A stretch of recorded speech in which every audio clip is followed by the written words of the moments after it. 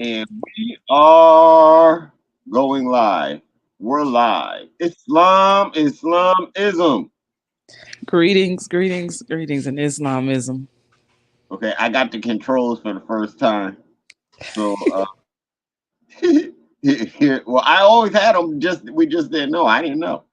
So all right, here's the intro. Welcome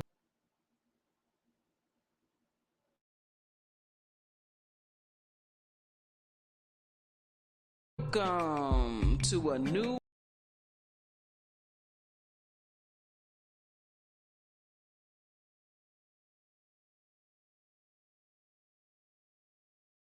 wave of thinking.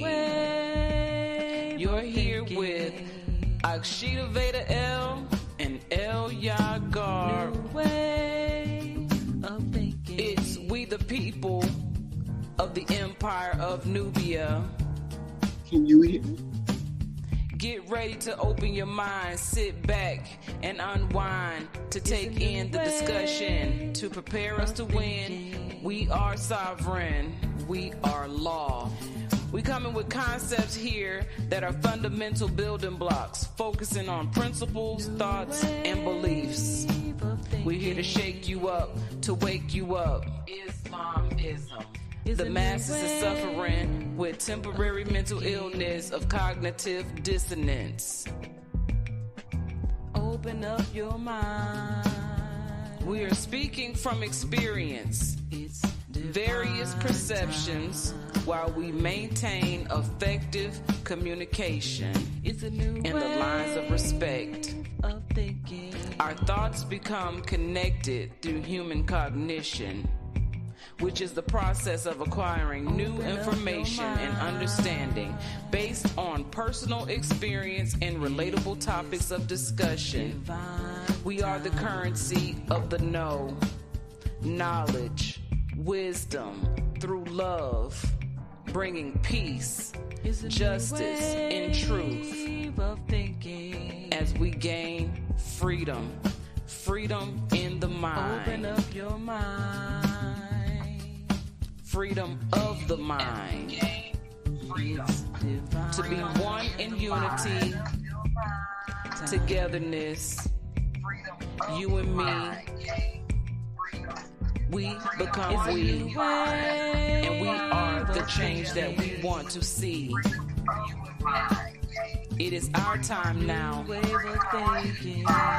so come and get ready as we bring a new wave of thinking. It's a new wave of thinking. New wave of thinking. Welcome. Islamism. I hope I'm not breaking in, but I had to go to my phone. The first time I played it between us, I could hear it. Now I'm playing it this time and I couldn't hear it. I could hear it this time though.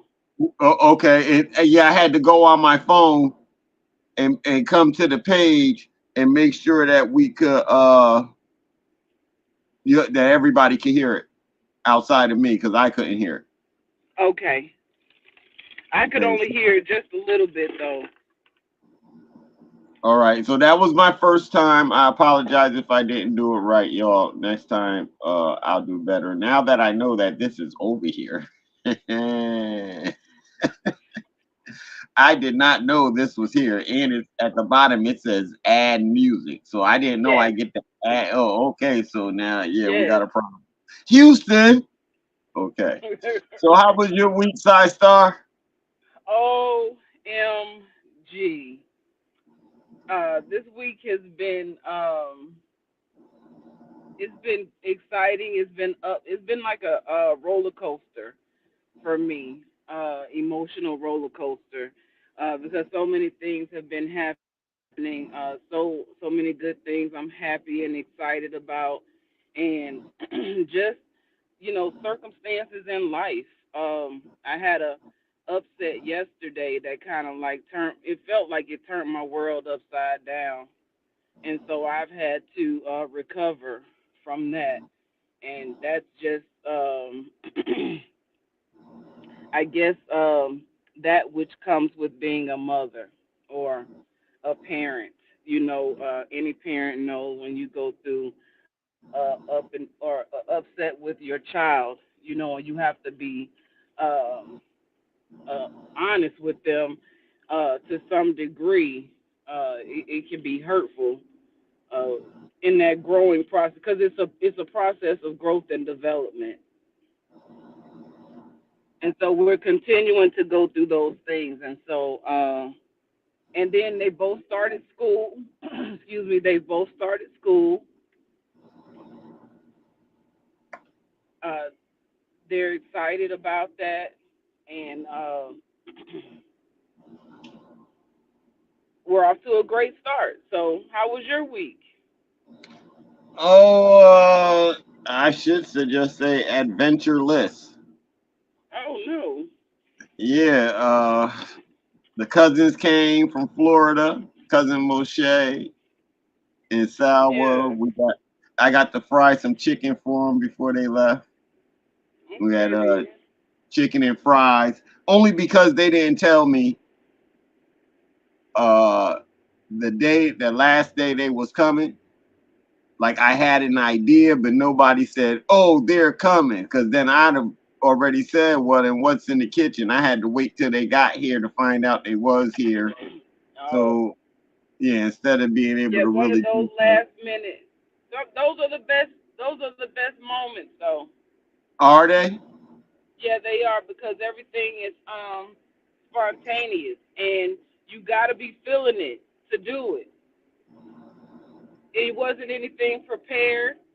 It wasn't, you know what I'm saying, and no prerequisites to the event that took place. The event took place because the event took place, and so I'm sure that they were grateful for whatever you Oh were yeah, able to provide in that time. You know what I'm we saying? all was, we all was. But Right, even like so, you're either late to work or you're on time. right. Right. If you're on And time, you're late. okay, so I'm one of those people. You know what I'm saying? And I do live that rigid type of. I wasn't in the military, but instead of it being 10:08, it's 22:08.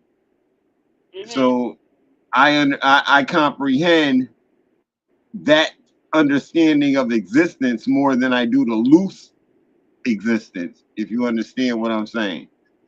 And I do. so I like to know things are going on and be able to plan them. When things don't go right, I don't, when they just it gets static and frantic, and I'm like, yo, I don't like dealing under those conditions. But you know what? And I understand that. I really do wholeheartedly because I feel the same way. I felt everything you said, and I was like, you know what? He's right. I feel those things too. But then in the end of it, it's almost sometimes I'm one of those people who down to the core. You know what I'm saying? Down to the last minute of procrastination because for some reason, once I get that spurt of energy, it's done. So if I do it too soon, I'm gonna be sitting there looking and waiting, getting bored for it to happen because I done already took care of everything. But when it's in the moment, it's like I think I operate better like that sometimes. And I don't know, call me weird, but I think sometimes I'm at my best like that. No, And I think it's a positive is a certain thing as a positive stress and a negative stress. So those things can also help us to push through stressful situations in a positive way rather than stress always being negative. If that makes well, sense. that's definitely true. That's that. But I don't like for people to show up to my house and we didn't lay anything out and there's nothing to drink, nothing. Okay. That makes me feel disrespect. I'm being disrespectful. You Okay. know what I I'm saying? understand that too. Yeah, I do. I get that. I understand that too. And now we gonna eat. We gonna eat good. Y'all know that. Just let me know up front. Y'all know. So and that was a last minute thing because they was talking about going to get pizzas, and I had to say no. We can spend less money, get chicken and fries, and everybody happy. So Yeah. I'll cook it. Yeah. So I went in there and fried up. I don't know, 8 or 9 pounds of chicken. Oh wow. Well, that sounds like it was a good turnout. I don't know what you talking about. Like what you wanted, some potato salad and some greens and macaroni and cheese too. If we had planned that, yes. You think I'm playing? We'd have had everything. Okay then. I understand. All right Yeah, then. So yeah. and if the kids wanted purple Kool-Aid, they could have had purple Kool-Aid. We go after Right. everything. But we had fun. We laughed. Got to see an old friend I ain't seen in a while. God darn, I ain't seen her in years. And all of a sudden, she show up with my little cousin. I say, yeah, baby. Wow. Yeah, we had, we Okay. had, So we you had fun. talking about cousin Moshe wife? Sour, yes, So okay. She came on the screen momentarily. I could yes, hear her in the background giving shouts out and stuff, being yes, present. I was like, okay then, I feel that. yes. That was Yeah, nice. Even though she that's my wasn't, baby. yeah. Our Oh, and I families. saw that hug.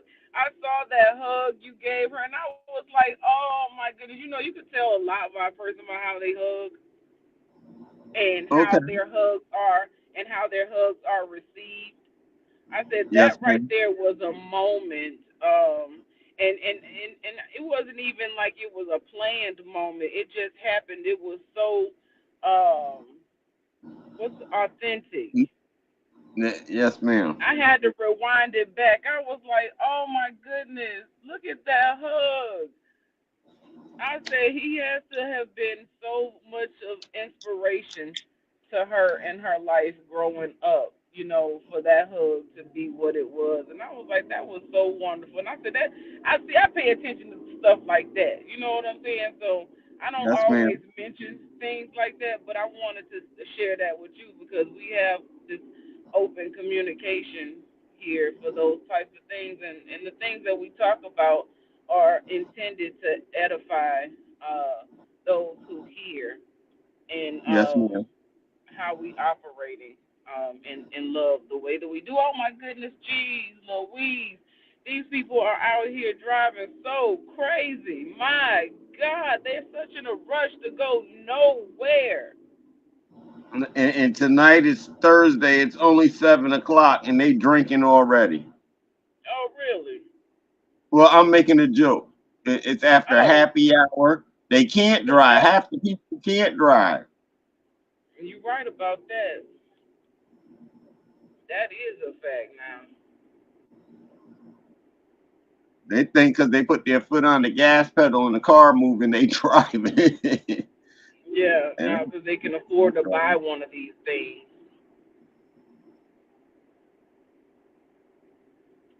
Because I my goodness. they had a snowstorm in Atlanta when I was there one year. In 96, 97, they had a snowstorm. And the people who I was down there with, they didn't want to drive because the roads was closed. I woke up and looked outside, and I think I was trying to get beef ribs for dinner, but we had to go to the store. So I said, call the store. The store was open. Well, I'm going to the store. The police gonna stop you. The police stopped me. I jumped in a car. Sure enough, halfway there, the police pulled me over. What are you doing? So I'm going to the store. Let me see your license. The roads are closed. There's a storm out here. I said, Mm. y'all call this a store? And the cop who didn't have my license, he looked at me like I'm talking junk. I want to be a punk. The dude who had my license started laughing. He said, "Oh, you're from up north. This is nothing to you, huh?" I said, "No." He said, "Okay, be careful." Gave me back my license and let me go. And the Oh roads wow. were a little bit icy, but they was nothing. Nothing. If you haven't been up north in a snowstorm, covered in it. Have you ever been in one? I've driven in Germany Oh, okay, yep. in snow. And I have driven in was there snow? Yep. In Virginia, um, going into Maryland, and around in Maryland, there was some snow. So yes, I have. I've driven in several places in snow, and yes, you got to know what you're doing to be in that type of weather. En- 13 minutes Environment away. driving. He told me I'm gonna be there by 7:15. I'm sorry. I done left. I done rushed out the house, and he told me it takes me 13 minutes away. So I'm about to be sitting in the car waiting on my brother to arrive. Uh, so yeah, he just sent that message right now. So and I'm like, oh my goodness. So I'm sorry. What was you saying? Yeah. So no, we on. There was a movie called Ride Along, right? Yeah, So now we on Ride Along with you. yeah. It's a ride along with Ike the Vader and El Yagar on the line. Okay. If we had known, we'd have named the show Ride Along. Yeah, but yeah. Let's see. Well, I had intended for this not to connect, but it did anyway. So we're gonna go along with the flow of everything. But anyway, so you see how I put the title on there? Proverse, open proverse, as in Over Rovers. uh pro being for for something in favor of in favor of versus uh, our communication being in verses. I thought it was interesting. I was like, yeah, I'm gonna use that. You should have capitalized the verse. I thought about that. I did, but I was trying to just. I don't know what I was doing. That's I was. the that's why I do that because I know we read, but we don't like everybody don't read like me. I apologize, not to be funny. Everybody don't you don't see 5 words in one word that I see when I'm Yeah. reading. Even in the word stop is the word saint. Ain't that how they abbreviate saint? Yep. A saint operation stop.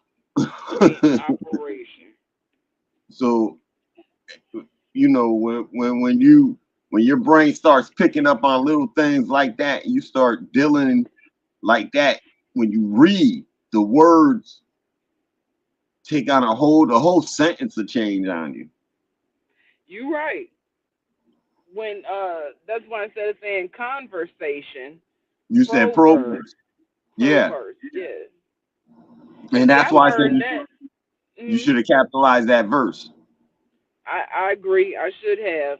I learned that through mental magic because we were beginning to change our words and language during that time frame. And so for a while, some of my old, because you look at my old page and look at some stuff maybe 4 or 5 years ago, maybe 6 years now at this point.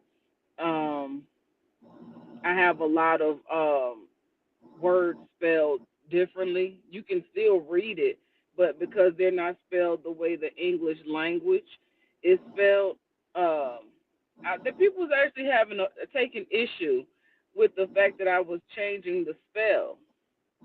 And so why do people get so agitated when you change the spell? Because the spell was of comfort. You know what I'm saying? And so when you change the spell, that comfort is now gone. And so we have a problem with that, and it's like a malfunction in the system. And that malfunction creates an attitude, and that attitude creates chaos. So what you have really done is establish war with within that person when you change the word, because like everything so fits together that as we're speaking and stuff, no, because no one takes the time to hear what's coming in, we don't understand the next actions that come out or the next set of words that come out to respond to what you just heard. So now when people realize that you actually flip the meaning on a particular thing. I mean, take the word fat, for example. Yo, girl, you fat. When we first started using that, who you talking to? Nah, not, not fat, PHAT, baby, you fat. Oh, I thought you was fat. Nah, I ain't calling, ain't nobody. So that, you know what I'm saying? That's the type of thing I'm talking about. Bad meaning good, not good meaning bad, or something like that we used to say. These type of expressions force people to look at things and hear and see things in a different way. So when you spell it, that's like authority of what you change. And who are you to have that authority? You don't have that authority to change it like that. And so these are their first responses, especially if they're not a studier and somebody who wants more knowledge to understand. You if you understand what I'm saying. I do understand exactly what you're saying, and you're absolutely right. And so that's the whole problem is the fact that they don't want to study anything or to see anything differently. It's like I learned it this way, and this is the only way that I learned it, and this is the only way that I'm gonna do it. And why does it make you happy, even when it's an internal battle going on with what you agree with or this you question. Here's the thing that gets me: most of the people that have so much to say are still asking questions. Now, let me give you an example. I got much respect for the brother, for this Sun Star Crumb Snatcher. I haven't seen any of his videos in a very long time.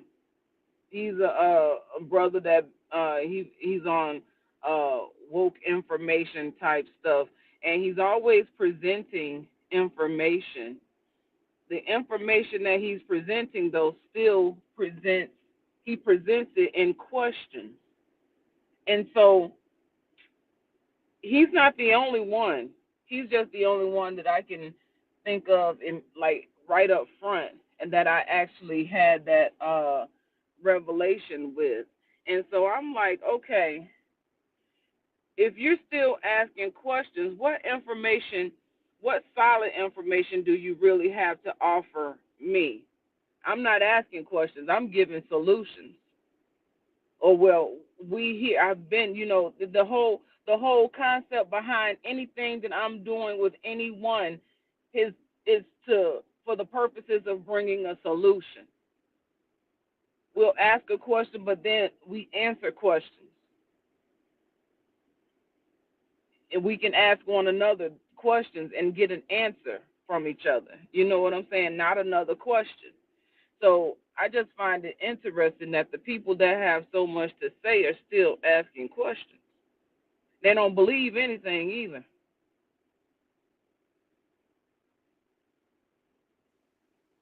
The people asking questions. Soon as you said that, you know what I saw in my head? What? Good evening. My name is Mike Bradley. We just like to ask you a few questions. So that's the first thing that I seen in Right. my head when you said it. Because and so the people, sensationalism. This is what people are on. Right. The question. But then they also say that kings always ask questions. And so with you saying that, and with you stating that, okay, the questions and the solutions, see, like you kind of like answered everything, but just through my thought process. They don't have everybody. That's why when they come on, they always say for educational purposes only. If you're telling the truth, is it for education or is it something my people can use to get themselves to the next level? Don't keep telling us educational when it's this is righty tighty, lefty loosey. If that's what it is, then tell us that's what it is and don't sugarcoat it with or because you're scared. It's not for educational purposes. It's for you to use. It's for you to Right. learn how to use. So the a lot of people put a lot of stock in Pale the White Horse or Pale Beware the White Horse and Sun Tzu, The Art of War. And what Mhm. I realized in those books is that they tell you to beware of pissing off whoever the leader is. So they teach you to be a punk because they're teaching you to get over it. They're teaching you to be sneaky. They're teaching you to sit back and Mhm. evaluate and do something. This is what all this stuff is about. So let's try this one. No, I'm going to tell you the truth. If you don't like the truth, I'll give you a choice. Get out of my way or make your play. Either way, let's get it on and popping. But I'm going to tell the truth and I'm going to move forward on what I'm on. Now, you the type of leader who, the leader, whoever that may be, the prince, the king, whoever that is in charge, he's raping children. But I've already put myself in a punk position where because of his power, I'm scared of him and I'm scared to say that's how we got all this problem we got today. Right. So I don't when it comes to those books, and I know the majority of my brothers to be intelligent have engaged in them books. And then I look at the conduct of war that's on the streets, they have nothing but questions. They have nothing but questions because the people killing us are us. They're our own children, no matter Right. what That we say. part. So Man, look, all you your said art of something war, then. it means nothing if it doesn't show you how to stop that. But the reason why it hasn't shown you is because you're of the mindset of I need a job. I need to fit this particular position. I need to look this way or that way. So even to a certain extent, your child, your child becomes your enemy if your child isn't living up to a certain degree, a certain standard in this world. And Brother Cosman was on his show and he asked people of religious belief, if God told you to kill your child, would kill your son, your firstborn, would you do it? And they said, if God told me, yeah. And I say, this is why our sons don't feel any value. Never mind our Mhm. daughters. Our daughters are another subject. I'm right now. I'm able to speak up for the sons. This is why they don't feel any real value because they know that you'll sacrifice them if that so-called God. So here you come on crack or some other stuff, and God done told you to kill your children, and that's what you're going to do. And your children know this Right. about you and see that in you, and that's part of the problem of us. We're non-thinking people. I yield the floor. No, you're right. That I said I watched that as well. With those fathers stating that they would. And so how much see we have belief, but just like you said, yeah, you got to believe the lie in the middle of what you believe. Now that, and I had, I had took some time, and I was thinking about that, over the course since I heard you say that, and sporadically I've had thoughts, and it's come to the fact that I get that, like, it's not to say that you cannot believe, but you also have to believe what the lie that's in it. So basically, like religion, the belief in religion, there's lies that have been established to uh, ordain those who you know are doing what they're doing because of the whole 501c3 agreement. That's the lie, and they have to sell that lie, but it doesn't change the belief in the truth in the word. Hey, brother. The only thing, as far as lying in the word, Islamism, God, man, excuse me for being rude.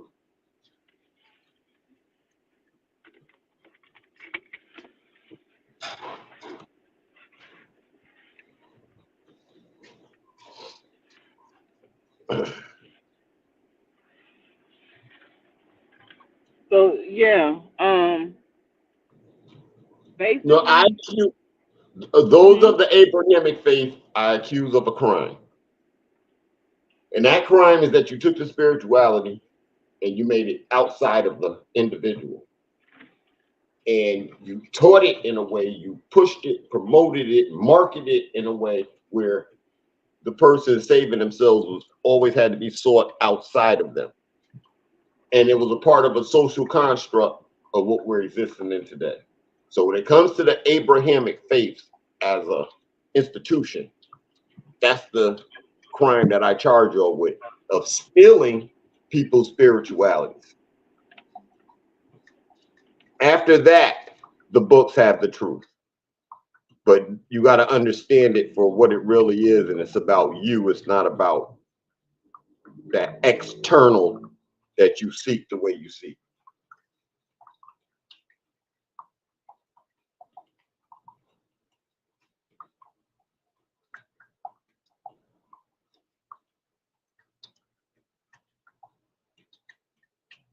I yield. You're muted if you. Okay. Yes, because I'm on a mission, and so I was just gonna say roll these up. Maybe you want to play a song,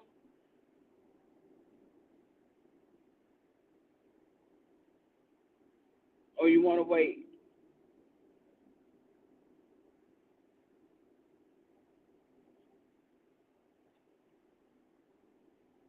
I can't hear you.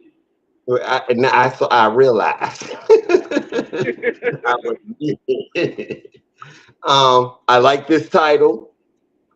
Oh, Brighter Days. I like the way that sounds. Okay. So that's what I play. All right, I'm gonna mute myself. Well, let's start the song and then I'm gonna mute myself.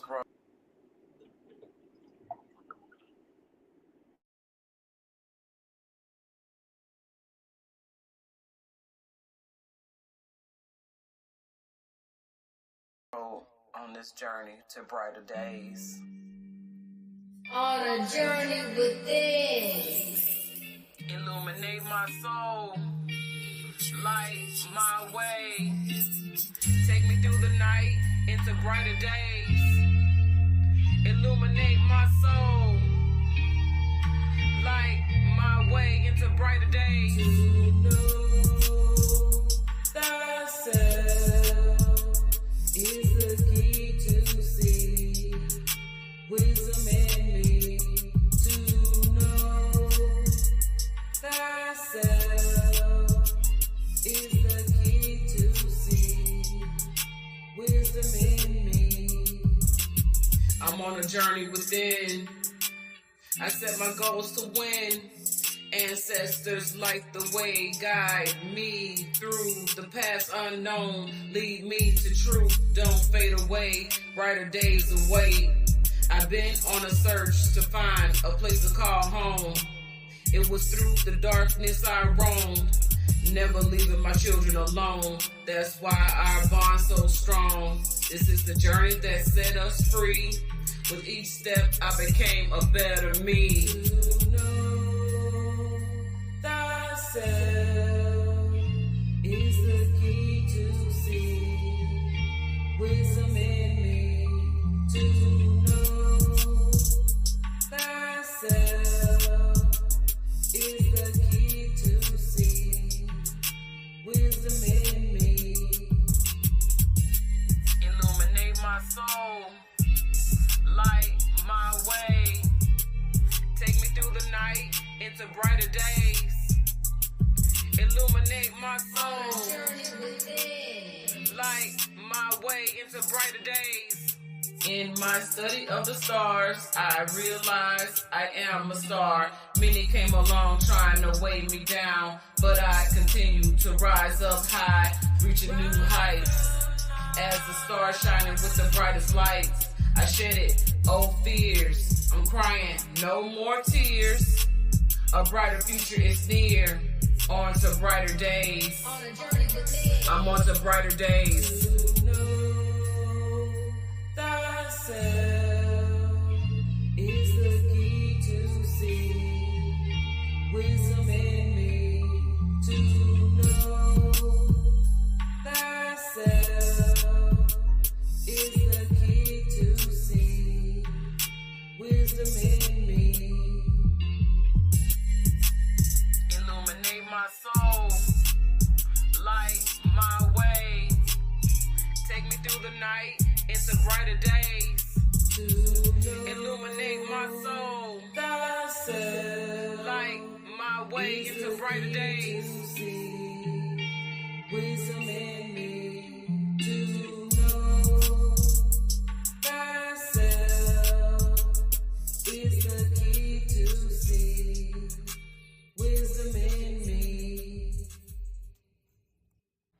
I'm steady on this road, on this journey to brighter days. On a journey within. Illuminate my soul, light my way, take me through the night into brighter days. Illuminate my soul, light my way into brighter days. To know thyself is the key to see wisdom in me.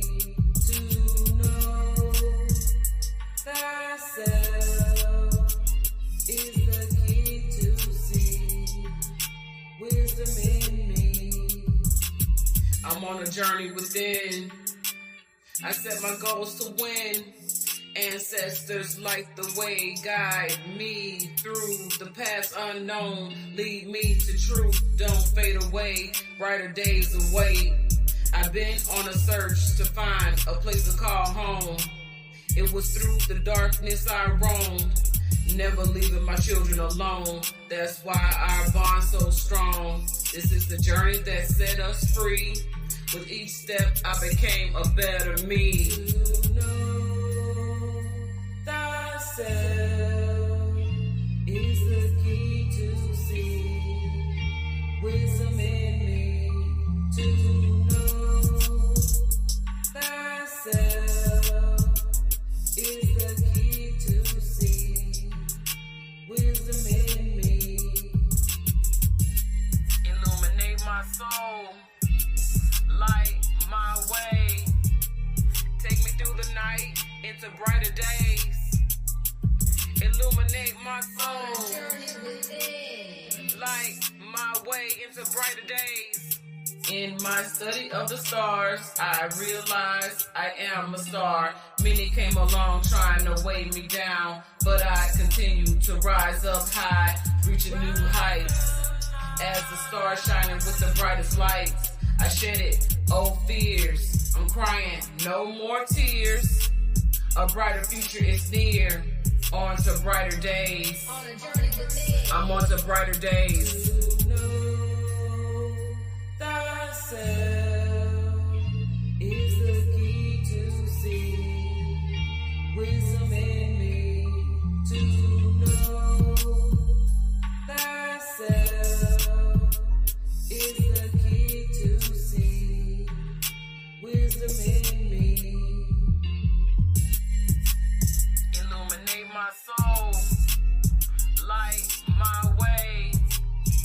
Take me through the night into brighter days.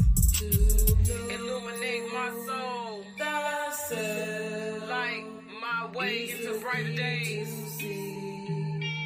Wisdom in me to know thyself is the key to see. Wisdom in me. I'm steady on this road, on this journey to brighter days. On a journey within. Illuminate my soul. Light my way. Take me through the night into brighter days. Illuminate my soul. Light my way into brighter days. To know thyself is the key to see. Wisdom in me to know thyself is the key to see. Wisdom in me. I'm on a journey within. I set my goals to win. Ancestors light the way, guide me through the past unknown. Lead me to truth, don't fade away. Brighter days await. I've been on a search to find a place to call home. It was through the darkness I roamed, never leaving my children alone. That's why our bond's so strong. This is the journey that set us free. With each step, I became a better me. To know thyself is the key to see. Wisdom in me to know thyself is the key to see. Wisdom in me. Illuminate my soul. Light my way. Take me through the night into brighter days. Illuminate my soul. Light my way into brighter days. In my study of the stars, I realized I am a star. Many came along trying to weigh me down, but I continue to rise up high, reaching new heights. As the stars shining with the brightest lights, I shed it, old fears. I'm crying, no more tears. A brighter future is near. On to brighter days. I'm on to brighter days. To know thyself is the key to see. Wisdom in me to know thyself is the key to see. Wisdom in me. Illuminate my soul. Light my way. Take me through the night into brighter days. Illuminate my soul. Light my way into brighter days. Wisdom in me to know thyself is the key to see. Wisdom in me. I'm steady on this road, on this journey to brighter days. On a journey within. Illuminate my soul. Light my way. Take me through the night into brighter days. On a journey Illuminate my soul. Light my way into brighter days. To know thyself is the key to see. Wisdom in me to know thyself Is it looping? Is it what? Looping. I set my goals to win. Looping. Looping. Oh yeah, probably. Ah. I'm like, I know that song. It's not Tim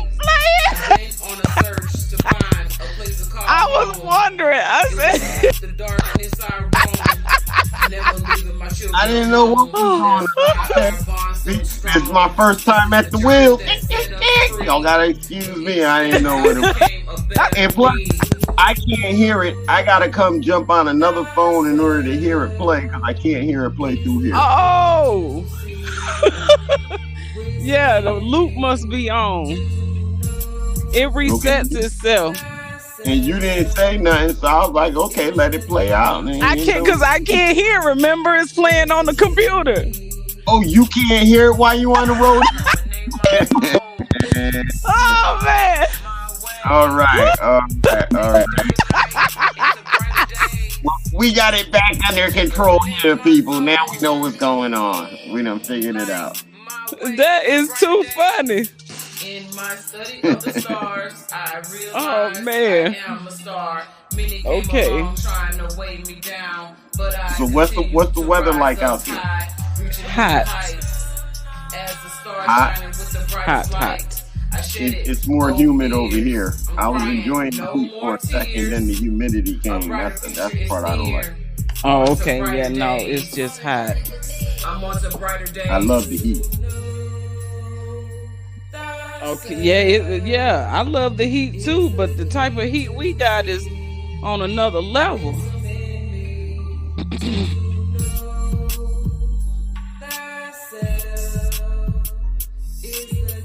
But is it clean heat? Into the home studio.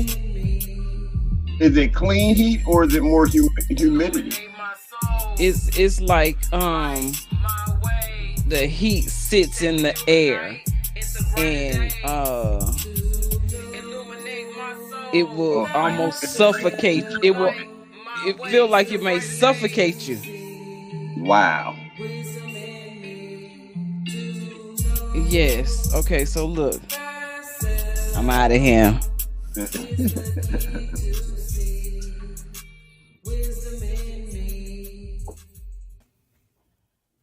I'm steady on this road. Okay. On this journey Very to good. brighter days.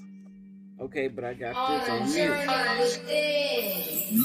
Literally, that you're back in the house. Light my way. Take me through the night into brighter days. So the music is still playing. Huh?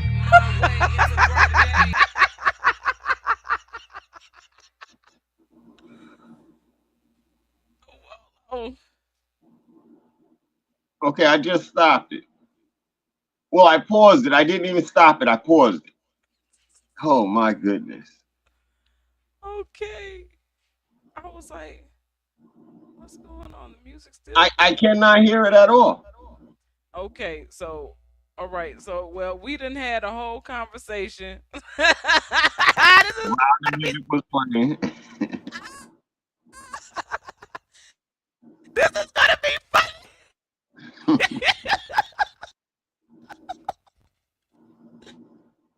I needed this laugh tonight. Oh my goodness. Oh man, I can't even explain how many places my heart has been this week. Oh my goodness. You know how you could let's just go there for a minute. Somebody in the comments too. Are That's they? HSE TV, cousin That's not the Moshe. Moshe. Islamism. Thank y'all for coming, cuz. Yes.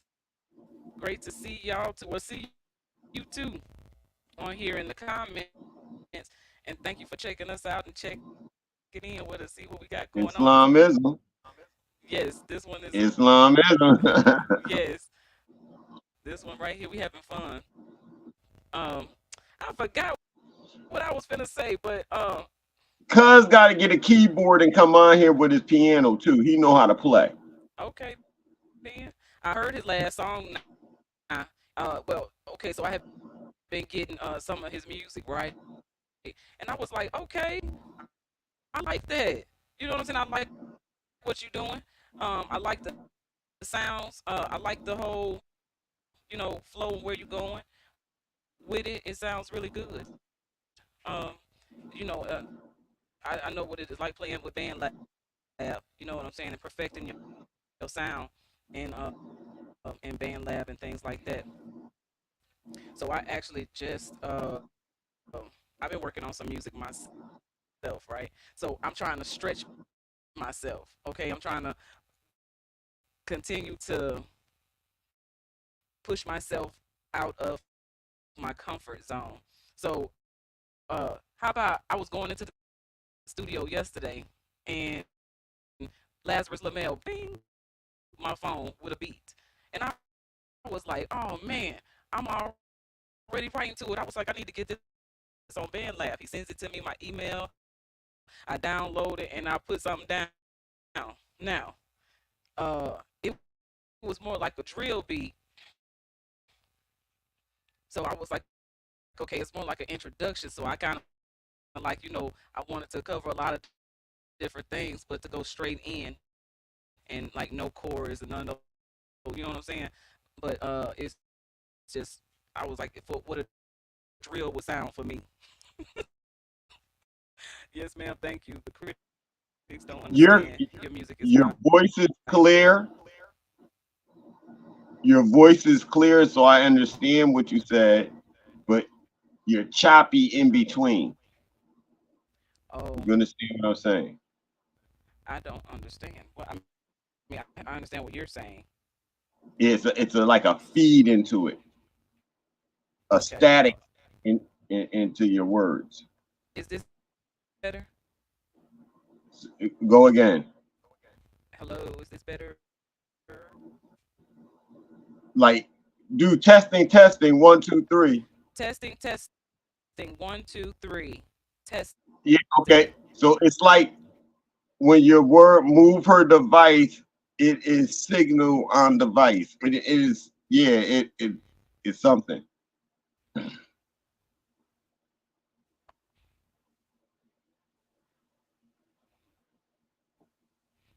Now Okay, try. testing, testing, testing. One, two, three. Yes, that's better. But now I didn't hear you just. Nope, can't hear you. Is that better? The choppy's still there. Um, I don't know, then, cause um, it sounded better off my He said phone. take off the headset, Um, and then I'll just have to mute when you're speaking.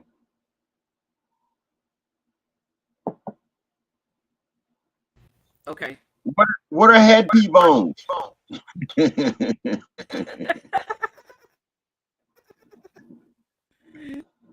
Ed B Bones. So yeah, I have been working on some new music, and so I did want to share that new music with you all tonight. And you're choppy for some reason. Go out and come back in. Okay. And it was probably because she had two connections at one time. Now she has one, so like it's all trying to catch up to itself or something. I don't know. I when it comes to that, I'm not an expert. Now it sounds like I'm choppy. Now, I wonder if I leave the studio, will it shut down Ooh. the stream? Well, everybody who does it, I don't know.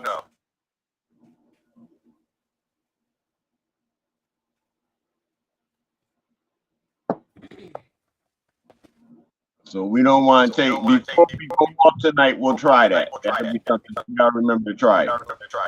Know what? She could go off and come back on.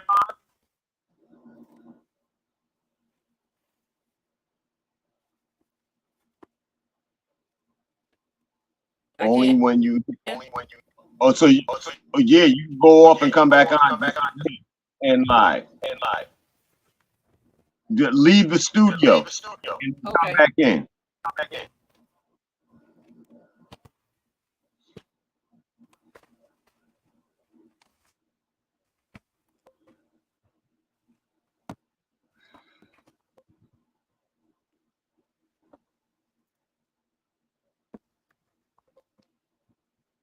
Life is so beautiful.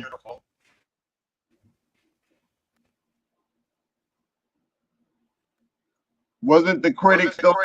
Wasn't that a principle? They always love you in New York. Click.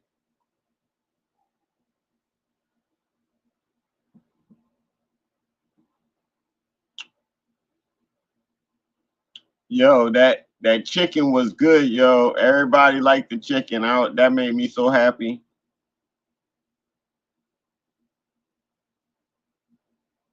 Nah, man, no problem, man. There you go with them capitals again. But yo, I listen, yo. Let I need to know up front. I'm older now. I need to know up front, man. We could have had potato salad, some collard greens. We could have had squashy yams or whatever. There's some butter.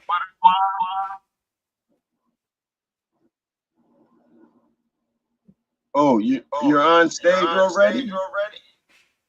Okay, very good. Testing, testing. 1, 2, 3.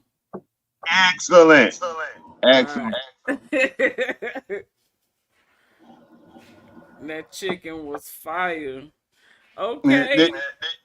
They gotta learn your style. I want some chicken.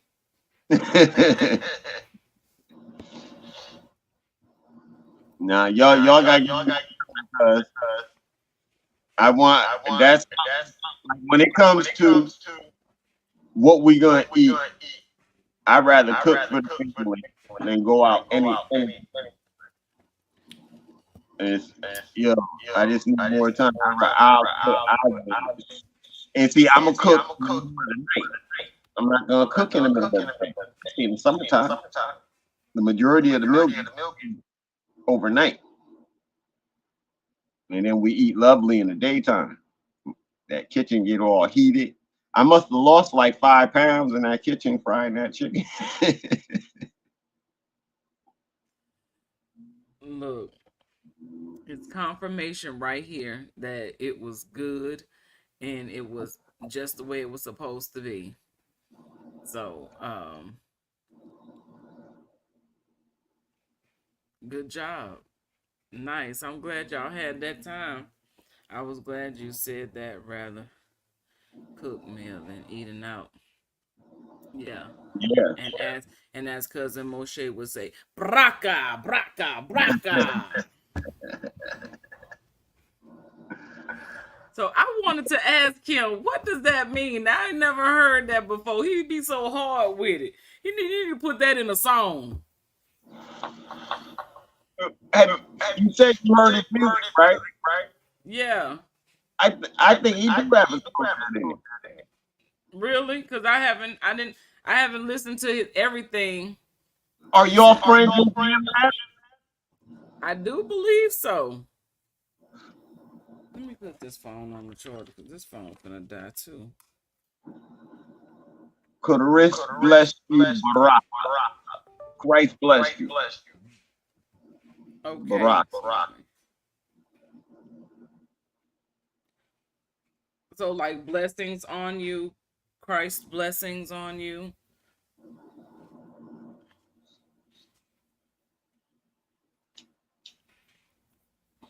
I liked it though. But yeah, so I wanted to say something. It was something that I wanted to bring up, or but I don't know. Yeah, you can tell it's from. He says from the soul.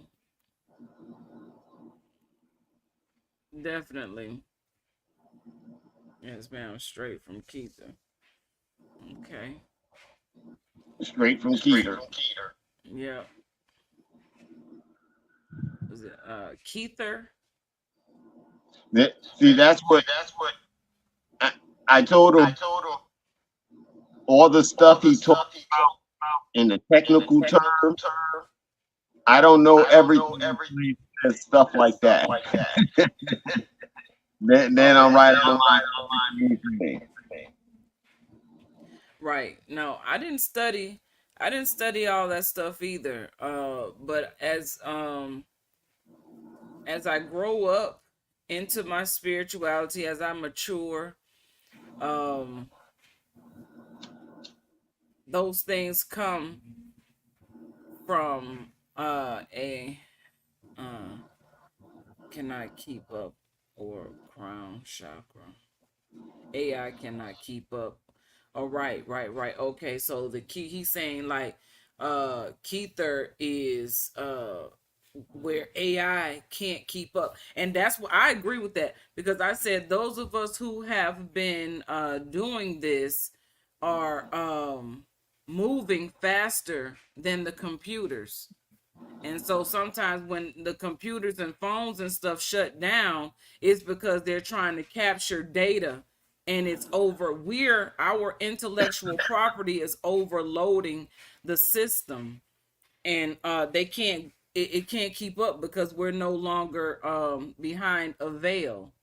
So we're upgrading at the speed of light almost instantly. We can change our mind and instantly be in a different realm immediately at the point of changing the mind.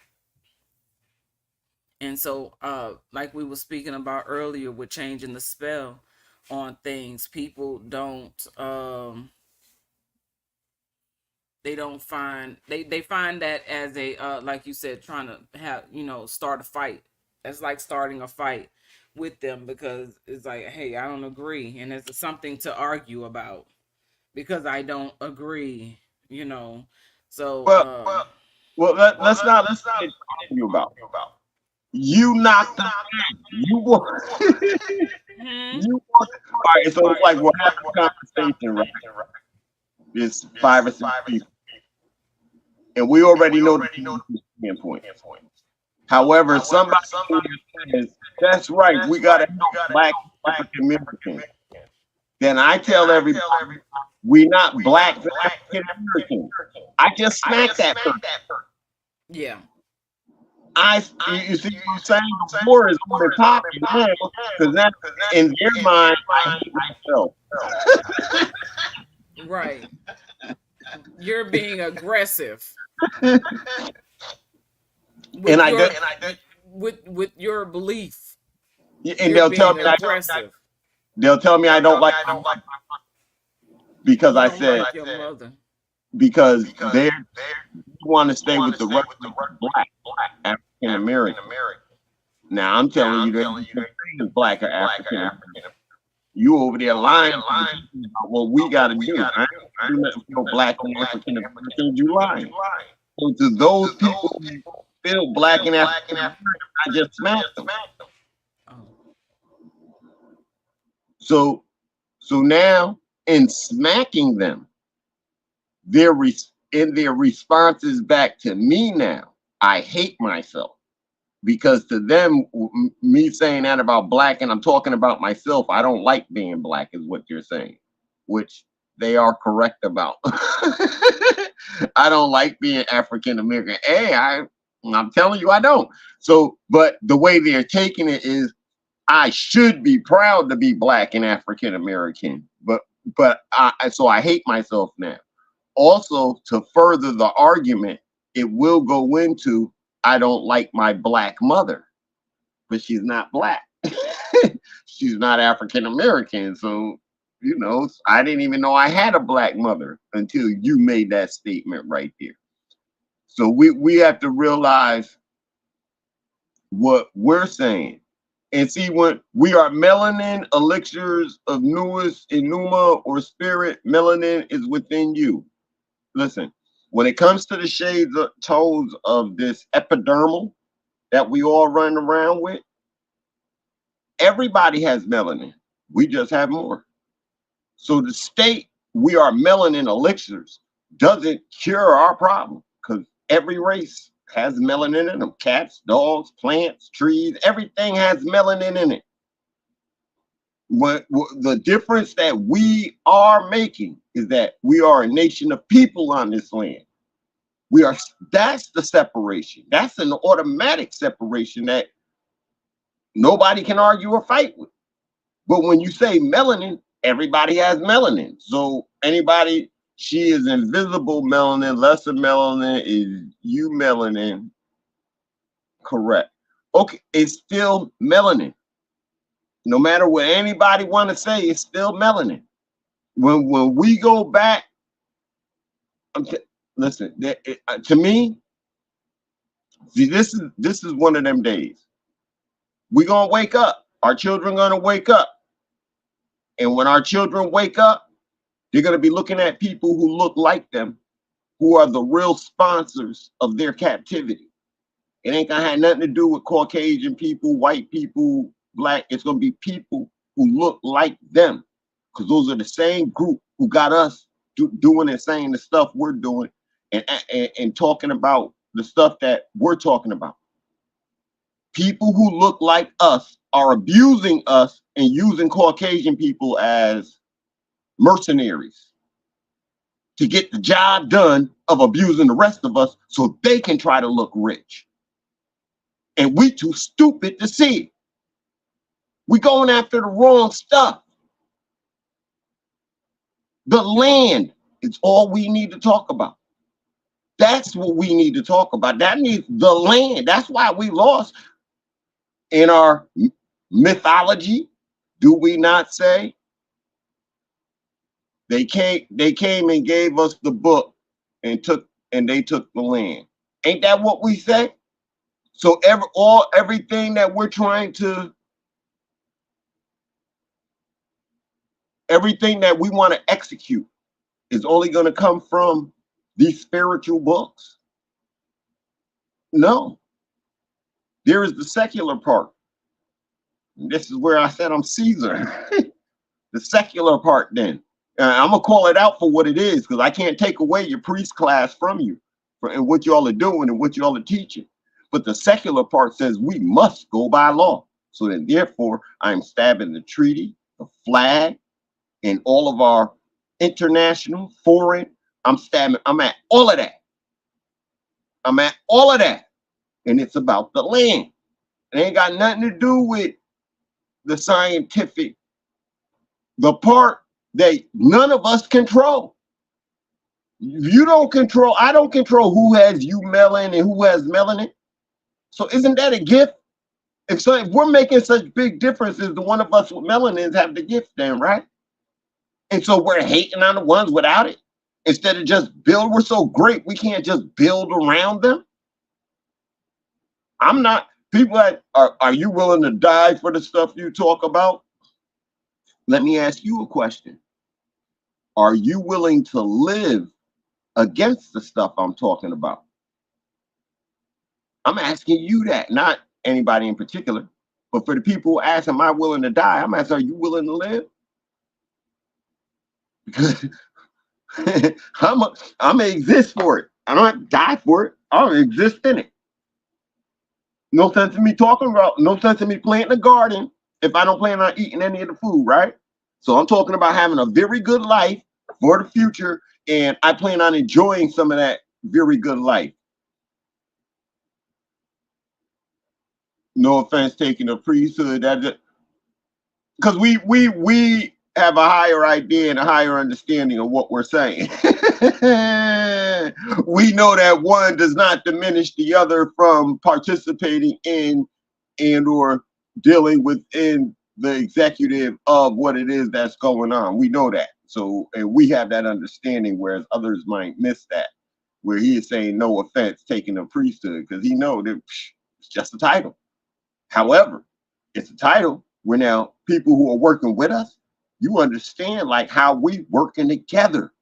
And y'all, that's the part y'all don't understand is the most important part, that we're willing to work together, as opposed to we doing it now. I saw the police not come to the house when we called.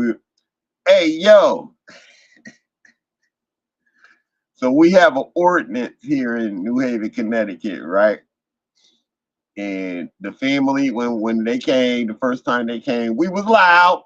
We was loud. It was after the ordinance time. The police never showed up.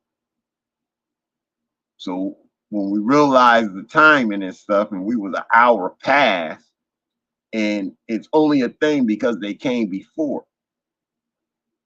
But after, I said 2 months ago, little thing took place, went to the police, presented itself. We don't have to. None of that works. None of that. After the incident took place, went to the police, presented itself. Get some respect around here. We was y'all know the family just sitting outside having fun. Y'all don't need to run up here with your lights and stuff. We'll shut up when we realize what time it is on our own. And that's what we ended up doing when we realized what time it was. The neighbors ain't not pressed about the neighbors. The neighbors get down. We don't call on the neighbors. So, but we had a noise incident one night, but we didn't have it the other night while they was here. And it's just funny because people always tell me that this don't work. And I'm telling y'all, it does. We are a living example of it. We did the same thing, Polk County, Florida, on my daughter. Not this child. Yes, sir. Not this child. Y'all making mistakes. Y'all making mistakes. So there is benefit. The benefit isn't financial from the beginning. And I knew that going in. I'm not, like I said, y'all don't see cash apps on us. And we could, but y'all don't see, we're not cash apping anything. It's not about the money. Because if people aren't going to do the work, it's not going to matter. And if you got to get paid to do this work, oh, then already we dealing with corruption. We dealing with who are them lobbyists. We already got lobbyists. If you got to get paid to do this work, to do the work of self, somebody got, man, come on, man. I don't know. I was raised different. I don't know what to say. But teach, bro. I don't know, brother, if I'm teaching, bro. You know what I'm saying? Just like I see through a pair of glasses, and I'm trying to give you a pair. That's it. Like the Matrix. It's like certain things were said to me, and when you said it to me, and you know, it all goes hand in hand from what I took in as a child, had to deal with as a child coming up. But the movie The Matrix, once I even heard the word The Matrix, I was like, oh yeah, we live in a Matrix. And I didn't have to see the movie to understand the concept of what was going to be said in the movie of The Matrix. The you know, them ads, they were enough to tell me of the alternate world. So when it came to time for them to eat and they was eating that slop, he said, I'm Morpheus.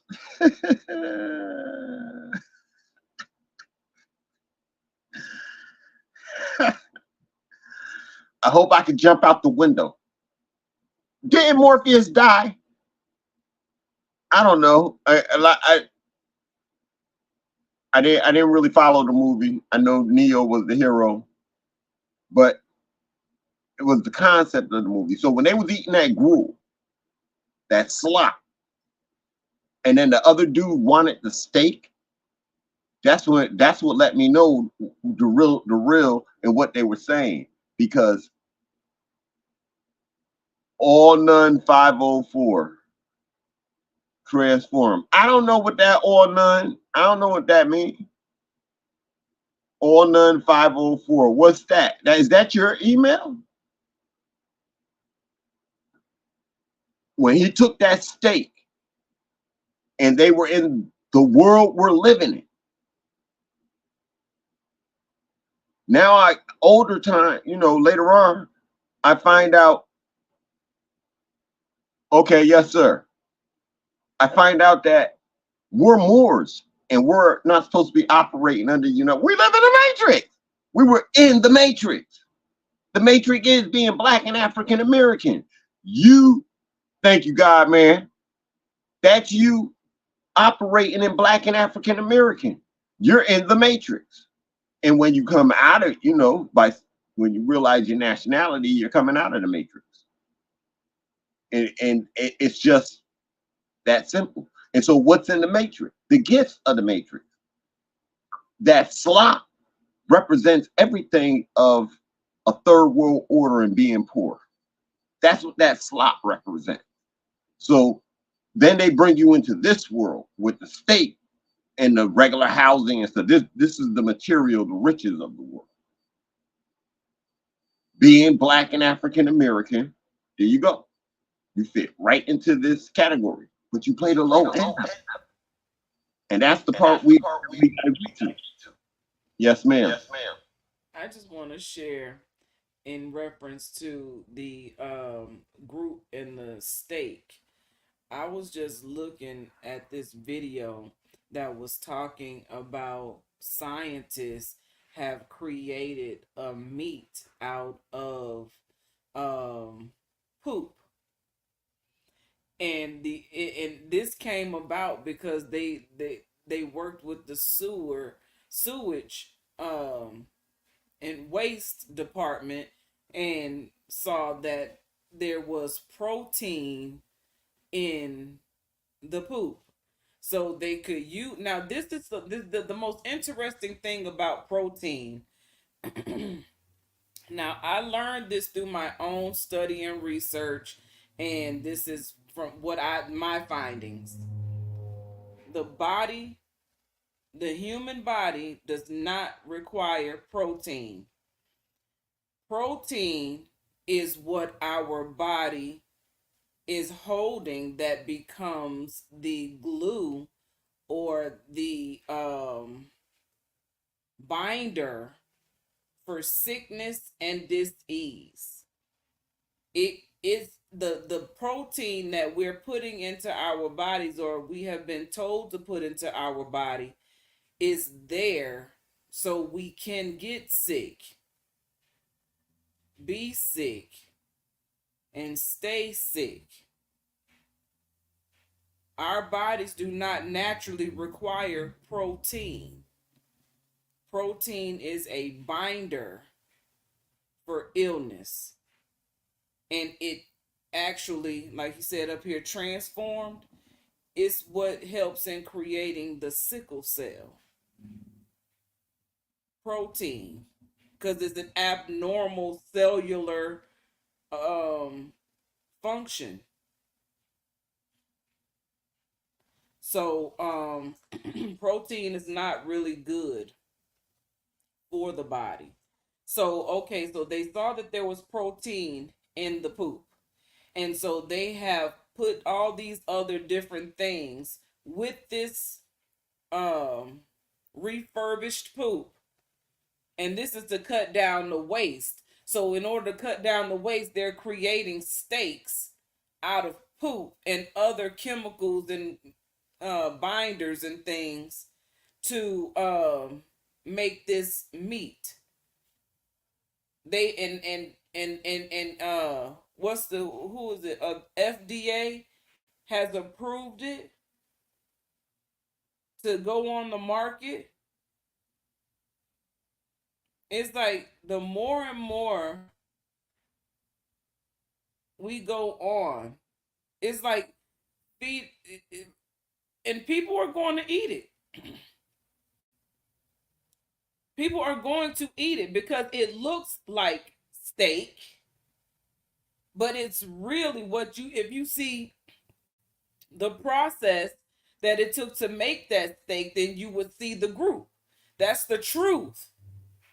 But when you get it at your table, it's the steak. See, it's still the same thing, only it's been formed and shaped and molded to look like what has been pictured in your mind for what a steak is to look like. So yeah, that's happening. It's been happening, and it's going to continue to get worse. So, oh, and there was also a video that I was watching today. All these videos kept coming to me today. I was like, wow, what is this?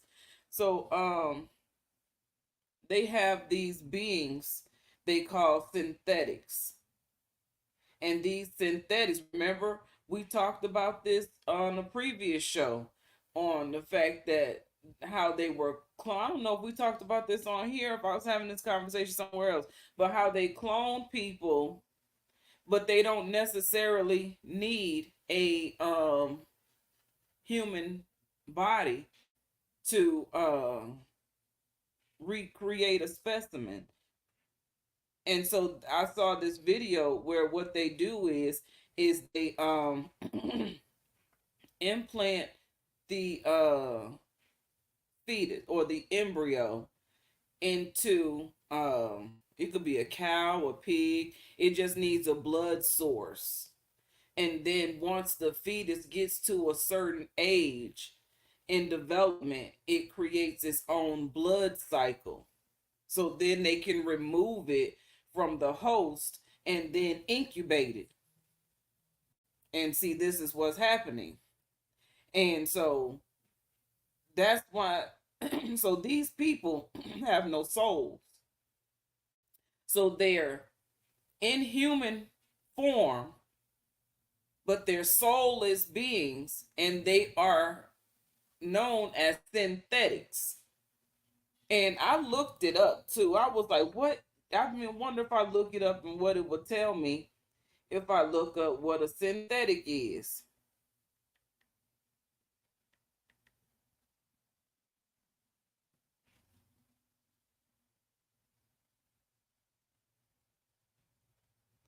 It says synthetic people, also known as artificial humans or androids, are digital beings that are created using artificial intelligence, AI, and technology to look and behave like humans. They can have human like traits such as appearance, personality, intelligence, long term memory, and the ability to see and hear. Synthetic people can be trained and customized with over 100 traits to emulate complex human psychology and nuance. And it says like synthetic people can be used for a variety of purposes, including like this is what they're talking.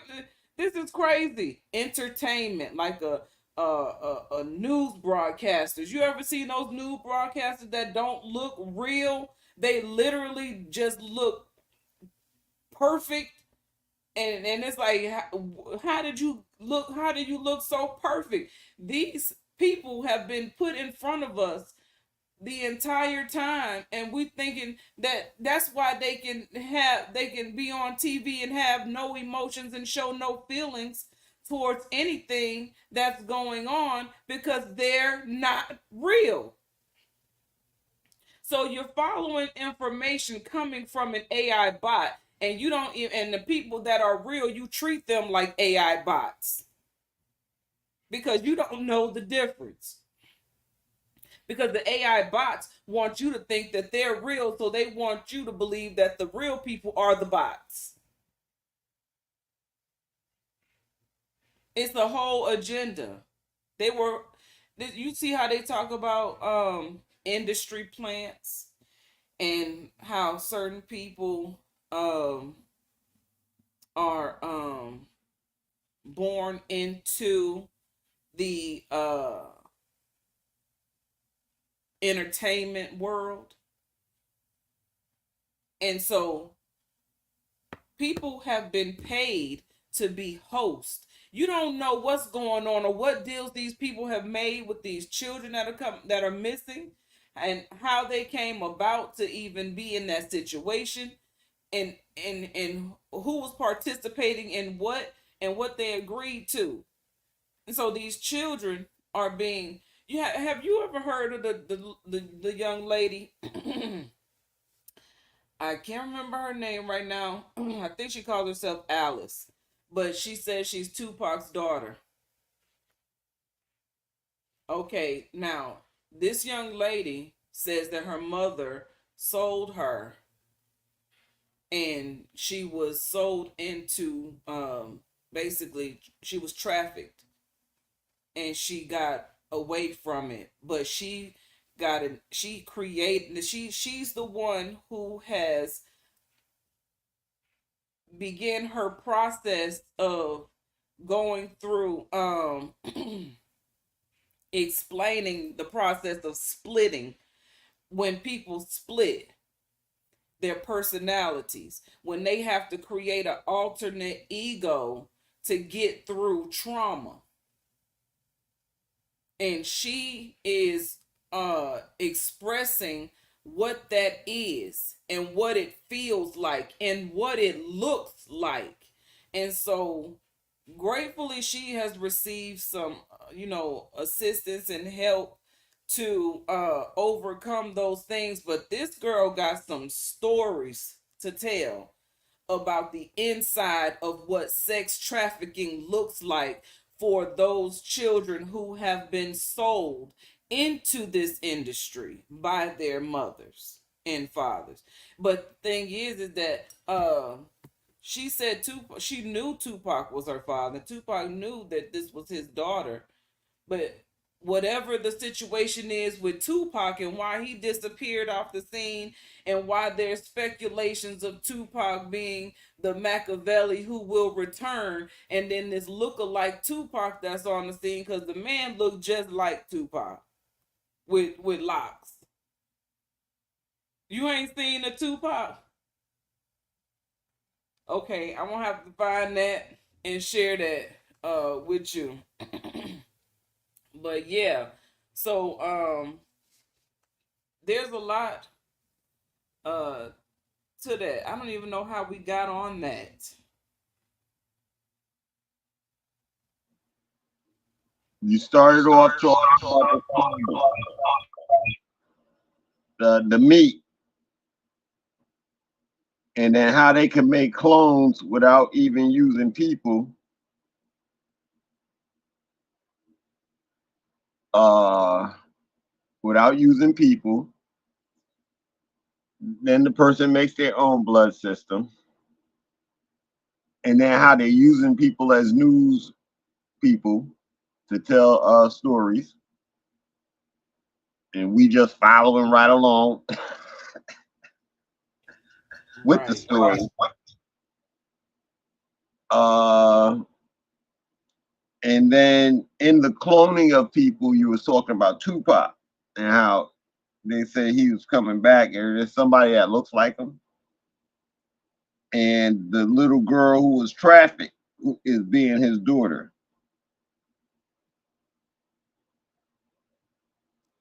Yes.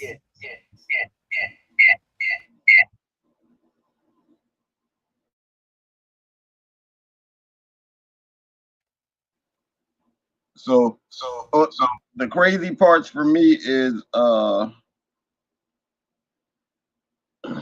so Tupac supposedly got killed, right? Did he get killed trying to drag his daughter out of that stuff?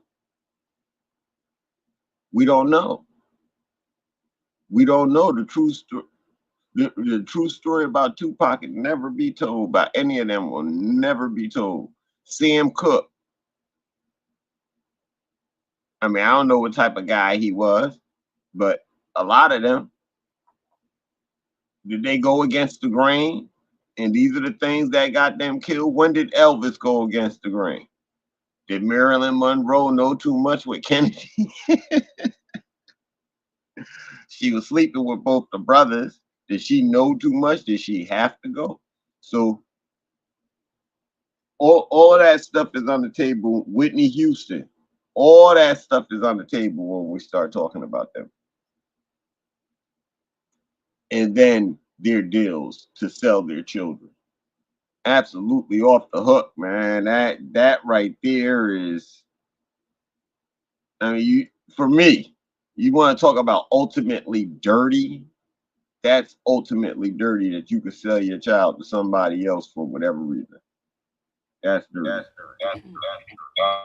But think about it like this. Uh, people being paid to be a surrogate. They have no emotional ties to this child. They were paid to bring the child in. You get what I'm saying? And then, you know what I'm saying? And then they have to release and give the child up. But nobody knows this but the people who have made this deal. And I don't know anybody that has done this or anything like that.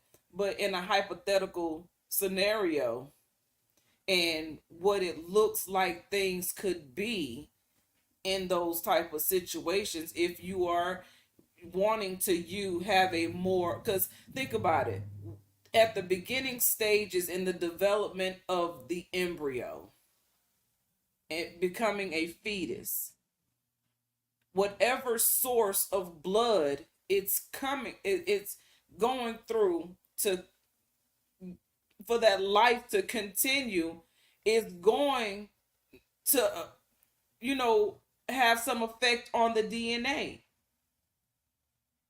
And then what it does is it creates its own blood source, but it had a source to create from. So there was a manipulation in the DNA of whatever that initial form was. That's why some of these people be born with, you know what I'm saying? You be seeing these videos of these children, people be looking like half human, half animal. There's a tale from about this man where I'm from who had he had a whole bunch of pigs. And one day I remember as a child, um nobody would ever go over there because they said, you know what I'm saying, he was some crazy stuff going on over there, like he was messing around with the pigs, and the pigs was birthing babies that were half human and half pig. Now there's supposed to be some kind of exhibit or some type of study or research where they have these specimen, because they collected everything and shut down that whole little thing, because it was right there. I remember where this house was. All the children, we used to play, you know what I'm saying? We used to hear the grown ups talk about this stuff. And as I got older, come to find out it was true. Right out of Mobile Terrace, that man was having half pig and half human babies. And so that's crazy. You can get a pig pregnant. A man can get an animal pregnant. Look, I don't know. I, let me look.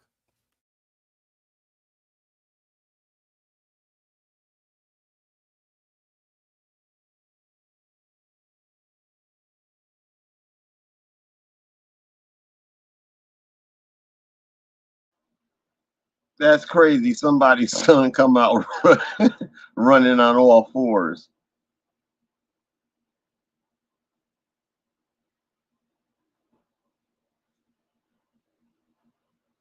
That's crazy.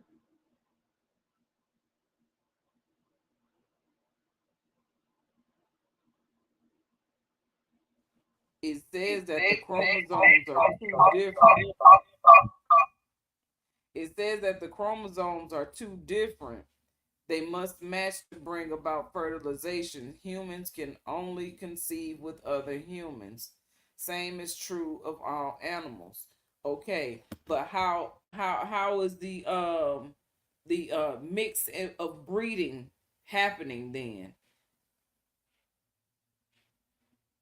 They've mixed all types of different species and created a new species. In a lab, not in a womb.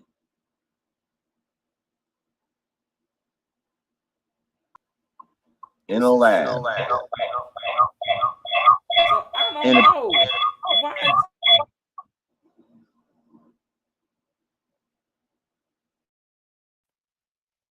I'm gonna do some more research.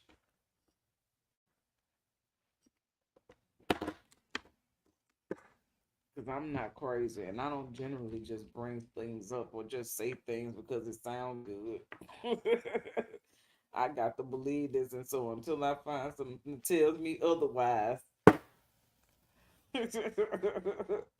But yeah, so anyway, that's just what it is. It's that would likely be impossible. Likely be impossible. I know some people have gotten freaky with sheep, cows, pigs, dogs, everything. I know that existed, but I never heard of anybody getting anything pregnant or even a animal impregnating a woman.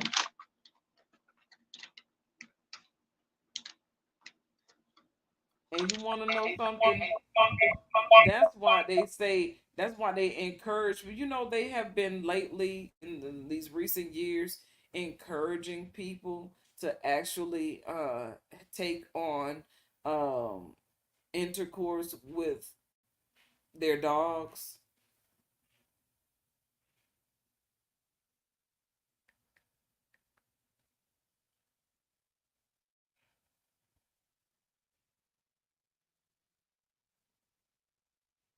Because you can't get no sexually transmitted disease and you can't get pregnant. Now, you know, look, imagine being in the emergency room and somebody come in because you know how, look, we just go, because this, we talking about real life. Dogs get stuck together because it swells up you know, and so this has happened.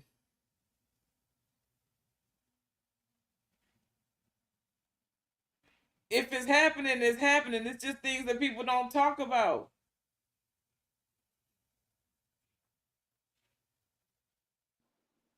If I was the doctor on call,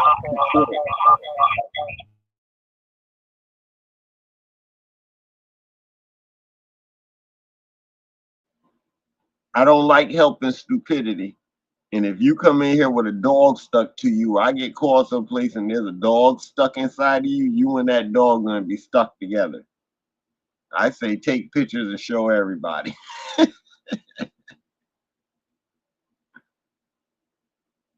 For real. Dog stuck inside you, you stuck inside a dog. None of that make any sense to me.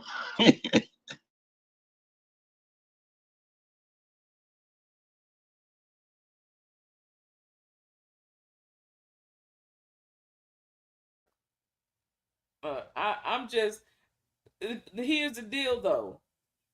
If if your bloodline was a bloodline that come from a synthetic and you have traces of pig or whatever DNA, would that put you in a situation to be able to possibly, this is the rare chance that your bloodline has that in it, because you know, I thought everybody was O positive. I didn't know O positive was just super special.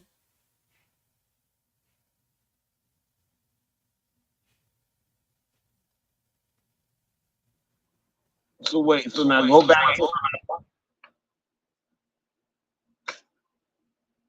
go back to the pig blood. You-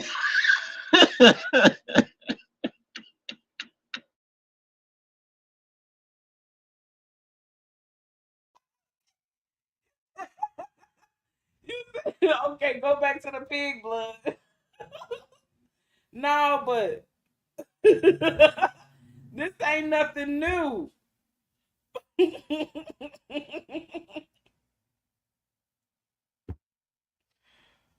Oh man. so we talking all this aboriginal stuff, and somebody's out here talking about their aboriginality is in a pig pen on a farm some damn where.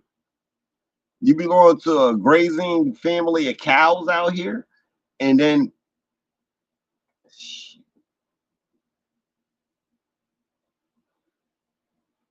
I don't know. I think somebody like the word brother.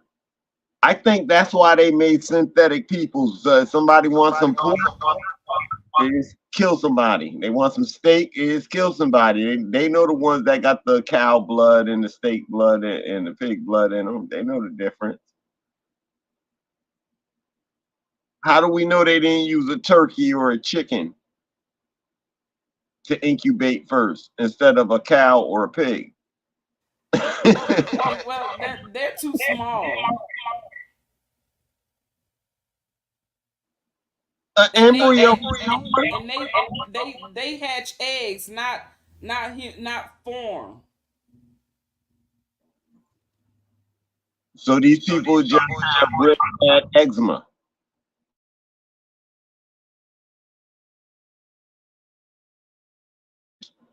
The chicken and turkey babies, they would just have bad eczema. And then you got some people that might have been incubated in a snake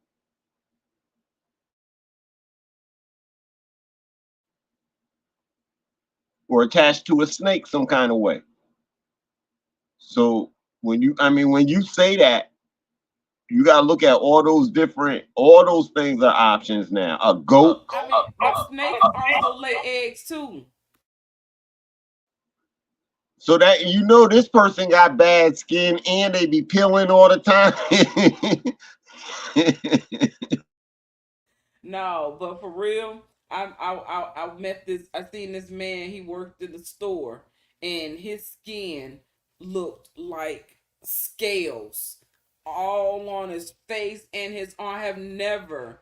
And then I'm not kidding. I'm not making this up. This happened in real life, in real time. His eyes kept flit, like you know how the reptile eyes, they don't blink, they kind of glaze over, and his eyes was flipping like that right in front of me, and it was almost like he knew who I was, and he knew that I saw him for who he was, and it was like really weird for a minute, and I just wanted to not be in there anymore. Like I didn't feel comfortable. It wasn't like a mom and pop type family store. It was like a Dollar General or something. You know what I'm saying? And he was in there as the cashier, and I was like, excuse me, ain't no way I just saw what I just saw, or see, I don't know. That's very rare to see it like that. But you want to know what? For those who don't have the finances to uh, feed the way that they need to feed, um,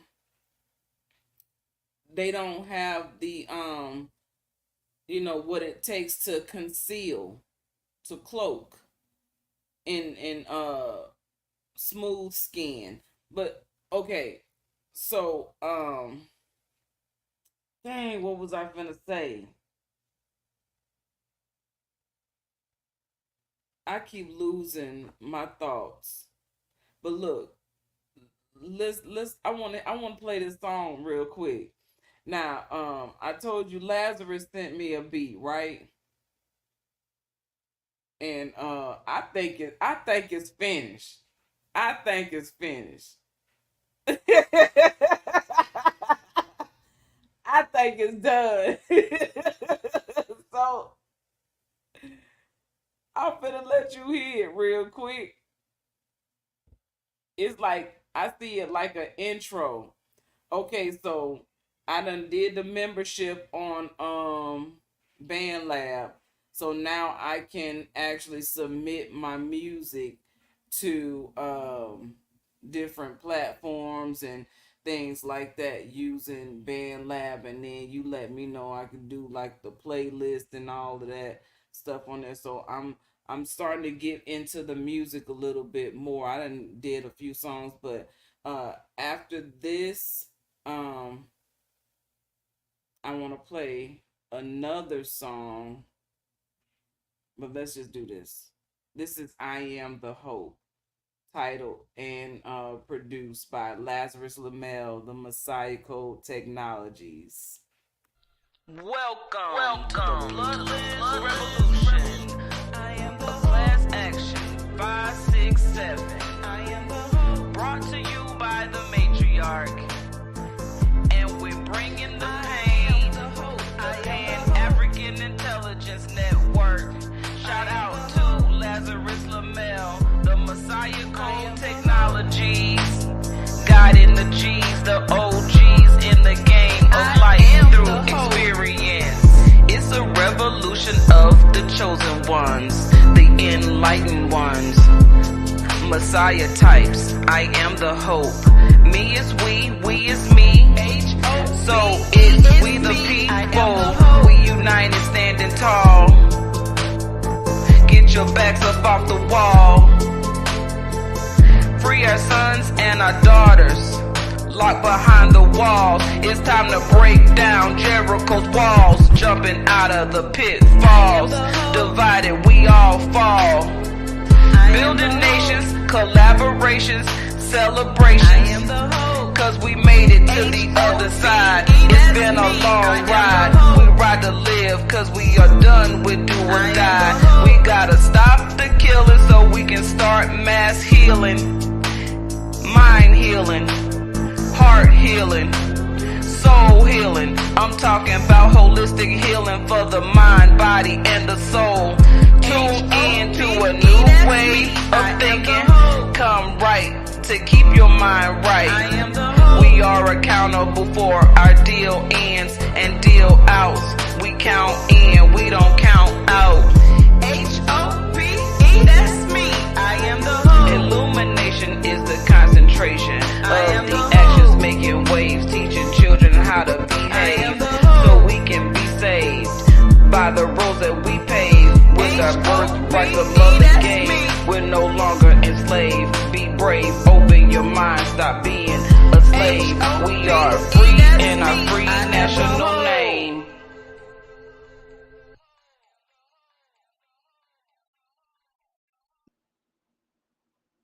Islamism. Hey, Brother Lazarus. Yeah, that's nice. That's nice. I like that. I like that. I like that. Right, it sounds like it's an emergency. Well, but it's relaxing. It's not. It, you know what I'm saying? The whole rhythm of it is relaxing within what he did. It's not. It's not like nothing we hear on the radio today. Yeah, I appreciate that, Brother Lazarus. I appreciate that art, brother.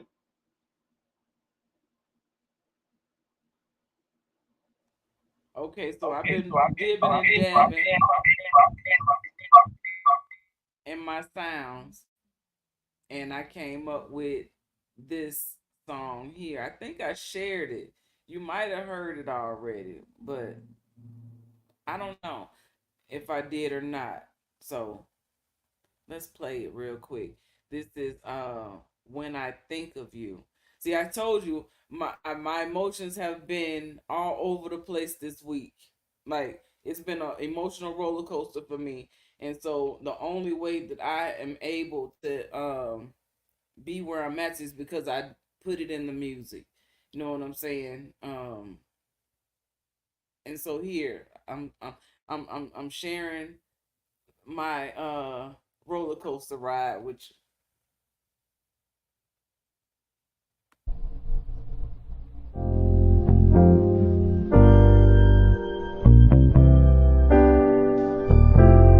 when I think of you,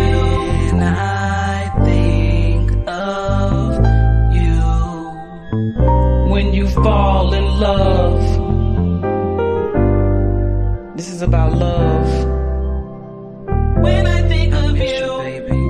When I think of you, I for real miss you. When you fall in love, when you fall in love with someone, when I think of you, someone real,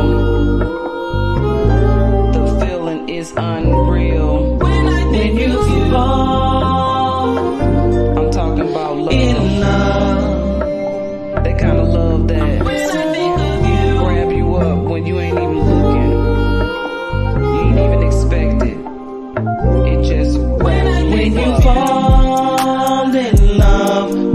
someone. When you fall in love with someone real. When I think of you, the feeling is unreal. It's surreal. It's surreal, bizarre. That kind of love that takes you someplace new. When you fall, I reminisce about you. When I think of you. I reminisce about the good times we share. Sometimes I wonder if you feel it too. Do you feel it too? It's so hard to think I have to explore a love that's new with someone else. It's gotta be true to stand the test of time. Let our love elevate us in harmony. We shared some good times, but this harmony I have now brings me peace. It don't change the love I have for you. Someone new. I was really with you. I fell in love with you. The kind of love that's so true. Reminiscing about it's so real, it's bizarre. You took me 2 levels up on the stars. Out of this world, astral projection. Let our love elevate us. Things we used to do. When I think of you, when I think love in harmony. When I think of let our love elevate us. I just can't sing. When I think of you, it's all about harmony. When I think of you.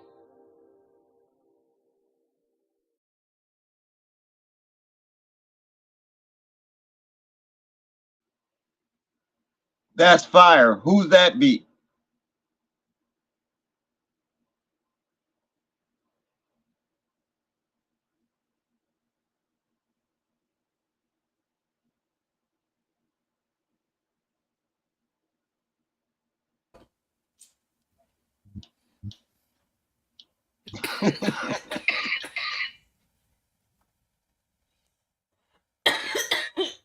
Okay. I said that was the Erykah Badu neo soul type beat by Rem Dollar. That's fire. And I love the way the horn came in. I love wind instruments too, and I love the way that horn came in there. But it's not a horn, but that wind instrument, I love the way that fed in there.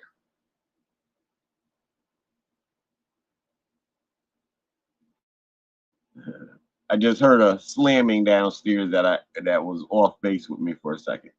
But that was dope. Those 2 songs are dope. I gotta get my stuff. I gotta get my stuff.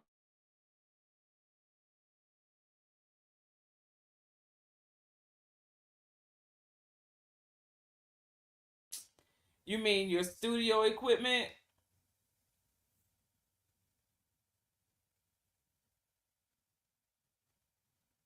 Is that a microphone?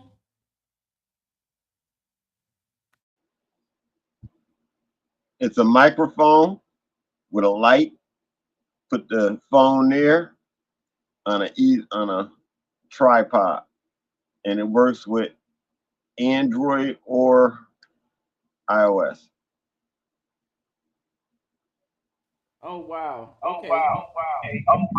And it stands up. It has extra length. It could sit on a desk or it could stand up. Extra length. But that's for the next level of where we said we're gonna go. Well, you gotta operate where you gotta go, not where you at. No, you're not. We're supposed to come up with another show. Oh yeah, and I started thinking about that. It's about time that we start navigating into that. Like okay, so I'm thinking like okay, so if we look at it like seasons and episodes, how many episodes are we going to produce in season one of a new wave of thinking? And then we have to come with it has to be a different title. We have to retitle. Oh, so we did no, we already, what is it? Family Fun Friday, Family Fun Nights or something. So it so yeah, so basically we already got the name and all of that. We just need to, go over when we're gonna do it. But then, I figure like, okay, this is so crazy. Okay, like we present our own stuff. Like, we may start out doing karaoke or whatever, but then we got to come forward. That's the only reason. If it wasn't, all right. So if I didn't make my own music and stuff, I would probably be less interested in doing it this way than because I can go to karaoke anytime. But to introduce our own within a structure of you already know some of this would make everybody comfortable. And I'm thinking like we'd have to adjust the time, which is gonna like a Tuesday night because Saturdays you're driving, and I'm quite sure that could be busy for you on Saturdays, and we don't want to cut it. And maybe a Tuesday night is slower, and so a Tuesday night nobody's going nowhere. We're headed to the winter season, and so this winter is what we're after. So anytime we start, we're really looking at the winter and the holiday season to yeah. Everything that yeah we need to talk outside of here. We need to talk outside of here now, because listen, all right, so the family thing, we are going to solicit funds in every way possible on the family thing. We are going to do it. And You like I said, gotta I take know how. it. Uh, You gotta take it. what's that? Any funding. I got to take the money. We just need to set it up how how it's going to go, or whatever system we're going to use in order to do it. That so then we're also going to talk about actually splitting the money and putting money back into through here, putting money back into us. And that's all it's gonna do for right now. That's all Well, it can do. I mean, like as far as having other entertainers on and then giving money back to them, give them an opportunity to win some of the money and stuff, as opposed to hoarding it.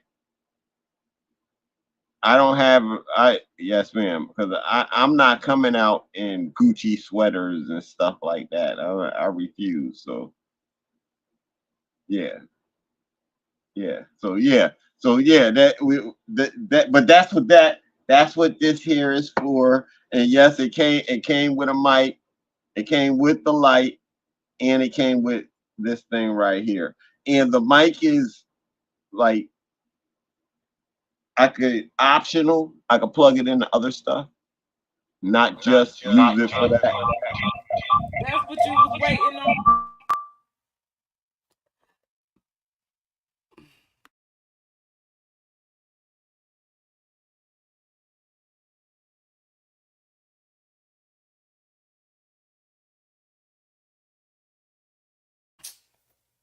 I've been seeing all these advertisements for equipment, and I'm like, it might be time for me to go ahead and set up my little studio. Like, it ain't gotta be, thousands of dollars worth of equipment. I'm operating off of my phone right now. So anything that will help the sound quality, um, is going to be helpful, and so does it like cancel out noise? No noise cancellation? If there's noise behind me, it will be heard with that mic.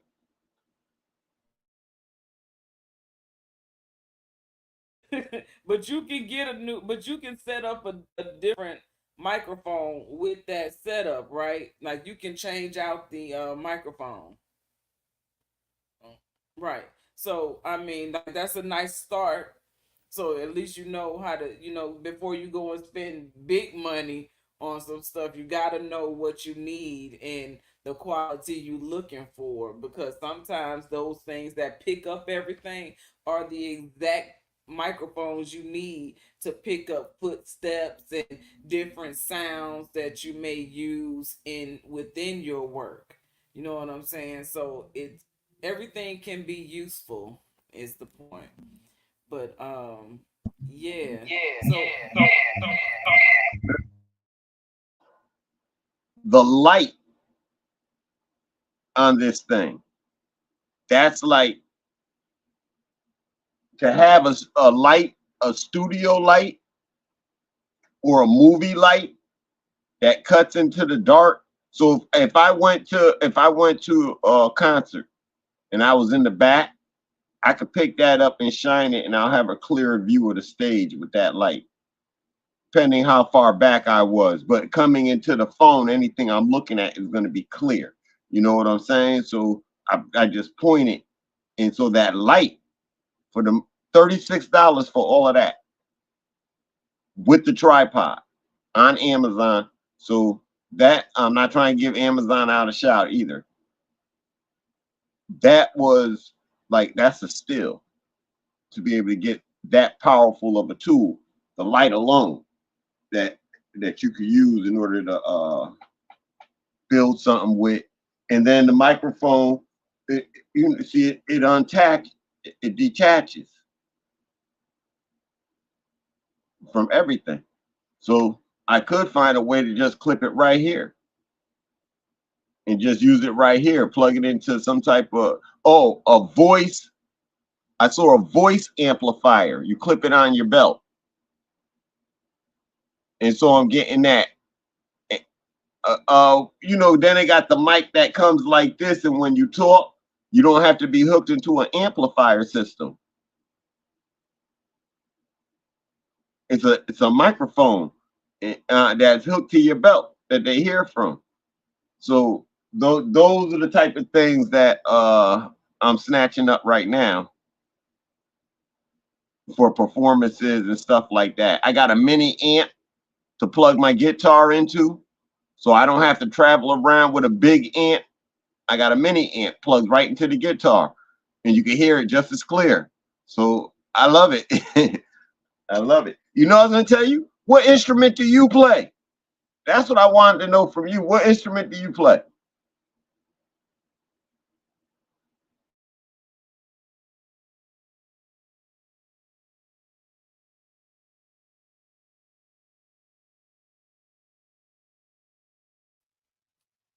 I don't play an instrument. Now, I do like to get on the keyboard. Okay? I don't know. I just it's by sound that you know, I hear the sounds and then I start putting things together like that. And sometimes it sounds really good. Now let me tell it as I think it sounds pretty doggone good from time to time now. But the instrument that I'm interested in, that I'm most interested in, that I need to have it in my arsenal is bongos. I want bongos. That's what I want. And not only that, there's this other I'm sorry. There's this other instrument. It's kind of like a drum, but it's no it's like in a bowl, with with a leather top to it, and it kicks out a different kind of sound. um there's these other type of instruments that like a xylophone type deal. um I like stuff like that. you know the unusual musical instruments, the ones that you would rarely hear or see being played. You may hear them, but don't know what you're hearing when you hear it. But the bongos. I was just talking about bongos the other day, and yeah, I want bongos. I want bongos bad. Yes. So now you should go get yourself.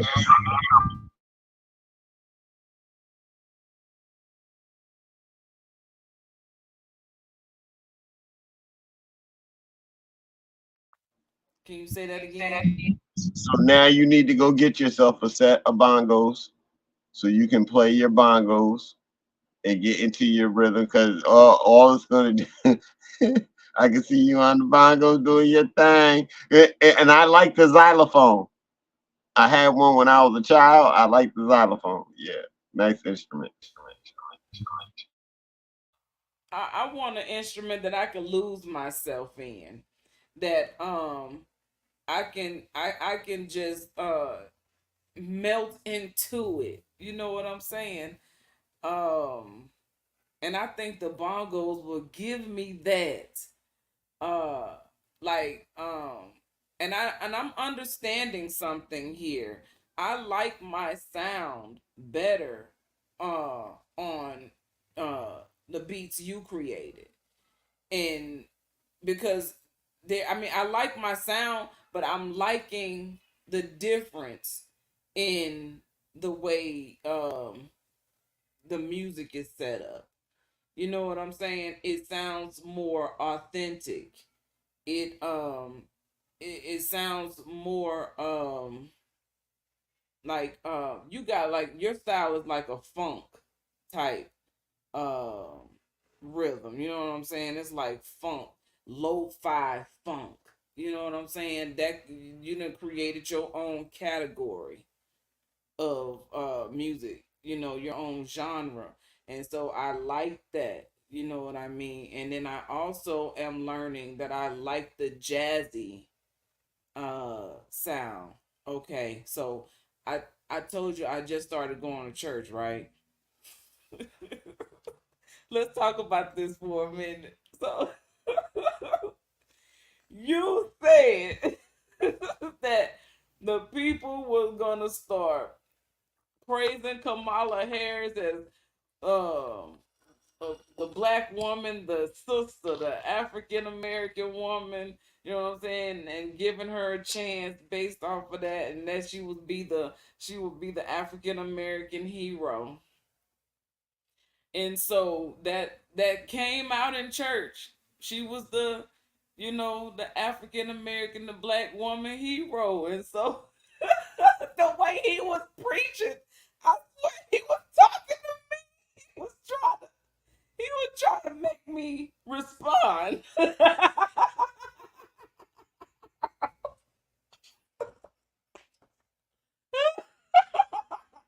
But I said, the devil is a lie. You will not have me respond in this church. So, oh, all jokes aside, I'm just playing. But I mean, that did come up, and I was like, okay, there it goes, and it happened instantly. And so now that has taken place,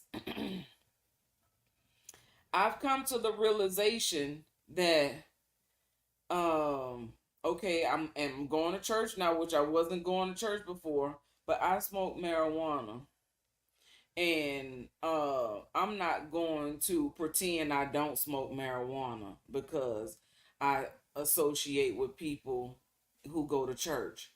And so then it started playing in my mind because I started feeling, and I wasn't really feeling guilt or anything like that, or shame or no thing like that. It's just I'm preparing myself for the day that I say to them, because you can't, ain't nobody gonna be able to come and tell you nothing behind my back.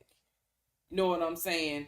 And me smoking marijuana doesn't make me less of a good person. I still operate righteously, and I still, tend to the needs of children as I see and as I'm capable and able to do so. And I'm consciously aware that there's children around, and I have my own two children, and you can see by how they respond to me or any other adult that they're being raised righteously. So you should never question me on that because I smoke marijuana. That's my medication. I done been through some things, and you have no idea how that helps to keep me calm. Thank you very much. Now pass the weed. Now, I also cuss. Now, I'm not gonna cuss at church. I know how to speak without, cursing and things like that. But sometimes ain't no better way to say it but to say it in a cuss word. You know what I'm saying? To put more emphasis on the meaning, what I mean when I said what I said. So, and if I cuss in front of you, and I don't usually cuss in front of you, more likely than not, you agreed. You was cussing in your head. I just said what you was thinking. So I'm the brave heart that will say what you thinking but won't say because you're afraid of what people gonna think about you if you say it out loud. So that doesn't make me wrong. It just makes me brave. Now, now we got that out the way. I want to be involved in the church, but I want to be involved, with the understanding, and if you don't think that I'm willingly able to be who you want me to be, if that's going to be a problem, then I won't be attending church. No matter how much I like the teaching, I could watch it online. Because if that's the only thing I'm going to get out of it, then that's the only thing I'm going to get out of it. You're not going to change my whole life around. And so I was thinking about it. Now after all these thoughts, the thoughts started flooding with me as I'm leaving out the parking lot of the church. Well, first of all, when we entered, one of the girls she said, "Yeah, I think she AKA." I heard somebody in the congregation say, "Excuse me."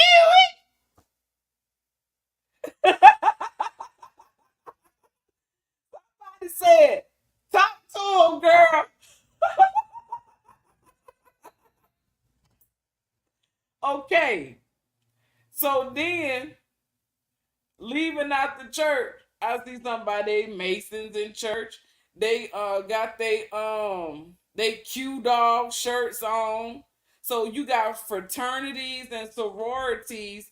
These have all sworn to the to the legions of darkness, and have ritual practices that they have to perform if they're going to wear the paraphernalia, and if they're going to use the jargon and lingo and things like that, and symbols and signs.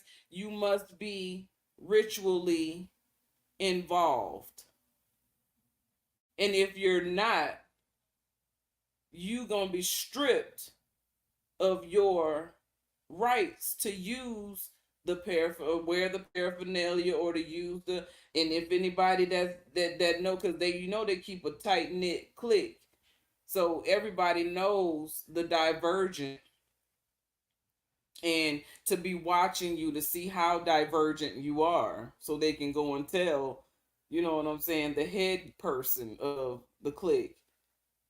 And so, anyway, my point is saying all that to say, if it's no scrutiny for them being here, there should be no scrutiny for me, a righteous one, being here.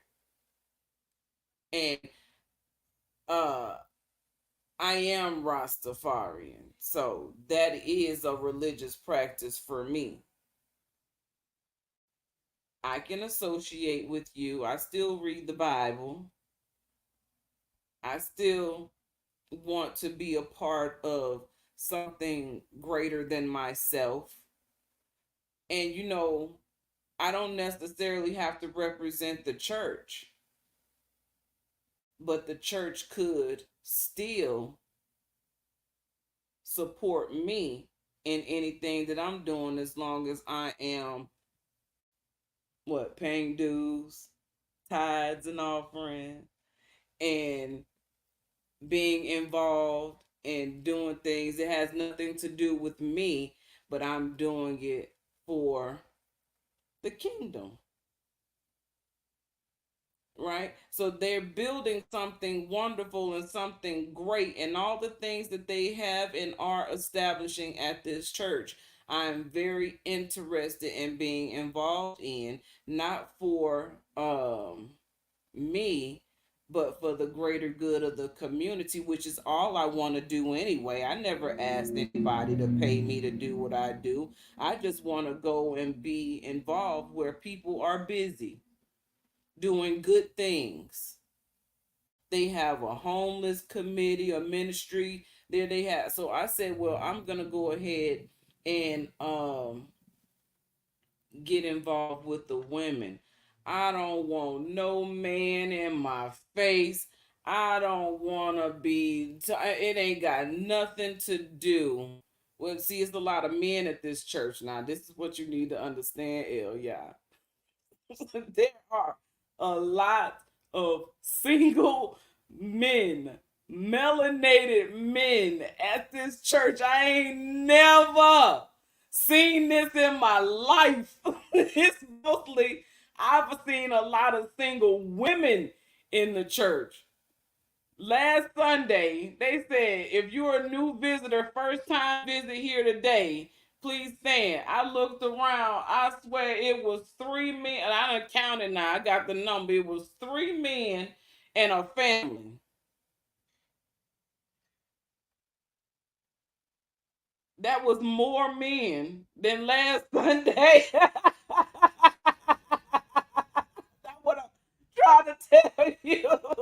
So I'm in church, and one of the ushers, he come and he put his hand. He was like, "How do you get your hair to look like that? So it doesn't look dry." He said everybody else's hair kind of is be looking dry, but your hair don't look dry. What are you using in your hair? And I swear I was not prepared for that question. I was really shocked. I was like, water.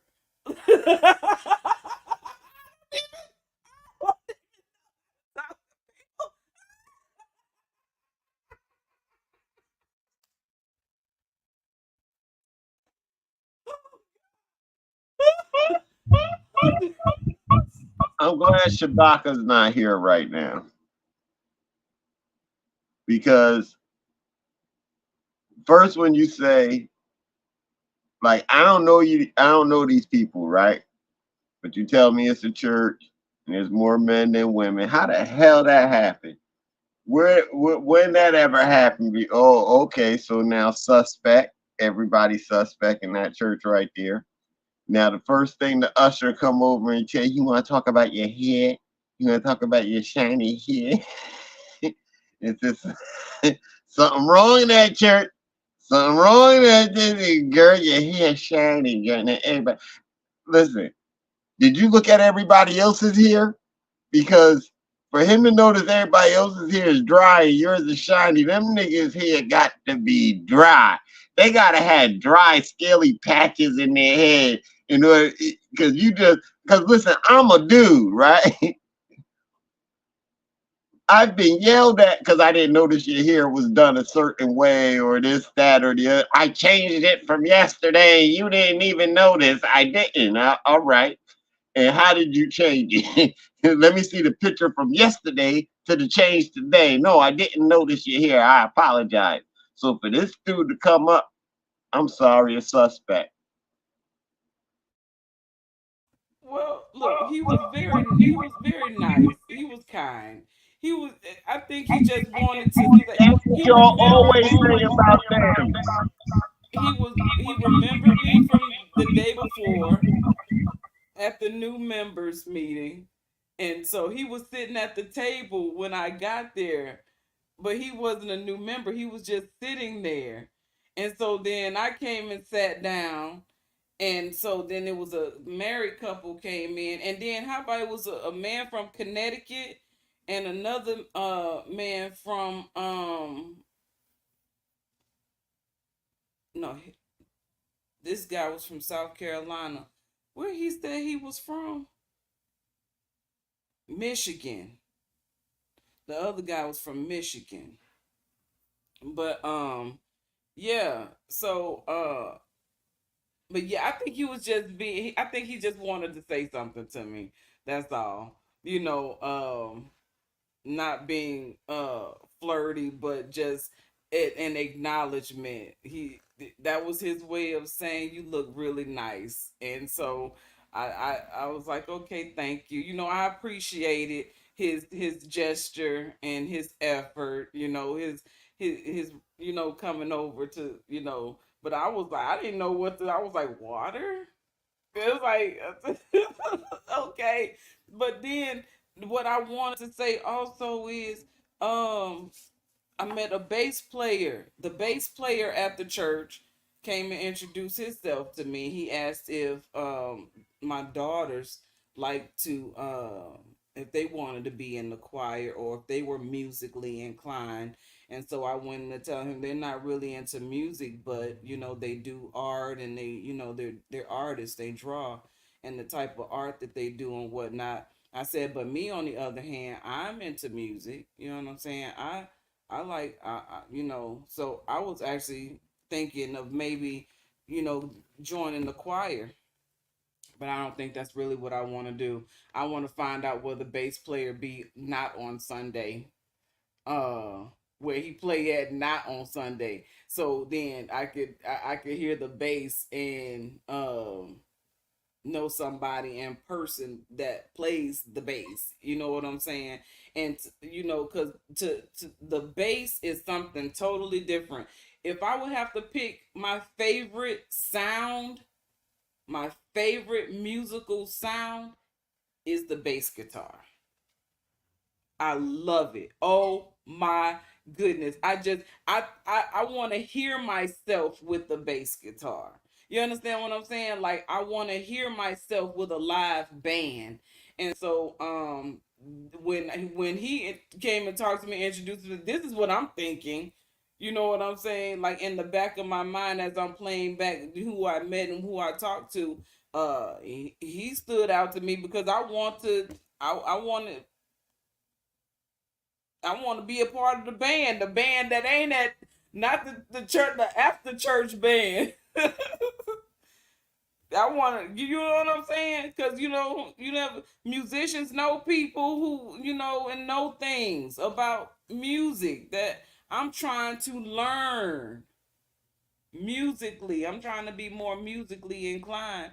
So yeah, I want to get around people who actually are doing music, and then maybe like get pointers on stage performance. You know what I'm saying? That type of thing. Like in person, somebody that's not that's wholesome, that doesn't, respect my boundaries, but and just stay focused on what we are doing type deal. I'm not looking for no boyfriend. That's what I'm trying to say. And all these men is like my brain got stupid for a minute. I was like, oh my God, all these men, I didn't know what to do. I ain't never been amongst so many men, and you know what I'm saying? And then nobody's being inappropriate or anything like that. But you know what I'm saying? It's just I know this. Most of the women are married, and then the men are single. You understand what I'm saying? And then here I coming in, walking in single. So of course that's like somebody finna get married in the church. So now everybody try to put in their petition for for my hand in marriage. That's how I'm feeling. Like this, the longer I'm there, the more chances of something like that, an approach like that. Not It's nothing wrong with approaching a woman or a man or whatever. But I'm just really I have been outside of a physical relationship for over 3 years. I'm not even running. I'm not walking. I'm not skipping or hopping to be like that with nobody. So I'm going back to where I started. I'm focusing on getting amongst the women in the church. I want to be amongst the women in the church. I want the women to have a high regard or respect for me as a woman. I'm not the new church hussy. That's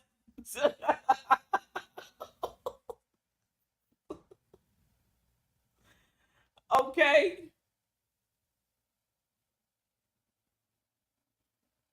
Because everybody look nice in their church outfits, but then they go home and then they pray to something. You know what I'm saying? People keep up, you know, that don't take away from the message of the pastor.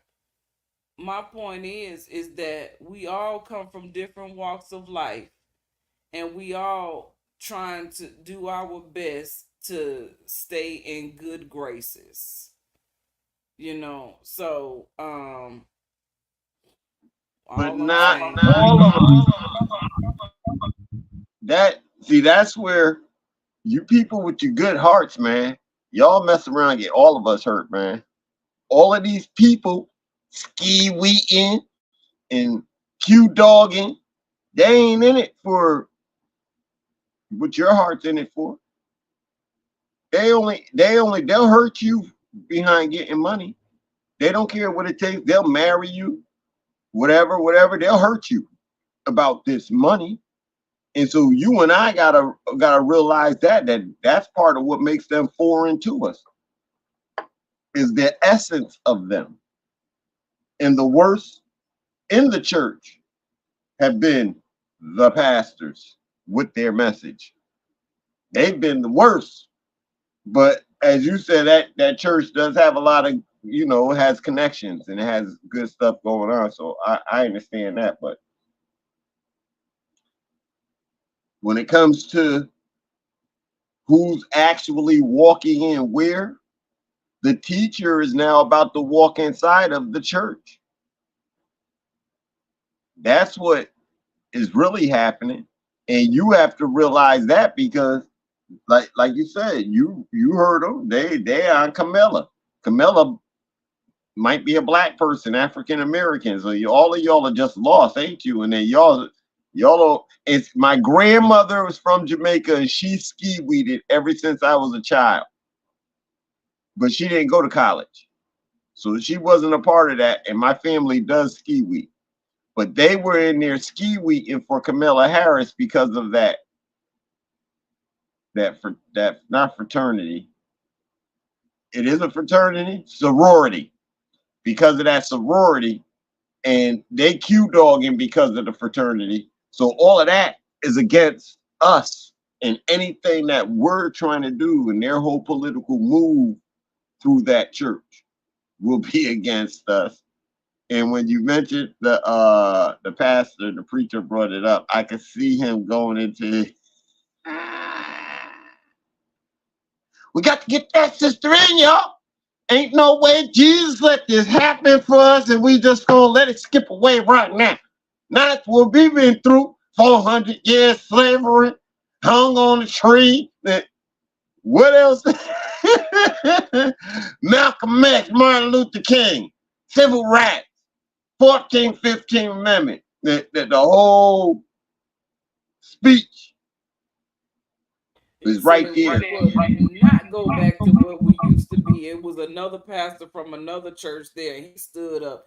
We will not go back to where we used to be. And I said, you know what? I'm glad that people have that mindset. Just if you have the mindset, okay, we're not going back to where we used to be, and you walk in that, they'll probably trip on themselves because they don't even realize that they walking against their own self. For if they blindly do what they say, you understand what I'm saying? Okay, so you're saying this, but your beliefs are holding you captive. So if you get outside of your beliefs and you just walk in the direction of which you're speaking, you will realize that you're speaking in a direction totally different than you're facing. And so you begin to trip and fall because you thought you was going one way, but you're going the other way. And so now you got to make a choice on whether you're going to trust yourself or trust someone else who has who's not experiencing what you're experiencing. Because remember, we talking about the synthetic people. They can handle things that we cannot handle. That's why they making this plastic food, because the synthetic people need plastic food, not real food. That's why they promote these things for themselves. See, that's their media. That keeps them up to date on what they got going on, but we following the wrong news. And I was thinking, what we had an element of news on here, but I'm like, we do have news. We have our news. So boom. It's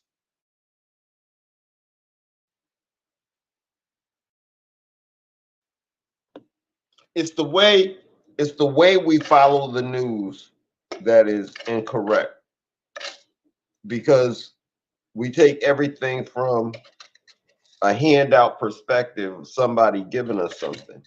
And so when they're giving the news, we never consider our own position within that news. So with Trump getting shot, they had the Trump FBI hearings on. They're talking about him getting shot and how it happened, and they're talking to the FBI, stuff like that. A brother got up there, a Sun Star got up there, and he asked the FBI, he said, were there any foreign nationals involved in this assassination attempt? And the FBI said no.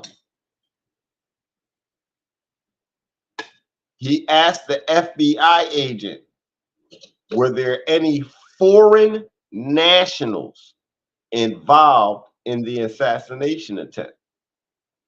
And the FBI director said no. Who are the foreign nationals? That be us. That be us. But that question, because it's in their news, went from our heads.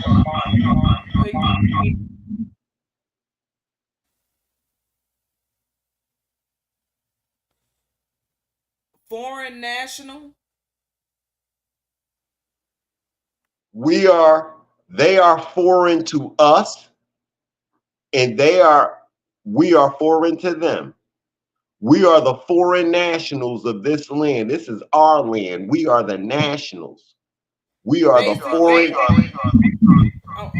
what you're saying, from their perspective, from their point of view of us, we are foreign to them.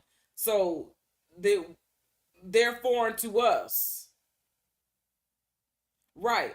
But when they're speaking from their point of view, when they say foreign nationals, they're referring to us because they're foreign to us. So when they speak about us, they speak about us in that's why I say it's important that we pay attention to the foreign policies and foreign affairs, because they're using the term foreign, but we don't consider the fact that they are talking about us. So nobody pays attention. How much time do they really give foreign uh policy and foreign affairs when they talk about debates? They brush over it like it's nothing. But that is probably the biggest topic that they need to be focused on if they're really talking about doing some work.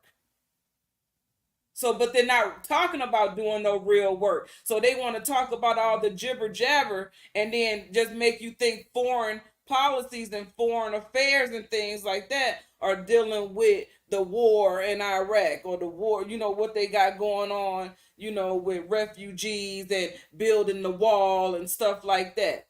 And that whole wall concept is a trick of the mind also. They want to keep people in.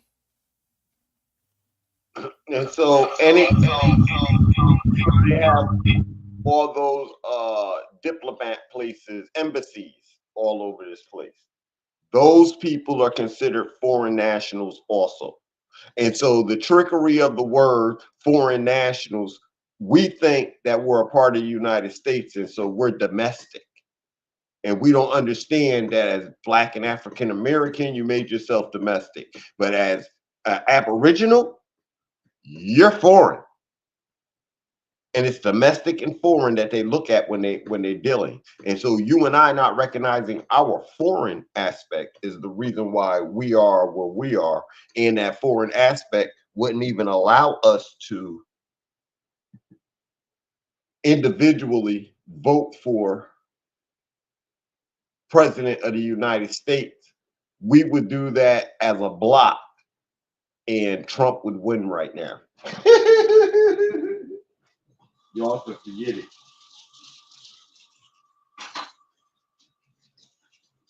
The only reason why, with them asking about foreign nationals,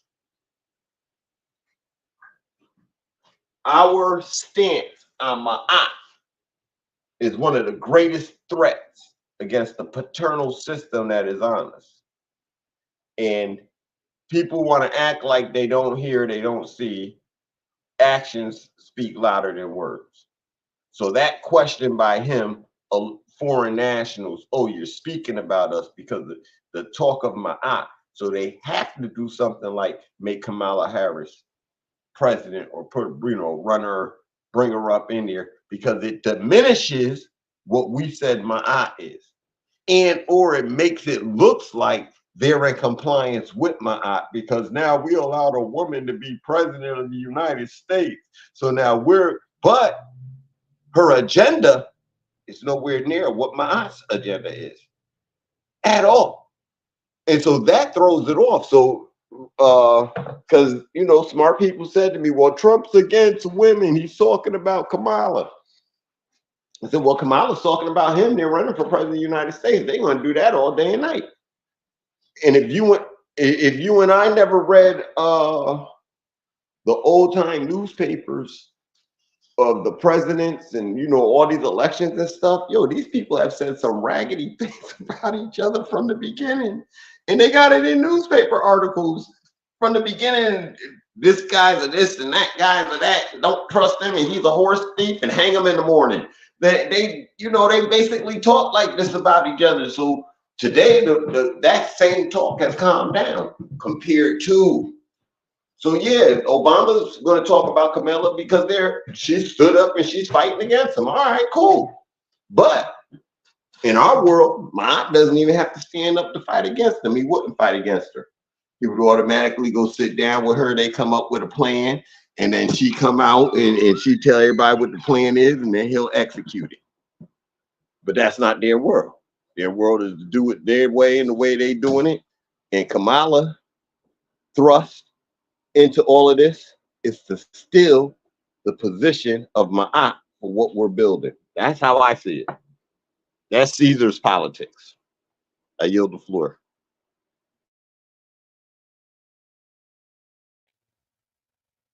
Uh, yes, that makes sense. You said a lot, and then you transition right after, right as you yield before you transition. And so I was like, okay, I was traveling with you, and so Kamala Harris, like you said, it's a trick of the mind because it looks like what it is not, because her agenda is still the same. And so you're right. It would be simple as sit down and make a plan to be executed and whatnot, but that's not what's going on. And so I don't really I don't really know. I heard that Biden stepped down. Okay. So Biden has stepped down, and now Kamala is now the acting president. Still vice president, but she's like interim. No, he's just not going to run for 224. I didn't hear him step down from president. See, that's why you got to do your own research. You know what I'm saying? I'm just talking about something I done heard people saying. You know what I'm saying? So, because I have not been following the news and such. I see little things and I hear things, but I just don't have the energy, um, to do it. Um, I'm just listening to what people are saying because really what it all boils down to is um, it doesn't really matter what you're saying.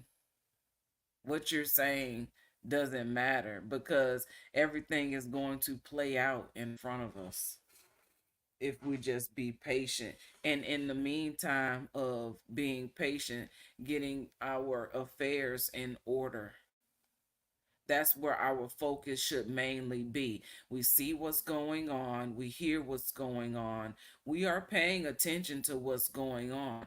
In the process, do we stop time to talk about it, or do we continue with time and plan for our future by getting our affairs right so that when the time comes, there's no question. You cannot even come over here and think you finna try to tell anybody what we can or cannot do, because now that's like you drawing your sword and we must defend ourselves. And so we're not held accountable for that. You're held accountable for drawing your sword. So that's how that's gonna play out. It's the bloodless revolution as long as you do what you're supposed to do.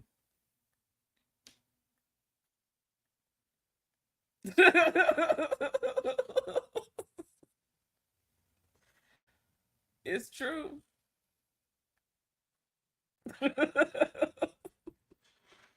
It can be peaceful. There has to be no bloodshed. If you just step down and just stay in your corner, and the people who know that they are free, let my people go.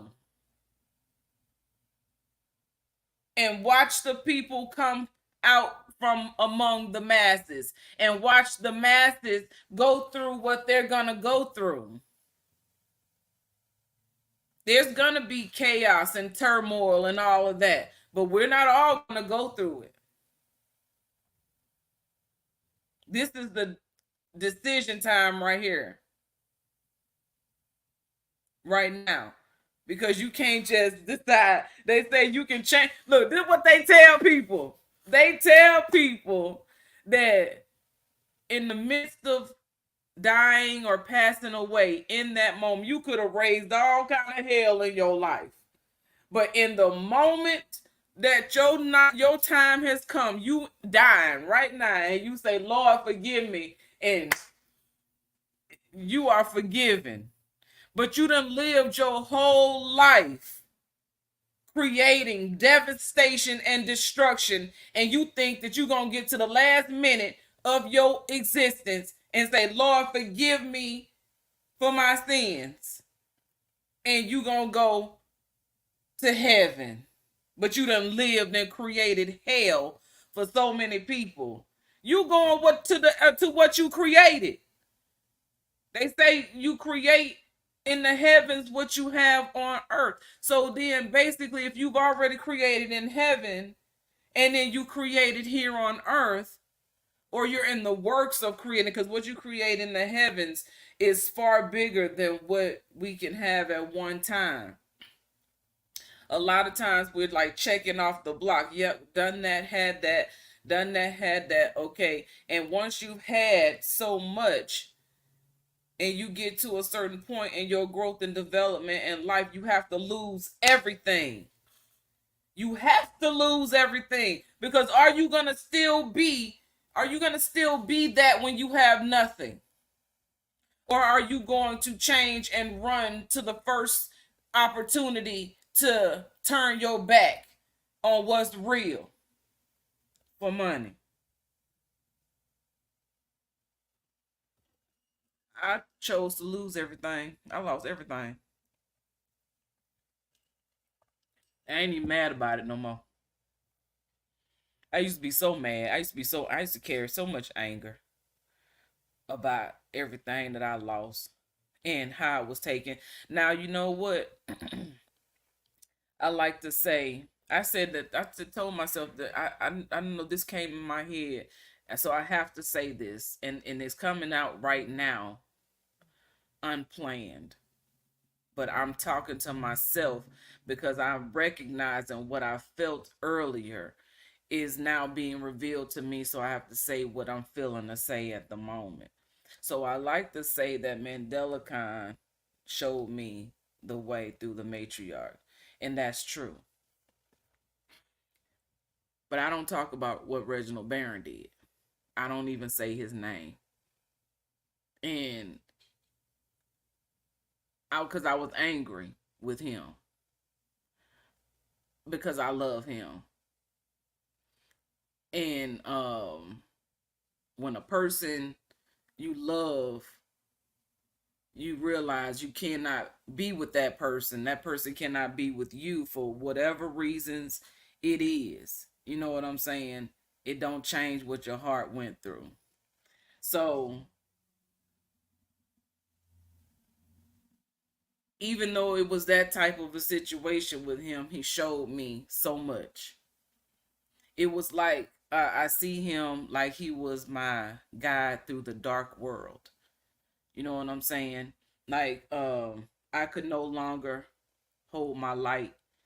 So I was going to be getting attacked by so many different things, but he had already had so much power in this dark world that I could be the light with him.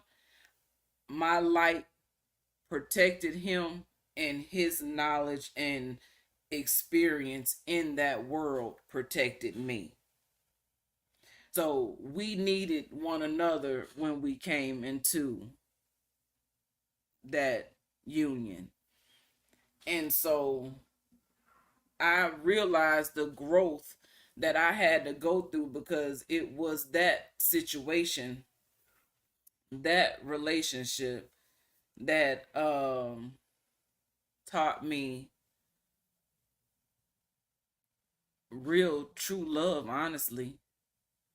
Not that fake pretend stuff. You know what I'm saying? Like, I like you, I love you, I'm infatuated with you. There's things I like about you, but as soon as you do something wrong, I'm like, get out. I can be without you and not even worry about you type deal. You know what I'm saying? But it was different because I learned so much about myself. And he was the first person that I ever recorded myself. I used to communicate with him through music because I felt like he didn't hear me when I spoke, but he was musically inclined. So I learned how to communicate with him through music. And so this was my first recordings. And what really drove me into writing, because I felt like if he was like this, then there are so many other people in the world that need understanding the way that he needed the understanding to hear what I was saying through music. So he is the one who helped me to see the need for the lessons and the information to be put in a song on a beat. So I used my gift of poetry and put it with music and came up with Akshita style poetry frequency flow. It was later I came into Akshita chosen style, and that was a help through another person, Jules. But yes. So I wanted to. I think that needed to be said, for many reasons, because I don't think anyone should go unrecognized for their effort and input, because those things that hurt are some those things that also develop you. And there was a lot of growth and development in me. I grew up, I became a woman, and that I have to say thank you, and that's it. He taught me also how to how to respect myself and how to think more highly of myself as a woman and a mother.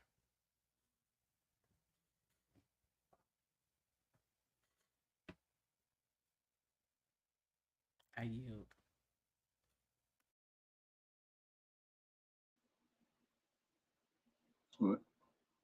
All that's deep, and so especially when you talk about being in relationships, and so like when I was young, I was a dog, and I shouldn't even call myself a dog.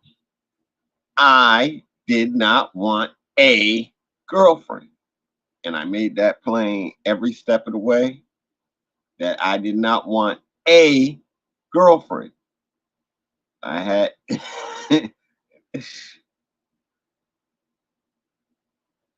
so by time 1995, I was down in Atlanta. I met this young lady from Kankakee, and I was working at a grocery store, and another young lady came up on me. And when she came, the way she came up on me, like she walked away, and the dude behind the counter that I was working with, he was like, "Yo, man, she like you, man. You beg." I said, "What?" I said, "I'm with somebody. I'm married." And when I said it, I couldn't believe it was like I heard it come out of my mouth, but I couldn't believe like it was going in my ears and it came out of my mouth, and that was me talking to me saying I heard everything I said too. I'm with somebody. I was like, ain't that some dumb? What did I say? And then I thought about it and I said, yo, for real, I've been with her for a year. In Atlanta, I've seen pretty women. I didn't divert from her for a whole, and I don't, and I'm just saying, like in the beginning, for a whole year, I never looked at another woman. And that's when I knew I messed up in my life and like I grew up. And I was like, oh, this is it. So I went home, and when I went home, I got stuck at the door just watching her cook as she was doing what she was doing, knowing that I was coming home. And I was just stuck and mesmerized. A whole year? Are you serious? A whole year? I've been with you for and you know, it was the fun. She was in the military. It was the fun and it was the growth of her, and she had, you know, a certain confidence in herself where she wasn't leaning on me to have confidence inside of herself that made us click like we did. But yeah, that was the first time I ever realized a whole year going by and I ain't even try to talk to nobody else. I ain't done nothing about nobody else. It's been you for a whole year. I was so shocked. I couldn't believe it, man. Even now, it still messes my head up because it's like, you know, you get up every day, you're living it, but a whole year could go by and you not even realize a whole year. It seemed like 3 months, 6 months. It was a whole year that went by. And for the first time in my life, this was the only woman that I ever been with and ain't thought about nobody else, wasn't thinking about nobody, didn't have plans to go see nobody else. I mean, just she's the only one. Like, yeah, what's wrong with me? And that right there, yeah, that like calmed me down without me trying. That calmed me down. That as far as women, and I don't know. I don't know, but yeah, through the relationships, you learn a lot about yourself if you're focused on yourself from the beginning. You learn a lot about yourself. My only thing is when we stop growing together, I'll admit I'm uninterested. We ain't growing no more. I'm done. As far as you want to go, it's hard for me because now you're looking at me saying, "Well, what are you doing this for? What are you doing?" Because I told you that this is what I was gonna. That ain't gonna never happen. Well, how you gonna say that? I ain't never expect to get written up in our newspapers down here because I made a magazine with us as the comic characters in it. I didn't know they was gonna write an article about me in the magazine and stuff, but I didn't expect all that. I'll never stop. They have to bury me in order for me to stop going after the things that I speak on or I say I'm doing. And so that's basically what killed it between us, because she felt like you was doing good. Now you're talking about opening up a restaurant. Yeah, I'm gonna keep moving. We don't have no time together at now. Well, since I run my own program and working for you, you should be working with me. And since I want to open a restaurant, guess who should be in the restaurant working? I don't want to work in a restaurant. Well, I don't know what to do then because I got to keep food on the table. I got to keep going. And so that lack of growth in a relationship is really, or at least be able to attain your goals. Because I mean, as long as you smiling, like, you know, there was a couple of times people talked to my daughter about her relationship, and you know, things ain't always great, and people felt like I should be upset because my daughter was upset.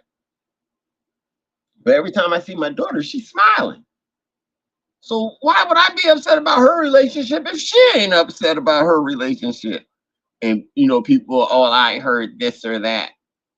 Okay, so now I'm finding out from my daughter. You heard that 5, 8 months ago. My daughter fixed the problem. She had a problem. Now it's fixed. As long as I see my daughter smiling, I'm not worried about problems with her. Because if she has one, I'm her dad. She'll tell me, and then we'll fix her problem. But after that, I'm not going to search for any problems with her and her relationship or with her and her children. And then it's like I'm making it up, so I'm jinxing you or I'm feeding into what other people want to say. And so I don't, long as I see her smiling, and that's how I feel about any relationship. As long as you're growing and you're smiling, then we shouldn't have any problems. The only problem we're going to have is if we're going to meetings and you feel out of place. You don't understand everything that's going on. Well, I gave you a book to read. One year I gave people a book to read that said, I think it was like Accounting for Dummies. Now I pulled it out of my bag, right? Because I read these books. But they took it as me being insulting, calling them a dummy. And yo, you don't see the yo, I got so many of these books, but you're taking it as I'm trying to insult you. If you don't know a subject, you a dummy to that subject. And it's up to you to catch up. So they broke down these little books, little yellow and black books, so and so for dummies. They are some of the best books in the world that you could ever have in your library if you want to know how to do something. But people took it as I was trying to be disrespectful and I was trying to make fun of them. And so, things get mistranslated. But I don't know, man. It's just like we're we're Keither, we're the Keither, and everybody else is the stuff under the Keither. And they just have no drive, no motivation. And so I don't know what to say. But we're great. Toot our own horn, we're great as far as what we do and how we go about things. That's right. We see that's what's fabulous about you. It doesn't take like a long conversation to get a point across, and then you'll forward the information. It just doesn't sit stagnant. You utilize it. That's rare and unique from women, as far as a man can say. That's a rare and unique quality right there. Hey, listen, but everybody has their thing, right? So, what, 6 years ago, I realized no woman in her life ever apologized to me for anything. And I realized it because a young lady calls me on the phone while I'm walking through the streets. She calls me. I step off the curb answering the phone, and she says, I apologize. And all I hear is as a car was almost hit me. I apologize. You were right and I was wrong. I was in the middle of the street. I couldn't get my feet up on the curb because she said, you were right and I was wrong. Am I talking to a woman right now? Talking about I was right and you was wrong? Yeah, I looked into what you were saying and you was dead right. I apologize for the way. Are you serious? I said, yo, you know what? Okay, I can't even talk to you right now. She said, why? I said, because you apologized to me. Ain't no woman ever apologized to me before. I don't know what to say to you, but thank you. I'll call you later. And I hung up the phone on her because it was a strange thing to happen in my life. And that was the first time it ever happened. It's happened a few times since then, but that was the very first time in my life I ever had a woman apologize to me and or admit that she could be or is wrong about something. Other than that, I have always been the wrong person. Yeah.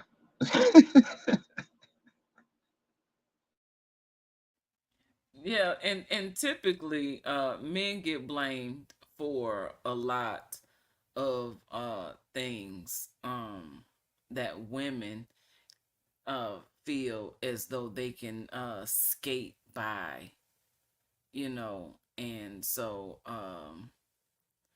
what I like to say, people think just because they have, now don't take this wrong, it is what it is. I could call it something else, but I'm not. I don't know. Whatever. People think because they have a vagina, they special. And so you're not special because you have a vagina. Take care of it. You know what I'm saying? I mean, if you're gonna gloat about having one, take care of it. You know what I'm saying?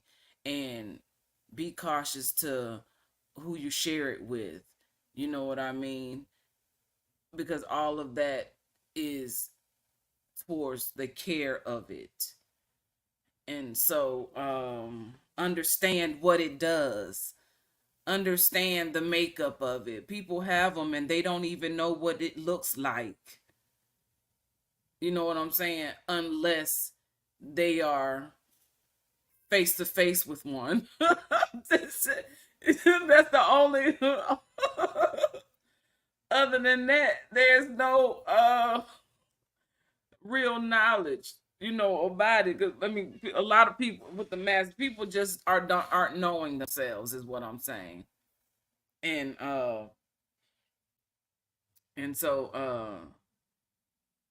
whatever. I'm not finna get into that because now my brain is like shifted and I want to go over there and I'm like, no, come back over here. And so, but yeah, women antagonize and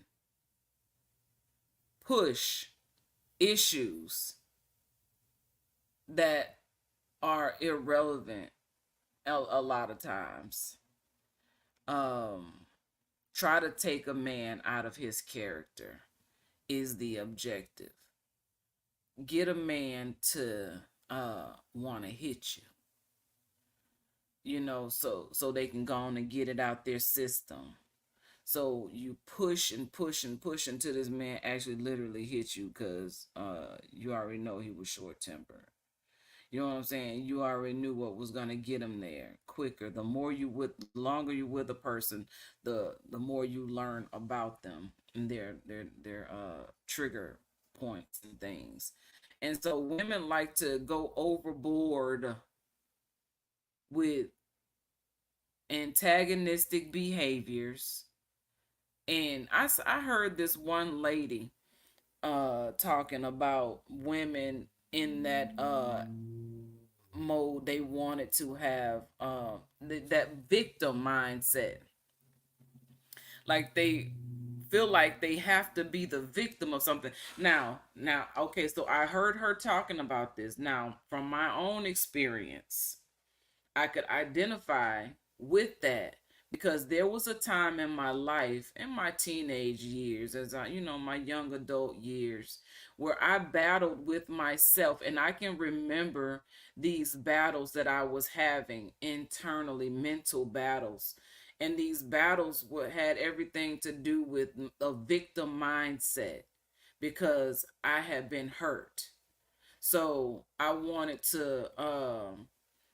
felt like because I had been hurt, I had to look like I had been hurt. You know what I'm saying? So I had to perfect slumping. I had to perfect head hanging down.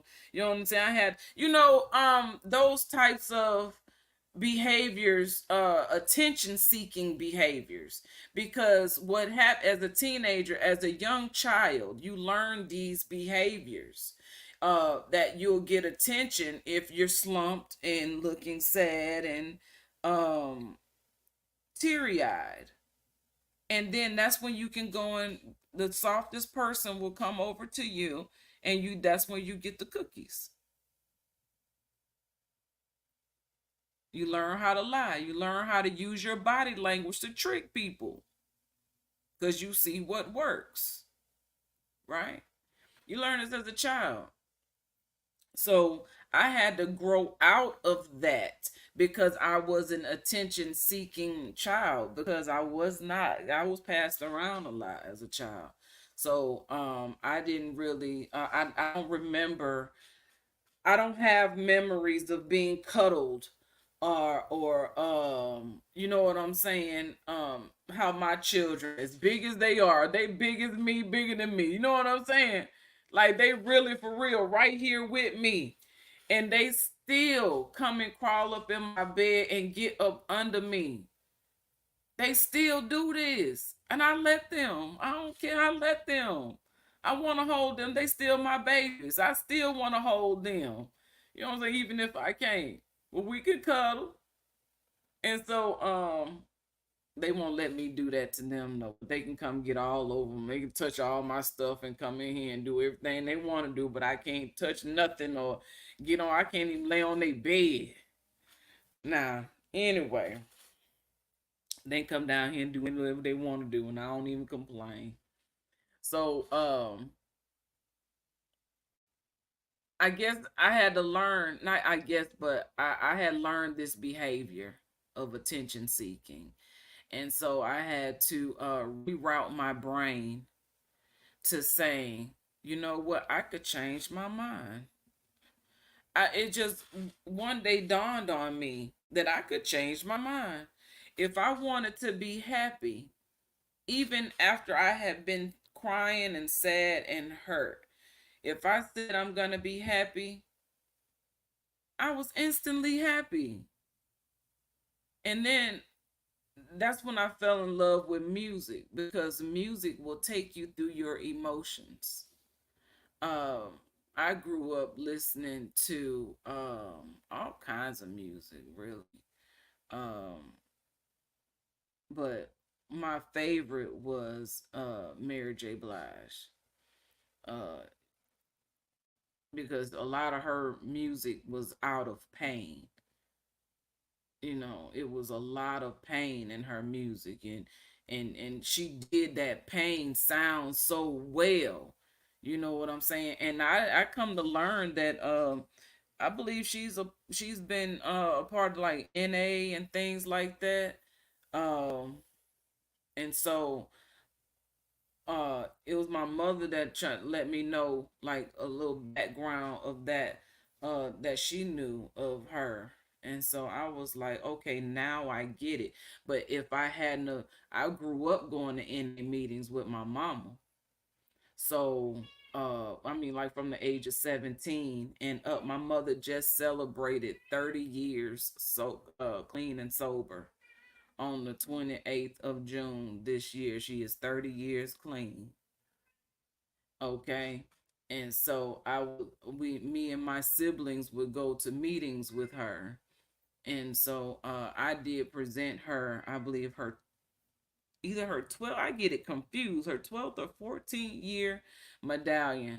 I spoke and presented her with her medallion. And it was a really good speech. I wish during that time we was doing recordings and things like that, because a lot of my best work will never be seen again. You know what I'm saying? And that's like, people be so excited about these things that's happening on the internet and things like that. I'm like, I might not get the internet clout, but I done did all these things. You know what I'm saying? Uh, and so I started thinking about the experience that I've had.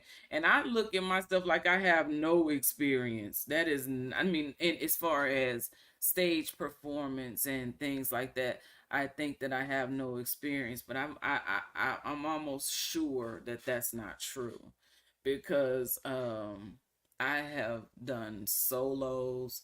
I have sung the national anthem for the school. I've been front stage. I've been on the stage, people looking at me. I sung in the choir at school. I sung in the choir at church, and we traveled to different churches and sang and things like that. And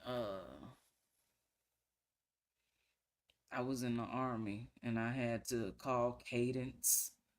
You know what I'm saying? I led the run, like, the person running out here and everybody running right here. I call, they recite. And so I've done all those things. And all those things are also in leadership development courses and things. So I've done it. It's just a different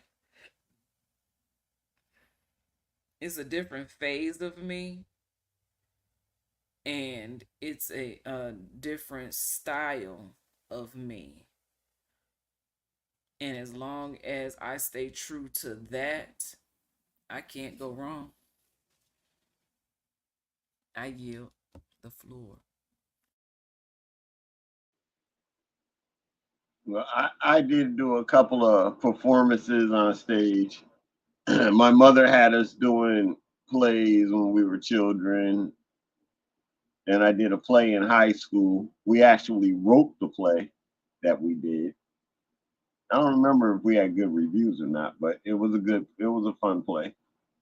I did a play one year, summer camp. You know how you get paid for a summer job? We did a play at the end of that year, and I think we wrote that one too.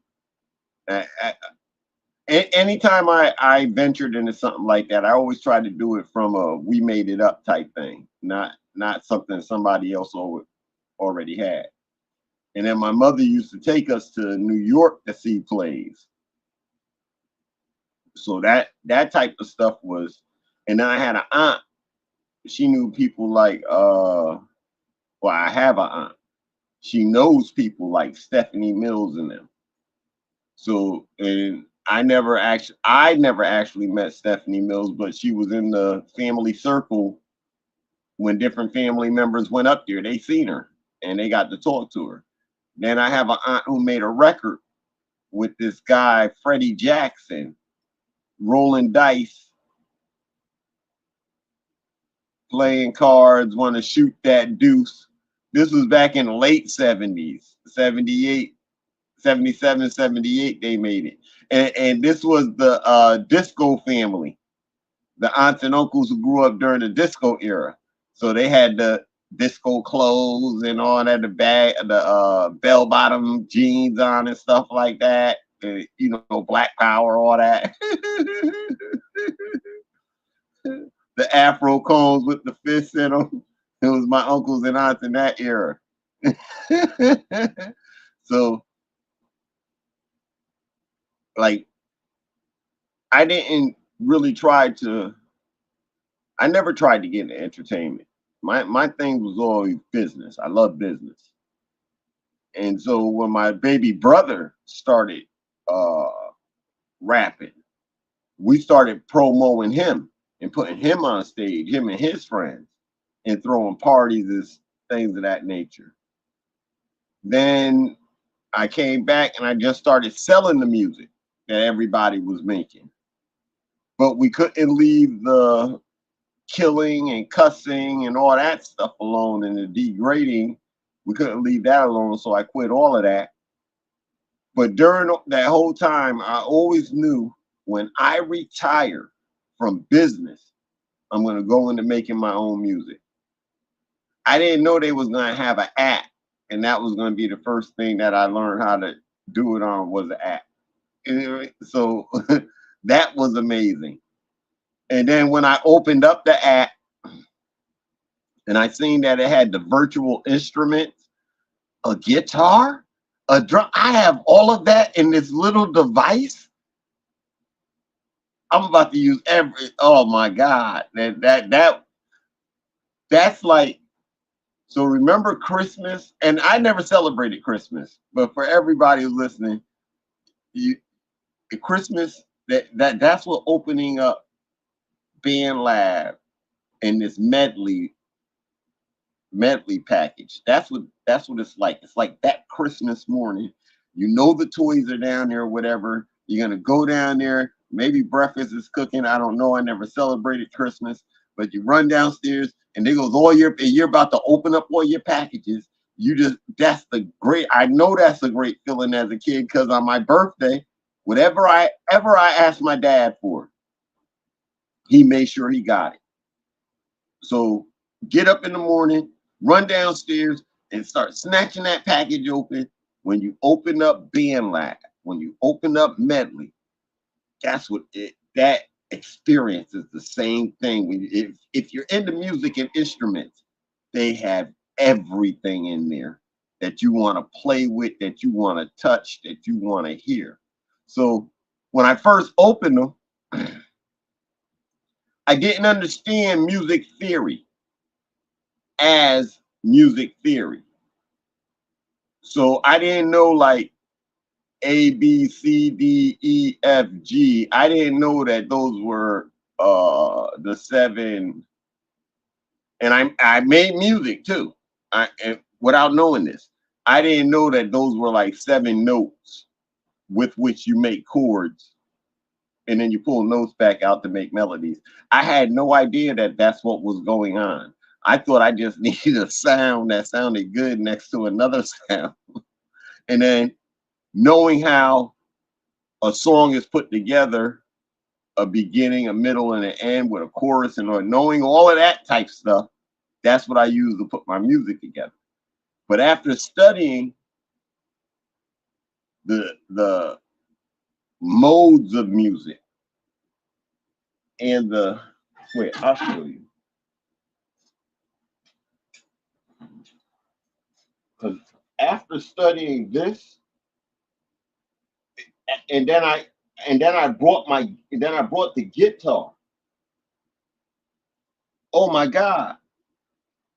If making music isn't the simplest thing in the world, and I don't know why our children aren't heavily taught this part in school that I'm about to show, because our children, like, when you know this,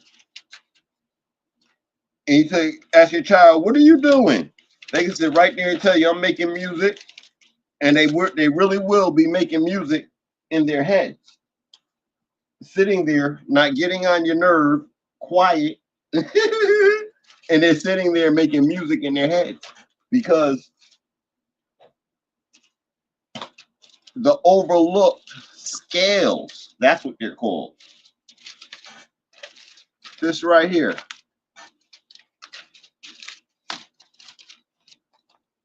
This is a puzzle.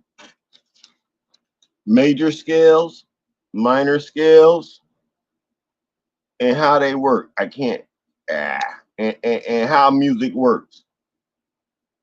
Going across, it's a scale. So I got this because I watched the video and I had to keep stopping the video in order to write all this down. But I watched the video and I was able to see this stuff on screen. So then I just copied it. I stopped it and I started writing. These scales are, this is all music is. The guitar, the piano, no matter which instrument you pick up, you're gonna have to rock these. And then there's steps to them and all that. And so, like, there's this guy named Ricky Comiskey on YouTube who teaches how to play the guitar. To me, he is the best because, I just heard him. He said, don't try to learn to play guitar by the different compartments that we show you. Know for a fact that it's all one thing. If you think of it as, oh, this is pentatonic, this is major scale, if you break it down like that, it's going to seem like a whole lot. You have to realize that the major pentatonic and the minor pentatonic work together along with the scales and along with everything else. And as you're playing, every time you hit a note, you're looking for those things every single time. So why break them down in separate compartment? And he says he's trying to teach you different than other teachers would teach in the way that he's been taught. He's trying to show you different. So at the end of his first class, I was able to go up and down the neck of my my guitar with different voicings, which is something that you just don't think of it. The piano has 3 or 4 different sections, right? Those are called voicings, and the D and the not so deep and the high and then the high. There's 4 different sections sitting right there on the piano, and they all have to be mixed into each other. But in understanding them, on the high side, you got something, on the low side, you got something. They blend together. So you don't want to learn them separately. You want to know that what I'm learning, it works over here. And then as soon as you learn it, you want to go do it. You want to go hear the keys and the sounds, and you want to do what they're showing you. YouTube is so great. You want to do the exercises when they're doing them on YouTube at the same time. So when they first tuned their guitar, and I first had to tune mine, I listened to him tune it. Then I stopped him. I went into tuning mine.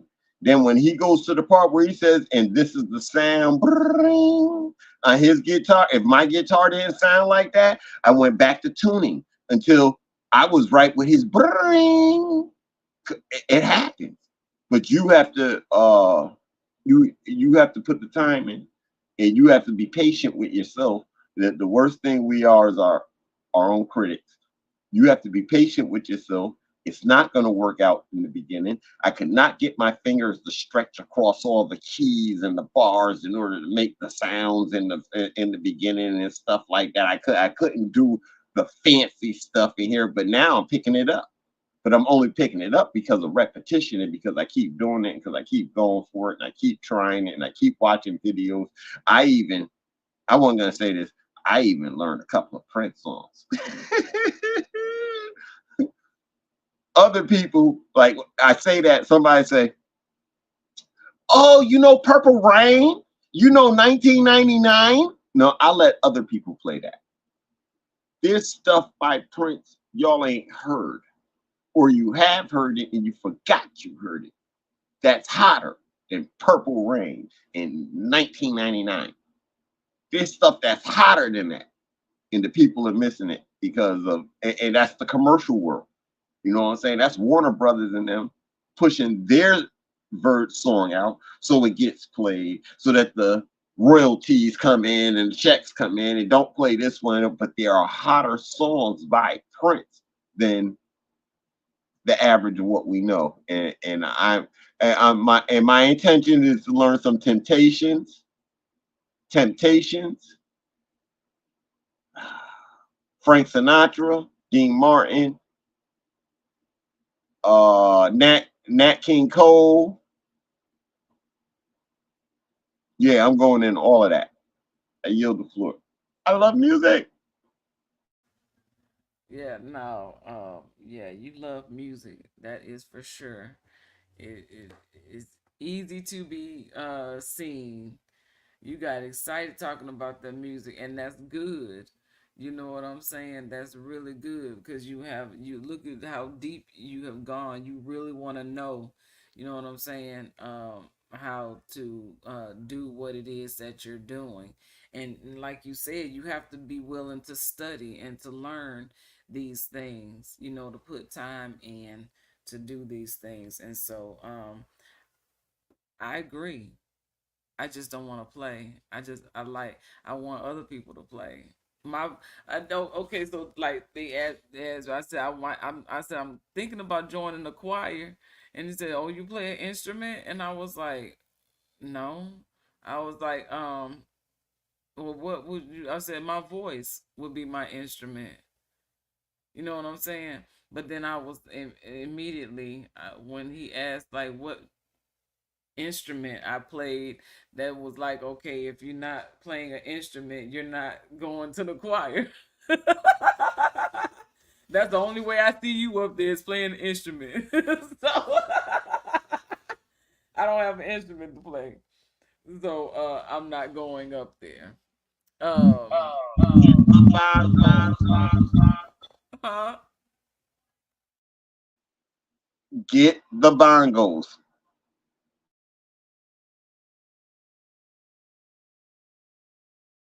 Yep, and then I'm gonna learn how to play the bongos because I really do want them.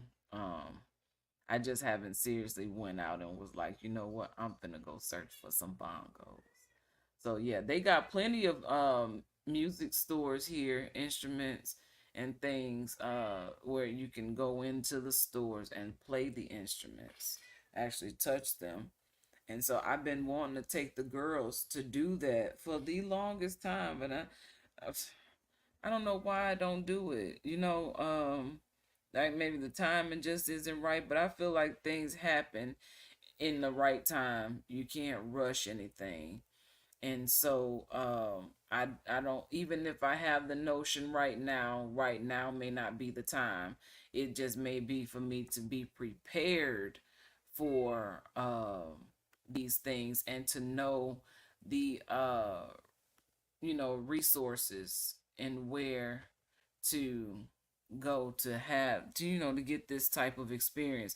Because I just think instruments, it's just good to have that skill to know to, and it's just like reading a book. You know what I'm saying? Spending time. But it's like with an instrument, you're actually the author of the story that you're creating. You're not reading someone else. And not, it's okay to read other people's words, but it's also even better when you create your own story, you know, and allow yourself to tell that story. So I do want to share another song, Tired of Tears.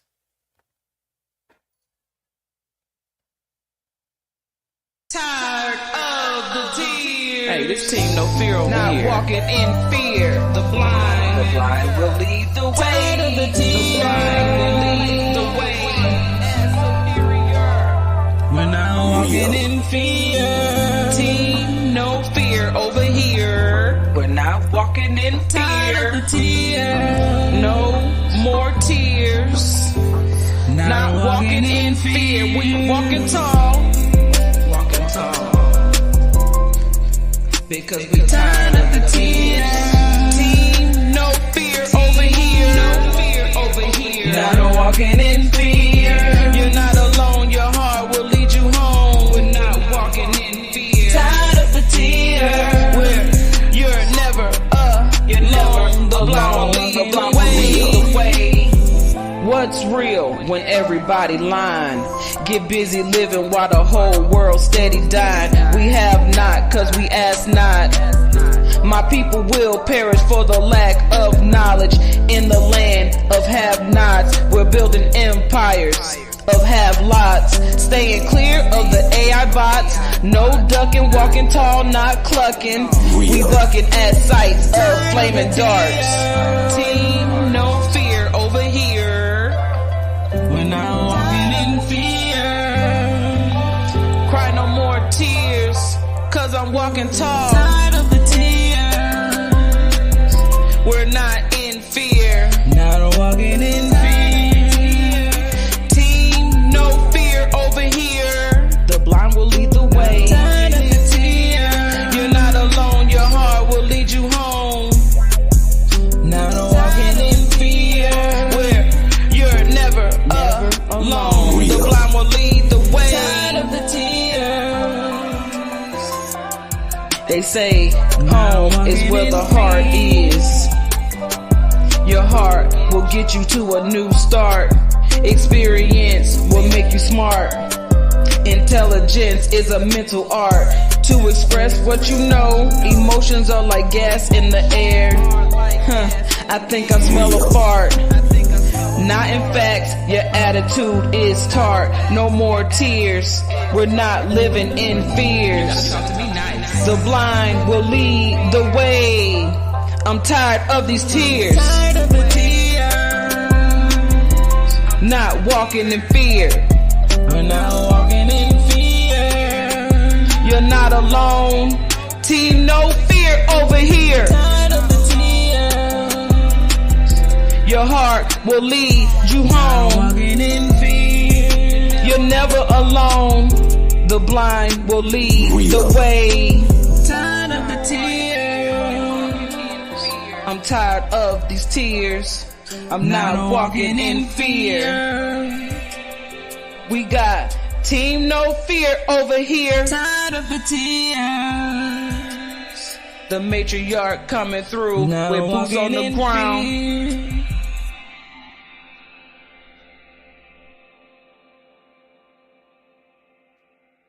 Okay. so time in all the centuries of making music, I ain't never heard a song with fart in it. I ain't, ne- I ain't never heard a song with the word fart in it. Ow, my back hurts. Oh, wait, that one killed me. That was the last thing I expected. I smell fart.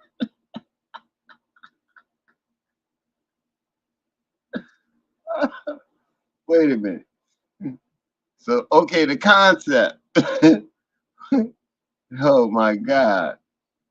That was a good one. No more fear.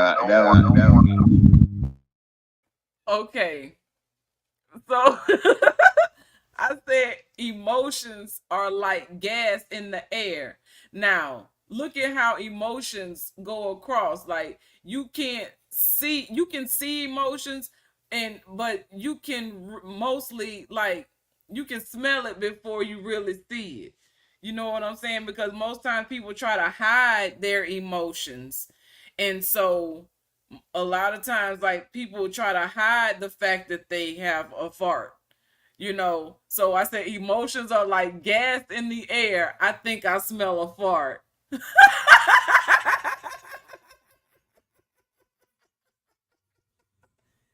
I let my daughter listen to it, right, and she was like, I was like, you think I need to leave, I should leave that in there or take it out? And she was like, I will. No, she was like, don't use it, take it out, take it out. I was like, you know what? She was like, I said, I said, listen to it. I said, emotions are like gas in the air. A fart is gas. Can't take it out. It make too much sense. And really it kind of like really just pinpoints the fact that even though you think you hiding something that can't be seen, we could still smell it. So if you coming around here with a yeah, I said, and when not in fact. See, emotions, if you're in your emotions, you're not in facts. So I said emotions are like gas in the air. I think I smell a fart. Then I said, not in facts, your attitude is tart. So now you got an attitude. You ain't sweet no more. You tart. You feeling some kind of way. You know what I'm saying? Because you got an attitude. And the only reason why you got an attitude is because you in your emotions. And you really mad because I see you in your emotions because I smell you. See, that's what I'm saying. The chopped up version. Well, that's a great metaphor. Um, I'm glad it was played here first.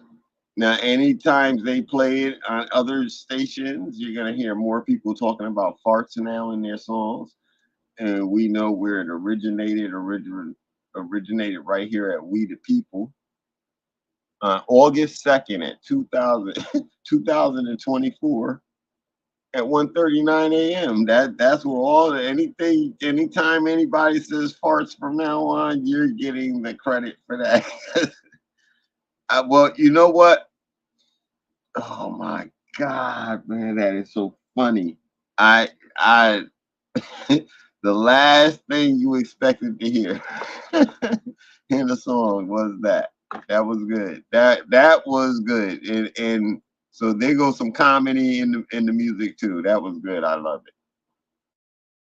So that's what I was telling my daughter. I was like, see that reaction you had to it? I said, people, if you listening, I said, that's the reaction. I said, I want you to get a reaction out of it. I said, I'm really pushing and stretching myself outside of my comfort zone.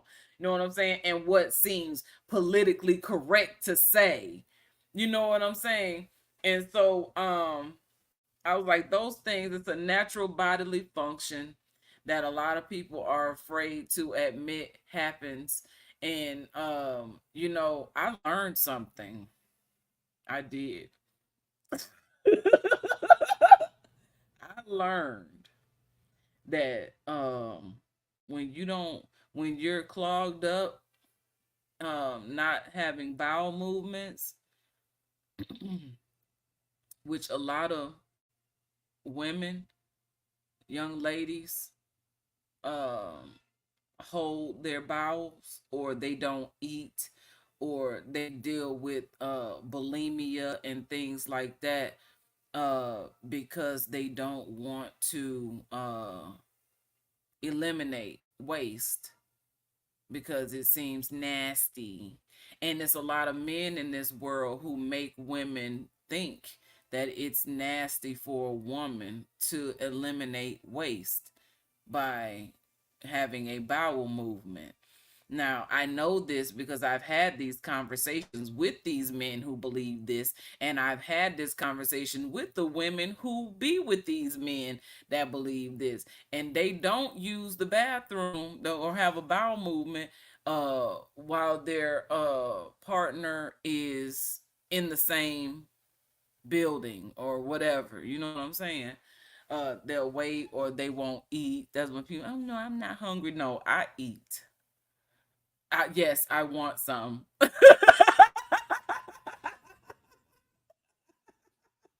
You ain't got to worry about me. I came to eat.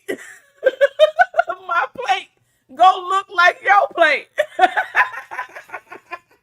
So know that. I am not too cute to eat. I don't care. You eat, I lick my fingers too. Okay, so what was I saying? Lord have mercy. Okay, so wait a minute. Here's what you were saying. You were saying that people stop people from going to Oh yeah. So that's why people breath be stinking.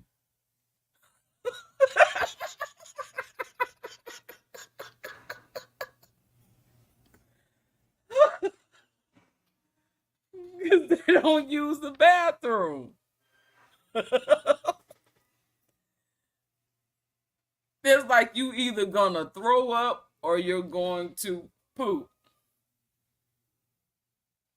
That means there's a flow system that comes this way and that way, and they interchangeably work together. So if it's not coming out this way in gases, it's coming out this way in gases.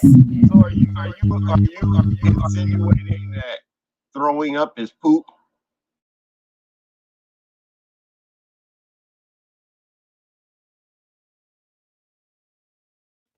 It's bile from the stomach. It's unprocessed bile from your stomach. Isn't that what poop is? It's processed bile. See, you're throwing the word bile in there, and so I never considered. I never had a thought.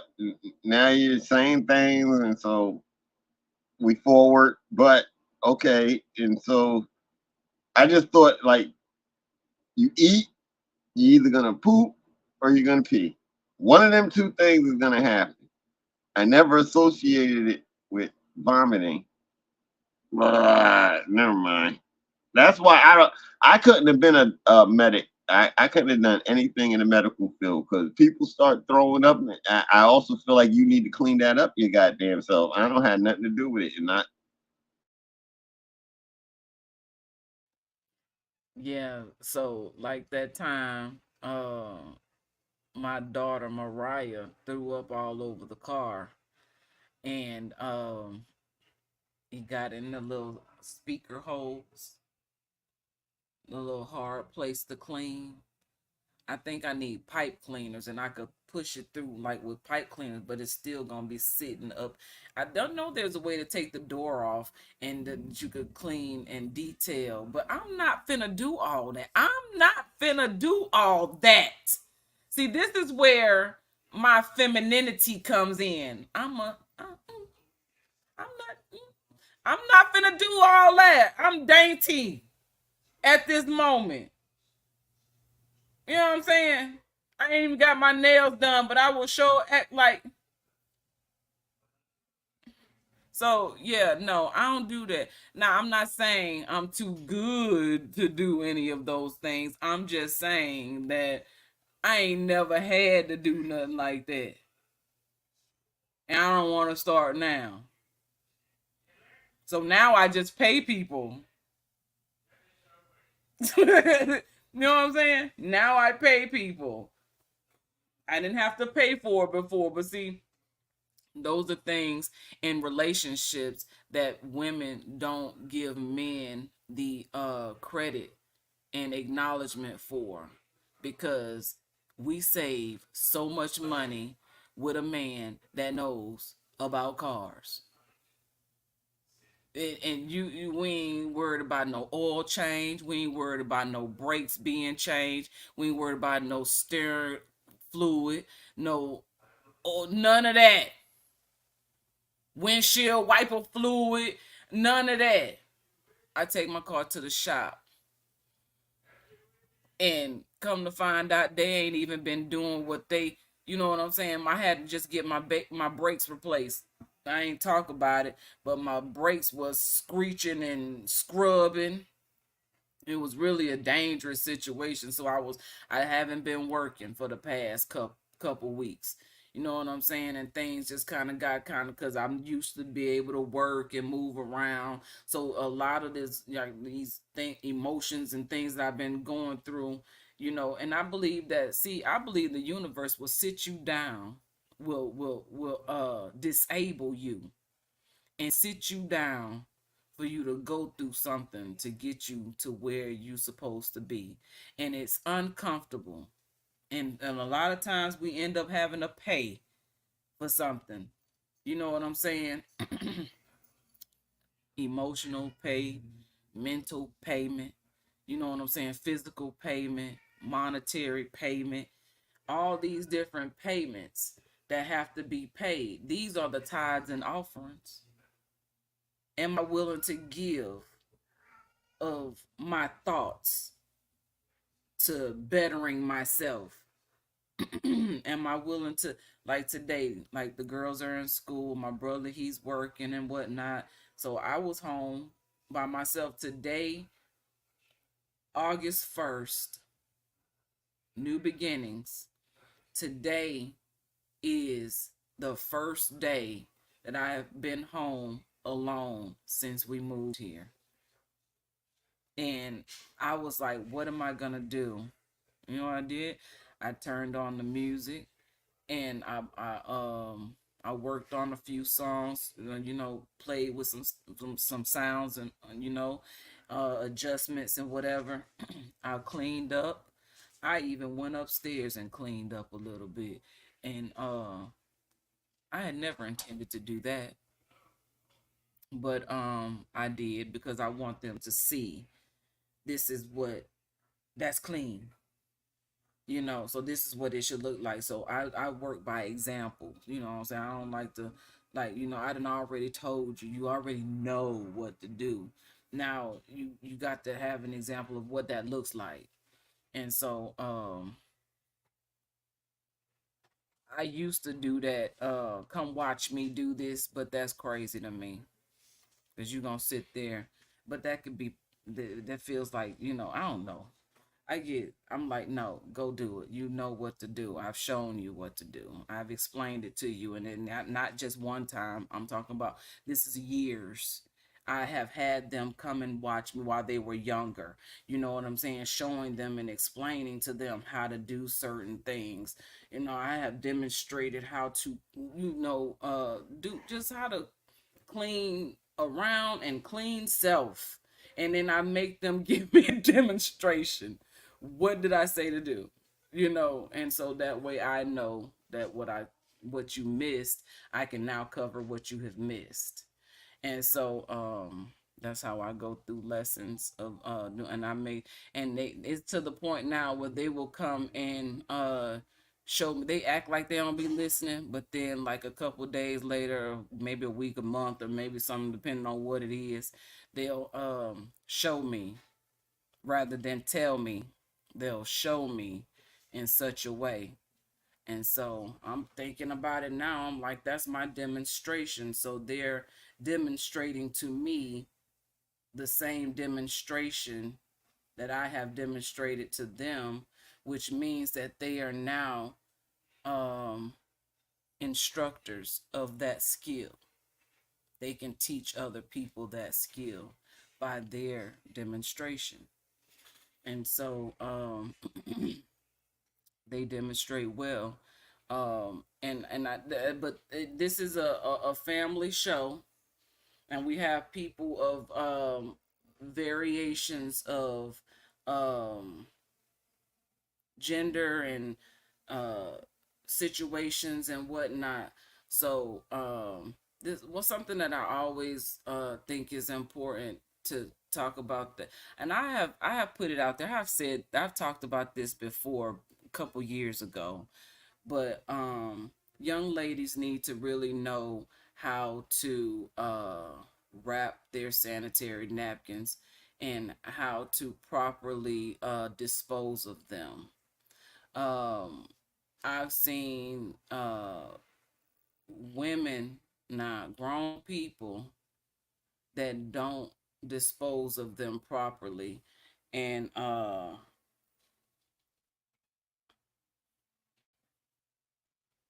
that's not cute at all. And I don't know how these how men uh I would really like to get into the head of a man and be like, hey, how do you feel when you see this?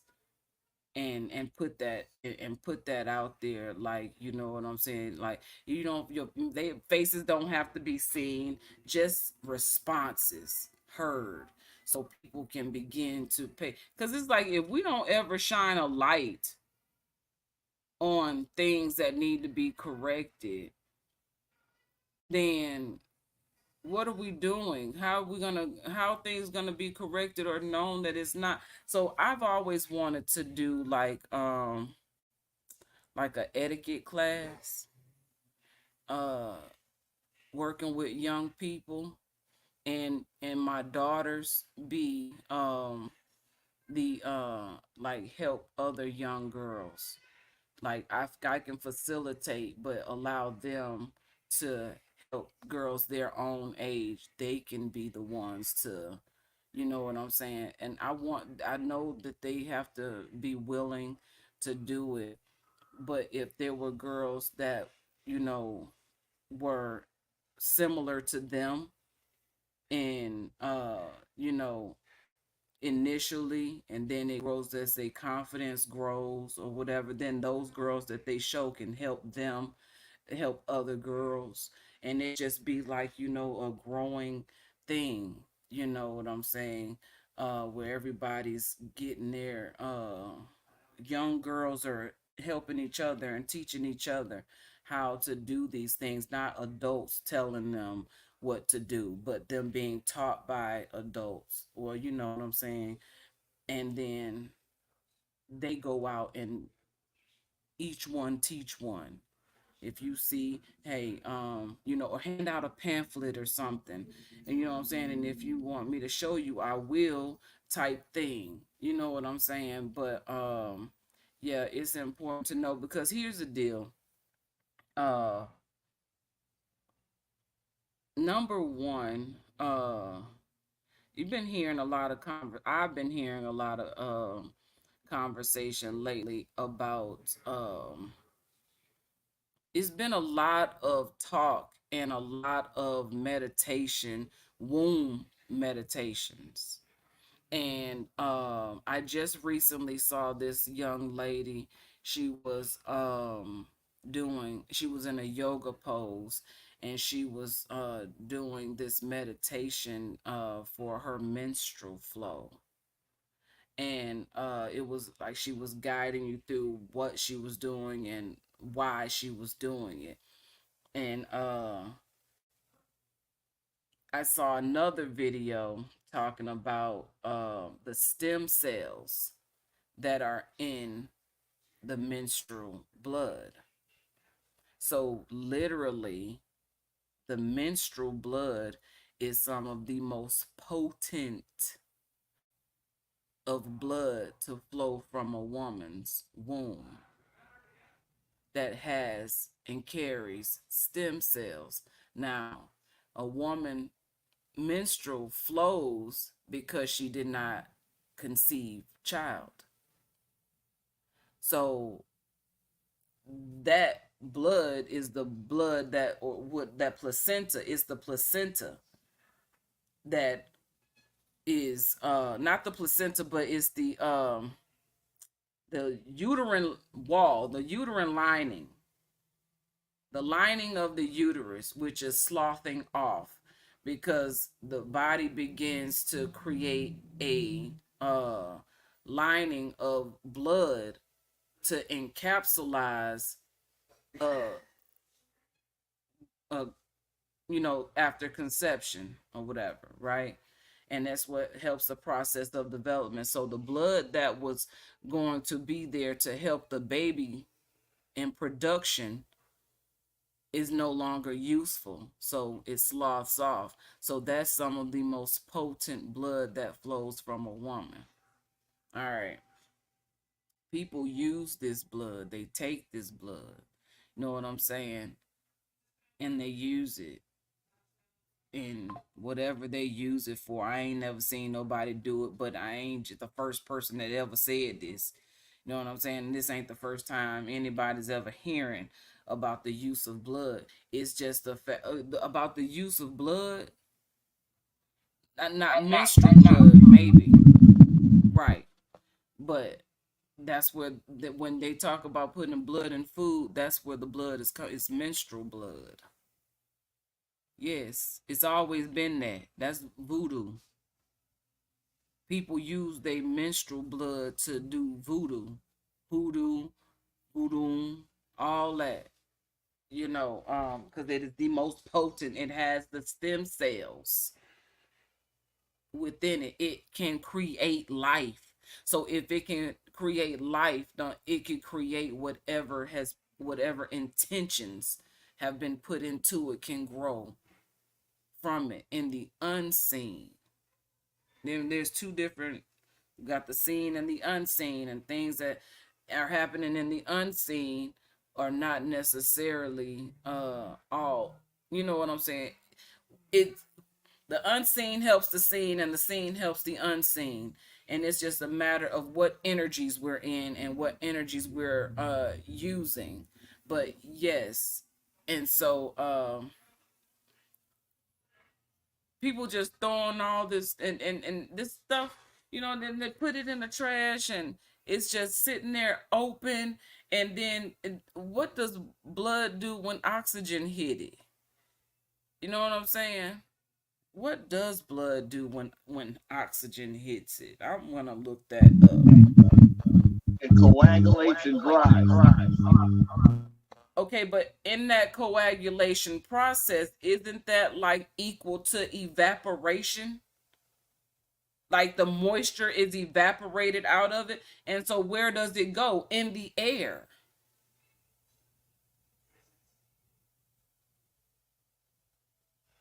I can't stand using public bathrooms. You hear me? I would go in public bathrooms while we were out there traveling and doing all this movement and stuff. I would literally ask for their cleaning supplies and I would be in there cleaning their bathrooms. I done rolled up a dress. And you know what I'm saying? How your grandma tie the dress up in the, so it don't drag on the floor when she cleaning and stuff. Yeah, that was me in public bathrooms cleaning. I did it. I cleaned bathrooms in just about every state that we ever been in. I done cleaned several bathrooms in several states. Because my children had to use the bathroom and they were too small to understand squatting and things like that. So I had to clean the bathrooms. Oh, I'm so sick of cleaning people bathrooms. I had got to the point I was just so sick of cleaning bathrooms. I was tired of moving around because of nasty bathrooms. So I found the best bathrooms to use: Walgreens. Um, who else? QT. They always usually have a clean situation, and they have multiple stalls, and they're always open. What's a QT? A Quick Trip. Those are over here and across. They got them in Texas too. So from Texas on over this way.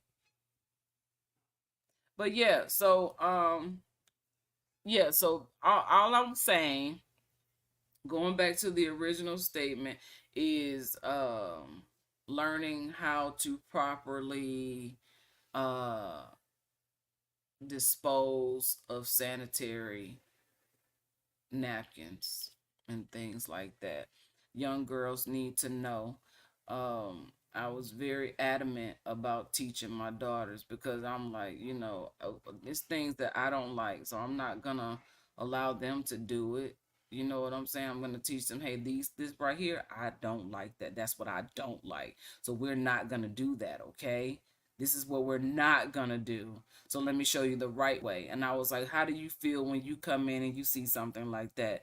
And I gauge them on how it makes them feel. So do you want to make someone feel that way? So if you don't want to feel that way, and you don't want to make anyone feel that way, then this is what you do to prevent that. And this is how we got into the importance of it, because put yourself in in those shoes, and put someone in your shoes and feel how you feel about that. So, yeah. So we don't have to talk about that anymore. We could move on. I yield the floor. I don't really have nothing to say about that. The women around me have always been good. I can't even say like I knew that if I wasn't intimate with them, if I didn't sleep with them, I didn't even know they was on their period. And if I did sleep with them, only because you said no tonight, now I know. Other than that, I never seen nothing nowhere anything like that. So, but That's so good. uh, I said that's good. when I worked at McDonald's, wasn't McDonald's. I can't remember where I was working, but I was young, and the idea came up of me cleaning. The bathrooms had to be clean, and the girls didn't come in yet, and the women's bathroom have to be clean. Well, damn it, I'll clean the women's bathroom. That was the first time and the last time I ever went and cleaned the women's bathroom, and I knew once I got in there and seen the mess, I said, "See, I can't even get out of this because I didn't talk junk." So I had to go in there and clean it up. Oh, this guy's never going to women. And the older dudes, when I came out, they was cracking up. They was cracking up. You won't take your ass in? Nah, no, I won't, man. No way in heaven I'm gonna go back in there. That killed all kinds of stuff I was thinking before. That right there. Sometimes the women's bathroom can be nastier than the men's bathroom. Sometimes. That's a fact all the time. Um, I basic training. You really get a overload on people's behaviors and hygiene practices. And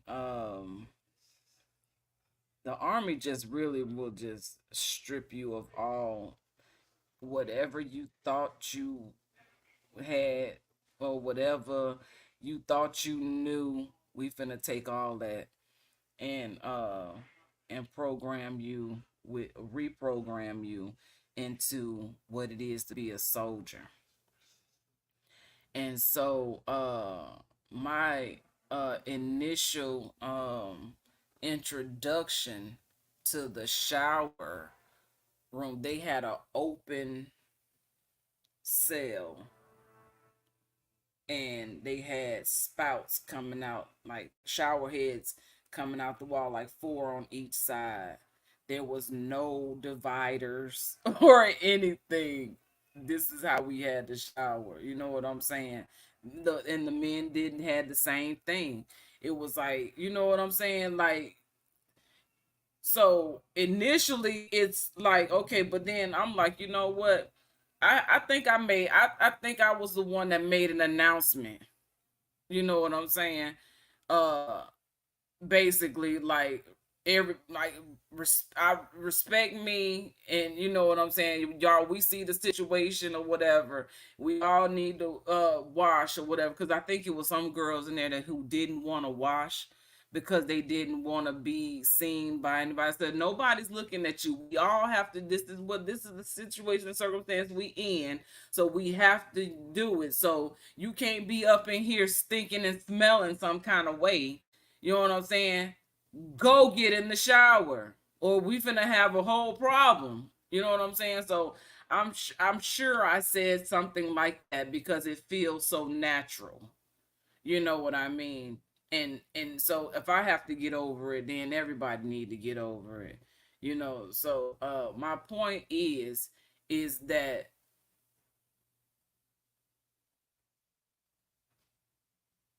I've been desensitized to the human body. You know what I'm saying? There's certain things that have to take place in a certain respect, especially when it comes to hygiene. You know, you can't ever care too much about what somebody think when it comes to keeping your body clean. You know what I'm saying? We outside marching out. We in Fort Sill, Oklahoma, in September. It's hot. You stink, type deal. Get in the shower. So basically, the drill sergeants would say something, and then they'd be like, we have these like mock leadership roles. So you can be the platoon leader, the squad leader, you know what I'm saying, or in that fashion, and you pretty much in a junior leadership position where you the snitch, basically. You the one they gonna come to when they want to find out some information. And if you a good leader, you gonna snitch. You gotta snitch. Ain't no keeping no secrets. So for a long time, I didn't want to be in no leadership position. But once everybody got on, got on their P's and Q's, I was willing to go ahead and participate in that. But I didn't want it if it wasn't real. I'm not gonna play with y'all, and y'all not gonna play with me. So I wasn't too big on that junior leadership stuff. I got leadership for real, and so that was my goal, and I accomplished it. So I had to talk to young soldiers, young troops or whatever. They trusted me. Um I would have soldiers from other sections that didn't even work in my section, like I ain't had nothing to do with them. They would come and talk to me about things, because my soldiers would be like, oh yeah, she cool, you can talk to her, you know what I'm saying, because she, you tell her that she ain't finna be just running telling, you know what I mean, because I didn't keep no secrets, and I would always give sound guidance. But I feel like if you have room, if I'm your supervisor and I see that you have room to grow, I'm not finna go and throw you under the bus. It's for me to teach you to get you there. And like I will always tell them, it's my job to put you in my position because I'm finna leave. I'm not finna stay here. So now I gotta prepare you. I said, so you see all these things I done create, all these things I done give to you. That's so you can learn them and become an expert. And when you become an expert, you can give this same material to the next person behind you. You know what I'm saying? And then help them get, because this everything that I had put together was all the information that we needed to know to be an expert in our job.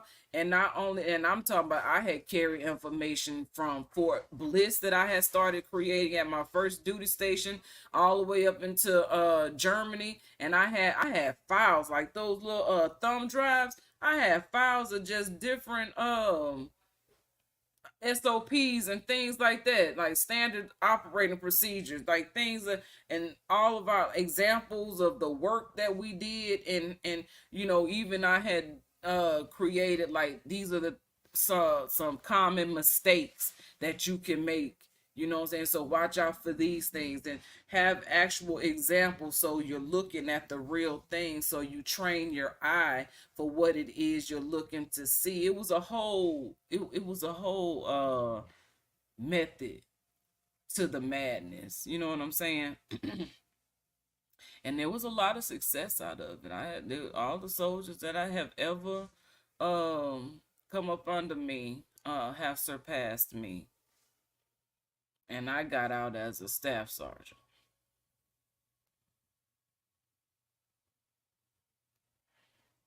So it's been a long time, and now we're not dealing with. I'm not talking about dealing with soldiers who have gone through the same training, the same course, and things like that that I have of, excuse me, of discipline, right?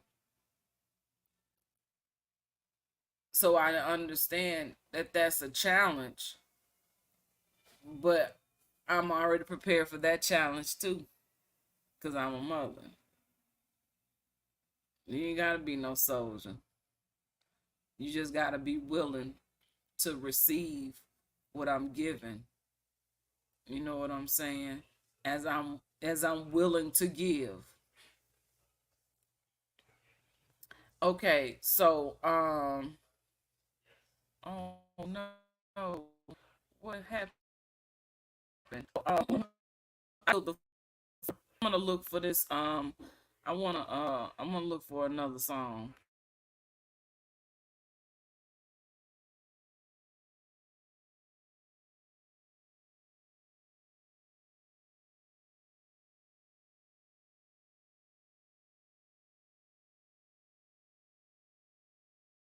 Okay. Oh, what happened?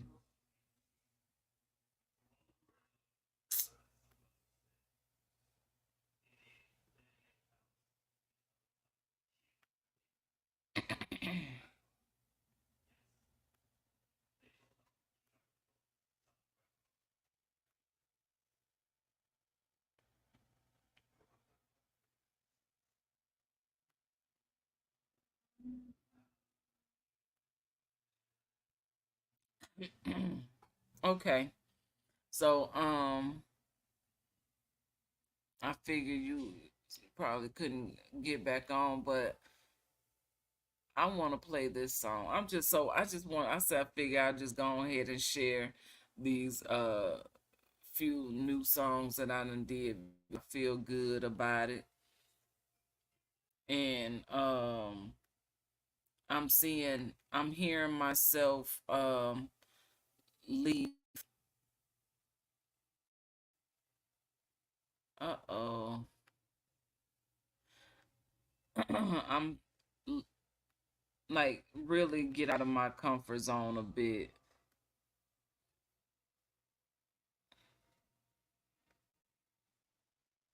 And this song really put me in, like, 'cause I'm talking about, I'm a mother, you know what I'm saying? I'm a mother now.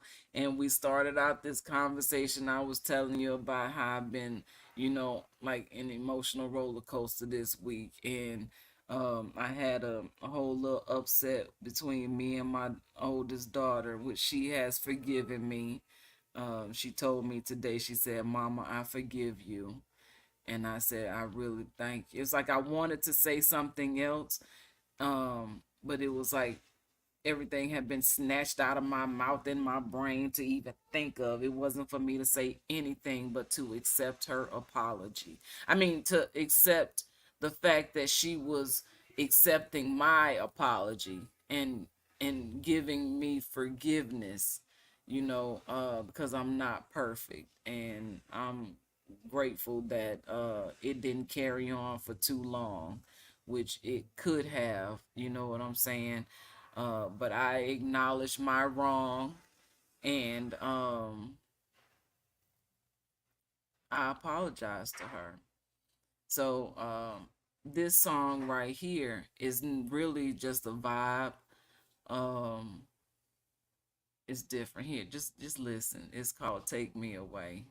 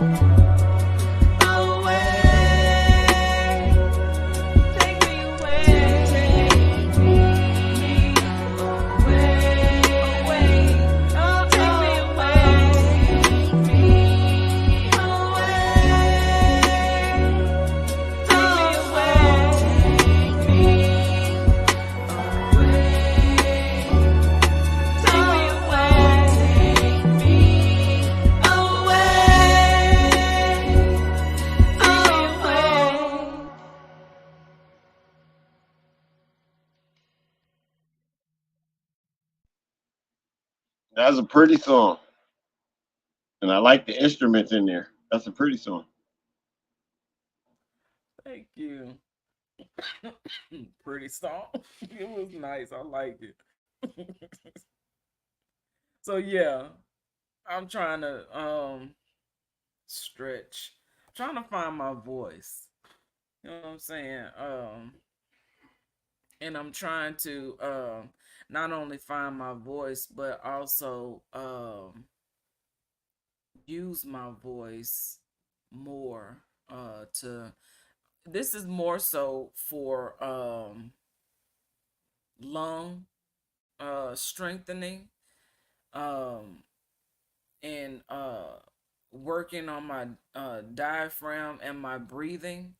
uh it's deeper than just sound. You know what I'm saying? I'm healing myself with sound, because how can I heal what's not being used, or how can I feel what's not being felt or used? You know what I'm saying? So what I have become accustomed to feeling is restriction. So now I have to release the restriction and stretch. And so this is what I'm doing. I'm stretching. I'm working my lungs. I'm working on my vocal cords. My vocals really are my instrument. And that's what's being brought up out of me. The real instrument of my voice. You want to know the first person that I ever saw in concert use their voice as literally, that's the main thing I remember about her, is her voice is an instrument. Jill Scott. Oh my goodness. I saw her in concert. I saw her and Frankie Beverly, rest his soul, now has passed away. Um and Frankie Beverly and Maze. I seen them in concert. And that was one of the greatest concerts that I could have ever experienced. You know what I'm saying? Like, my first husband was 10 years older than me. So I was doing things, way earlier in life. I done been to ballets and plays, and you know what I'm saying? We did things like that. And so I'm cultured. You know what I'm saying? I'm cultured.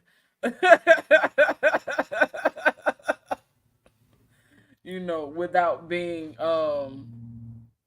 blinded to what's real. You know what I'm saying? I'm well cultured. And so it's like a lot of things about me people won't know about me, cuz I don't look nothing like what I've been through, and I know this. Um and not only that, I by the way I carry myself, I'm so I would like to say meager. You know what I'm saying? I'm not flashy. I'm real laid back and chill. You know what I'm saying? I do like nice things, but if I can't have it the way that I want it, I'd rather not have it at all. You know what I'm saying? So I ain't even gonna play with it. I can look and I can, I do my own thing. That's what I do. I do my own thing. And so I understand my situation and circumstance for the moment, but it's for this moment. So, yep, I don't try to impress nobody. And one thing I don't do, I do not dress up for the internet. I don't care what these people on the internet think about me. Then you see me in person, and then you be like, that's not what I expected. I know. I know. Trick check. The only reason why is because I don't go into an office every day. But if I did, I got my suits in the corner. I'm more comfortable in suits anyways. Every day, every minute. And then right now, I would have a suit on if I had to go into an office, I would have a suit on right now because I put one on this morning. I didn't get in bed yet. I didn't take another shower yet, so I got on a suit. And as soon as I take it off, take a shower, go to bed. But I was always in a suit, always.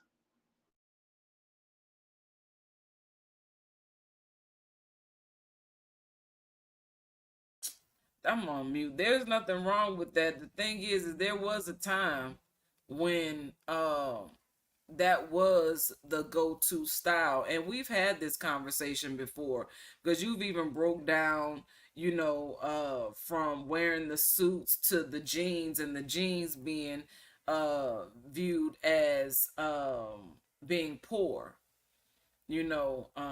and so it does make sense because most poor people did wear denim until denim was made cool.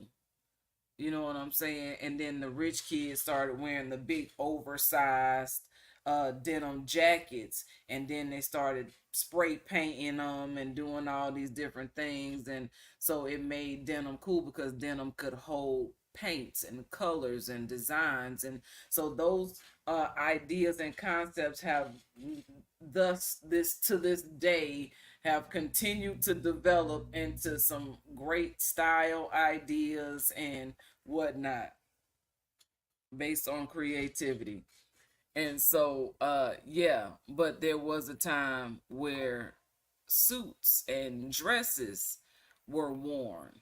you know Women didn't weren't generally seen out, publicly with pants on or shorts. And if they did wear shorts or skirts or whatnot, they had to be long. But then the Daisy Dukes came out. You know what I'm saying? Um, but the basketball players were already wearing Daisy Dukes. Yes, they were. You know what I'm saying? They were already wearing Daisy Dukes, so now they call them Hoochie Daddy shorts.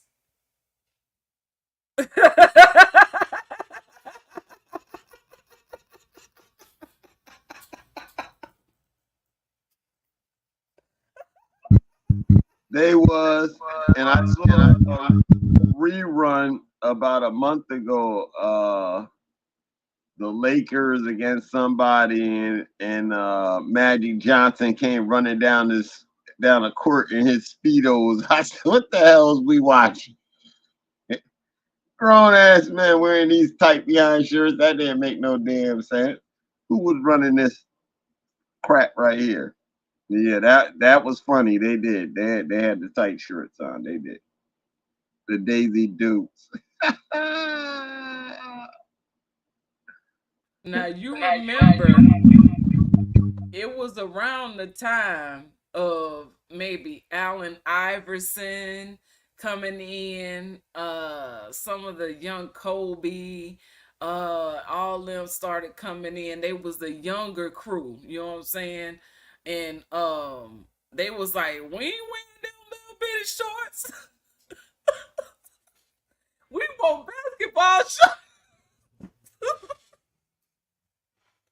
So during that era, they started, you know what I'm saying, the shorts got longer and longer, and more people, more young men, and the girls' beds. Why the girls' shorts was longer than the men's?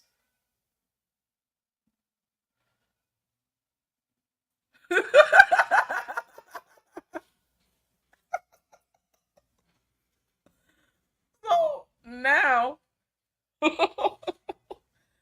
now, It's because a whole bunch of men who don't like women designed this stuff and put it out there on the market. They don't like women, but they like men. That's why the men had on the pool pool shirt and the women had on long down to their past their cat. And then they want to say it's about her being modest and stuff, which when you go back and forth, I understand what you're saying, but for her shorts, I can see the shorts in my head.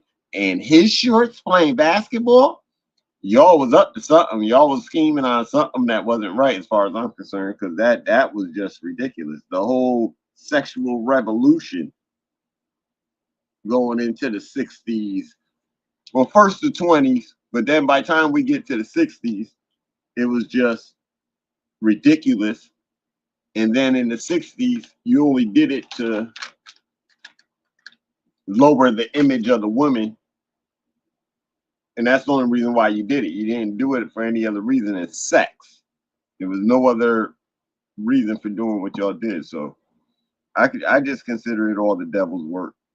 And that's all it can be, is the devil's work. You got men running around here in poom poom shirts, Daisy Dukes. I got I gotta use that. I gotta use that.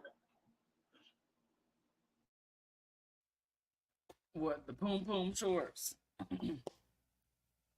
Okay, so you mentioned the sexual revolution. Now, I ain't heard nobody say nothing about no sexual revolution at any time except for Mandela Khan Davis and we have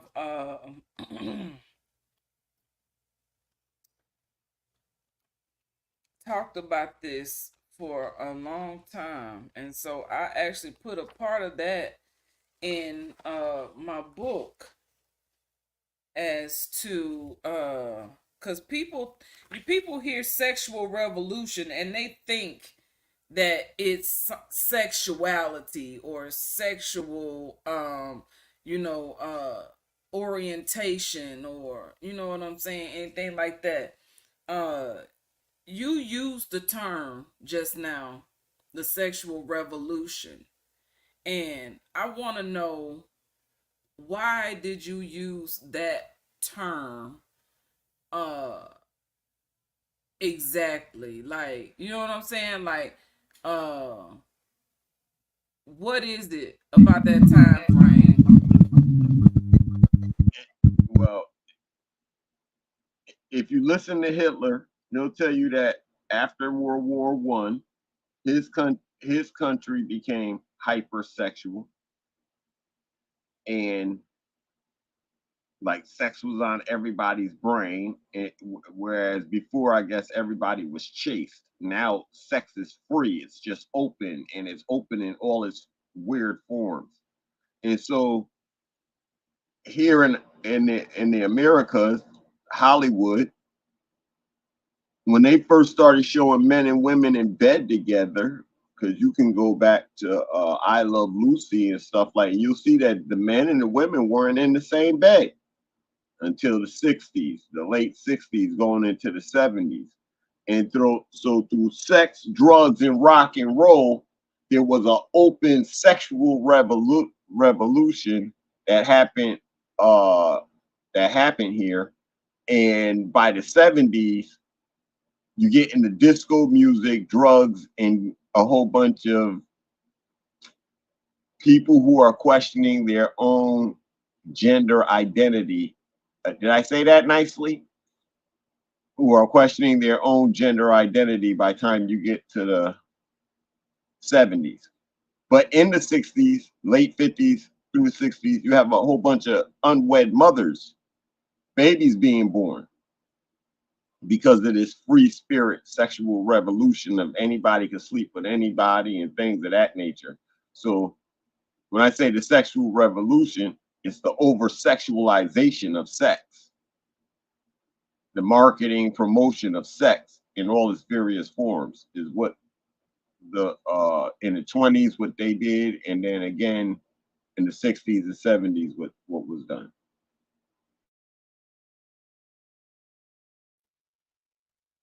Okay. um So, can I read to you from here what I have said about the sexual revolution as far as it pertains to the matriarch? There's been a lot of controversy about this topic. Uh, via Blog Talk Radio because that's what we was. And so I said the new wave of communication because most people do not understand that the sexual revolution is all about the women taking their power back and the men who support and uplift them to do just that, support and uplift them. The sexual revolution never had anything to do with the act of sex. This in this movement, be free from all forms of slavery and oppression. Sex, the act of love making, has been used as a tool to subject those of weaker minds in situations of manipulation.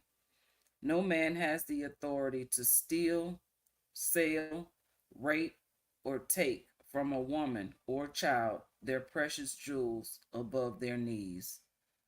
For far too long, women have been subject to objectification, the action of degrading someone to the status of a mere object in an overly sexualized manner, as if that is and has been her only role and purpose to lay, spread, and reproduce.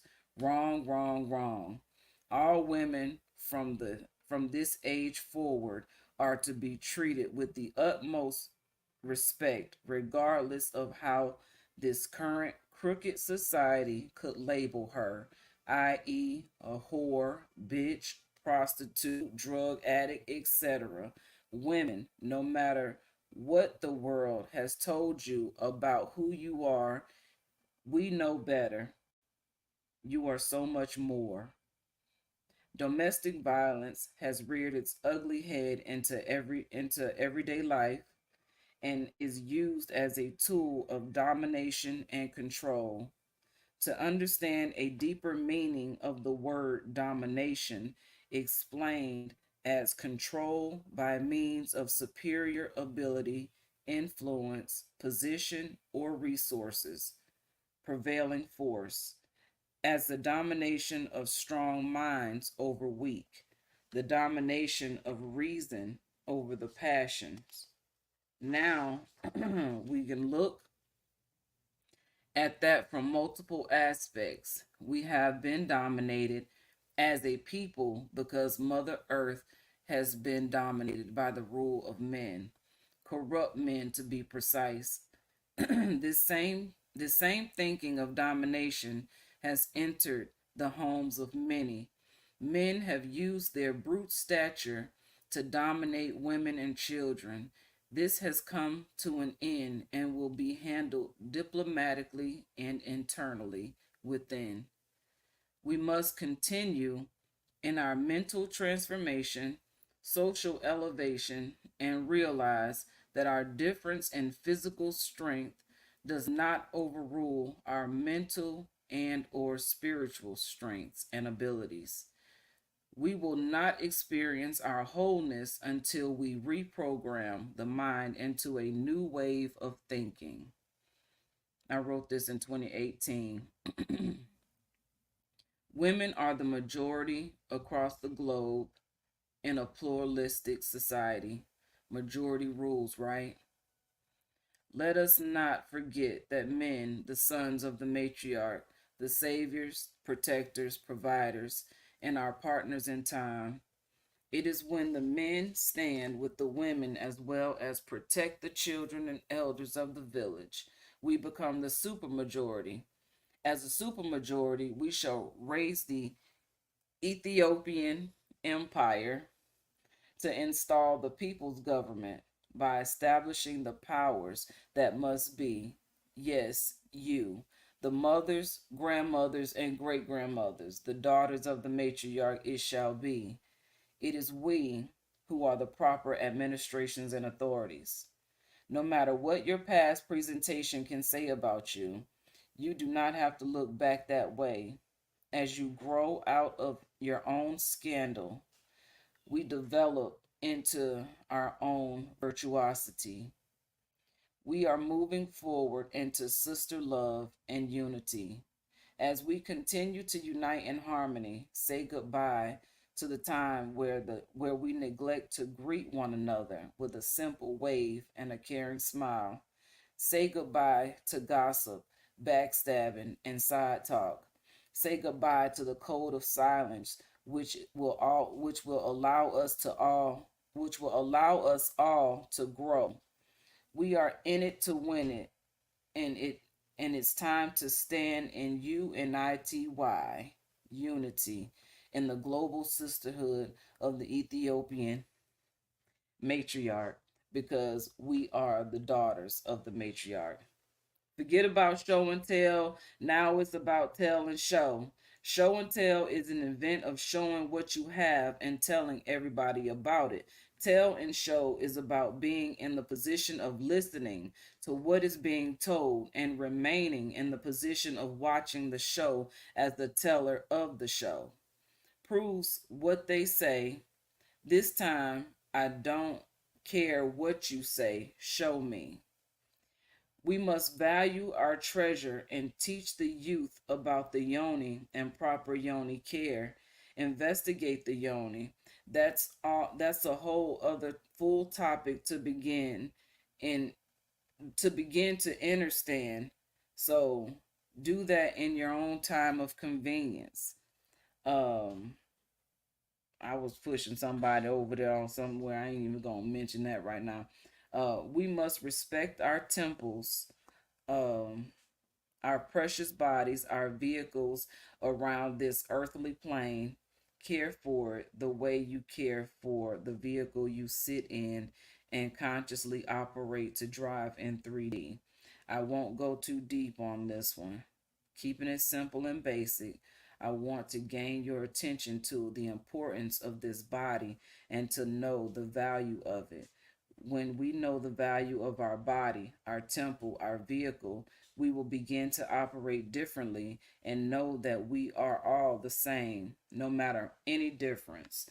We are more alike than not. All our differences are purely superficial, and we should not be ashamed for our behavior among one another. Oh, we should be ashamed for our behavior among one another. Set aside the petty and let's get ready to stand in unity. And then a takeaway for this sexual revolution is the self preservation, which is the first law of nature, and holding self confidence while holding self to a higher standard than anyone else could. Study thyself to know thyself. That's from my book. Islamism, and that's deep. Where the sex, the things that happened after the civil rights movement and people getting jobs and stuff. The sexual revolution, everybody, uh, instant gratification, as they shut down the civil rights, then they brought in the drugs. Then they started taking the civil rights away. So, yeah, the sexual revolution wasn't sex, but from the way that it was lived, made it sex by the people every day in the world. But there was another agenda of things going on behind the curtains that the sex blinded you as you watched for the first time tampon commercials come on TV. The young lady with the legs commercial, she was my first girlfriend. Um, Wonder Woman and all the other scantily dressed people. People started sleeping in the beds together, and he's just seen more and more as time went on. And the sexual revolution, it is it's a blinder to the rest of the world because of instant gratification and knowing that you will buy into the instant gratification.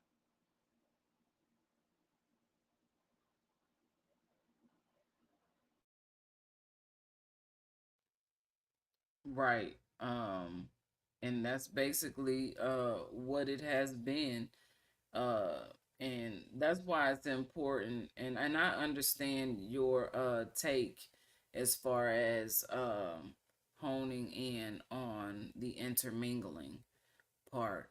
And also, like it was stated earlier tonight, just the fact that we want to be cautious as to men should be more cautious as to who they're, you know what I'm saying, entering. And so it's not just women who should, we should all have a value and a respect for, okay, so say for instance, you know how people are with their food. If they were like that with their, you know, sexual behaviors, then we wouldn't have this problem, because most people like to keep their food to themselves. You know what I'm saying? And you don't want. And what if somebody just come and just put their hand in your food? You gonna be mad. You gonna want to fight. But you go dipping yourself into pools everywhere. You know what I'm saying? And then next thing you know, a baby comes and you ain't even learned how to, you know, properly clean your own self, let alone have a child and teach them how to do it. Man, look, I know I slipped for a while. You know what I'm saying? I wasn't too into doing hair, and the crazy thing is my daughters didn't care about hair. And so that was a benefit to being home and homeschooling. It didn't matter what we looked like, you know what I'm saying? It didn't matter the clothes we had on, and none of those things mattered. And so I kind of like living that way. I look back at some of the old pictures and how how my girls was dressed, and at the time I was like, as long as it fits, it's good, right?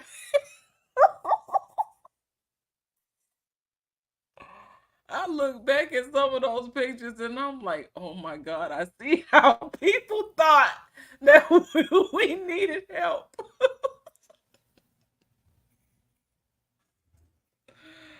Oh my goodness gracious. Okay. So we done came a long way, not to say the least. Um, and I'm grateful to be here. And I'm grateful for all the help that has been given along the way by those who were willing to open their hearts and even their doors to me and my daughters. And that's everybody. Everybody. And if you was that person, you ought to know who you are. You know what I'm saying? Because that ain't something that everybody was doing. But there's certain people in this world that, no matter what the situation was, they didn't turn their back on us. They ain't turning back. So even though you go through ups and downs in your emotions, and you learn about just getting to know yourself all over again. You know what I'm saying? After you've been in a relationship with somebody and you have learned yourself and you become something new in this relationship, because it's not just you joined with someone else. And so you kind of shift a bit to the things that you do. You know what I'm saying? Things change. Your routines change because you got another person. You know what I'm saying? Anyway, you grow together, like you said, or you grow apart.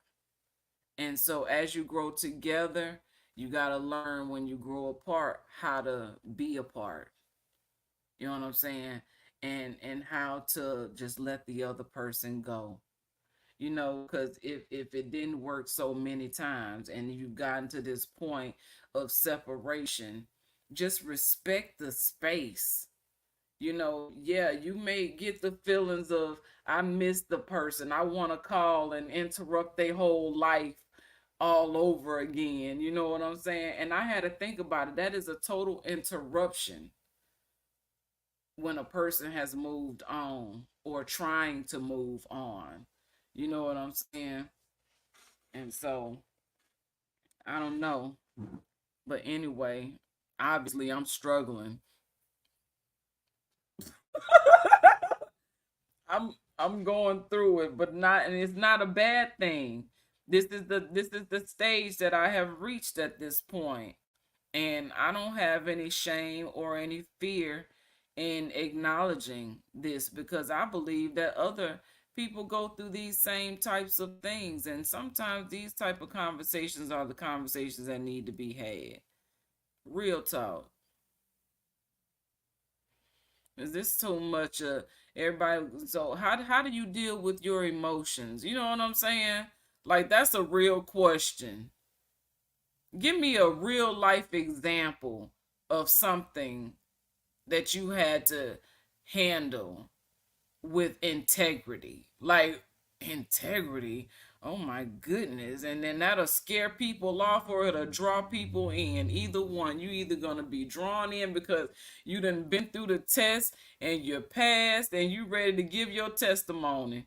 Or or you failed the test one or more times and you don't have a testimony because you keep going in the way of resistance, not the way of least resistance. So you can't speak for those who have gone through the path of least resistance, because you have to trust that you're going to make it through, not knowing the directions, not having any clue to any landmarks or anything that you gonna see or need. So yeah. So I usually take the path of least resistance, because ain't nobody got time for that. I ain't got time to be resisting stuff that's gonna make me better. You know what I'm saying? Now I do have some resistance, right? Because see, if I was just to get up in the morning and make my lime water first thing, my sea moss tea, first thing I do, see, I done got when you get sick in any kind of way and it puts you down, and you and I had to learn how to be still and to allow my body to get the rest that it needed, because it's only in rest that our bodies can heal.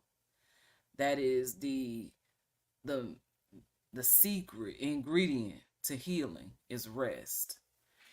And so I had to learn how to lay down and not do anything. And so my point is that went on for the better part of uh, a year, a year and a half, or has it been 2 years? Anyway, I've been up and moving, but not like I used to, not at all like I used to. And so my point is that because I had to become okay and comfortable with laying down, I've become comfortable with laying down. I always think I need rest. And so maybe I do. Maybe I do. Because see, I'm trying to push I have to learn patience with myself too, you see. And what I haven't given myself enough grace and enough patience to just be okay. You know, I'm still going through. My treatment phase ain't even over. I have 5 years of treatment. I'm just not on the hard stuff no more. You know what I'm saying? It's easy going this rest of the way, but this stuff is still manipulating my system. And so I'm on an everyday constant battle of health and wellness. So I started something new. So I have my sea moss tea. I done figured out how to make sea moss not taste bad. And so that's with the lime, and I can drink, and honey, I could drink that. So I warm, and I take that with my medicine. But guess what? I put some cardamom in my tea today. Do you know what cardamom is? Okay, I posted it on my story today, but cardamom, I probably still got it up here. Yep, benefits of cardamom right here. I posted it. So it's a antiseptic. It has antiseptic properties. It's an anti-inflammatory, antioxidants, antispasmodic. I don't even know what that means. Aphrodisiac, blood clots. It helps with blood pressure, cold and flu, depression, detoxify, uh, digestion, eliminates bad breath, and oral health. All one thing, do all that. So I put some ground cardamom in my tea today, and so now I'm going to. So excuse me, I was thinking, when you see things like, if you do this for this many days, you'll see results, and your mind gets stuck on trying to make it that many days, and immediately when your mind gets on focus or concentrates like that, it's like all negative energy is magnified, and the magnetism becomes so much stronger, and everything opposite from what you want is happening, you know. So it's like setting your intentions is important. You know what I'm saying? And protecting your yourself psychically, you know. Um but what was I finna say? You think I'd be tired of talking, but I'm not.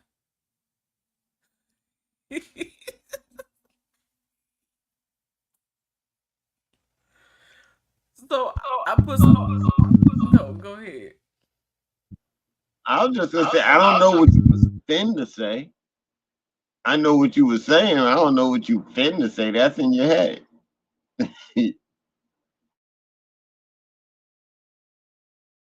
What was I saying? You was talking about your health and taking the medicine and staying healthy in your journey through it.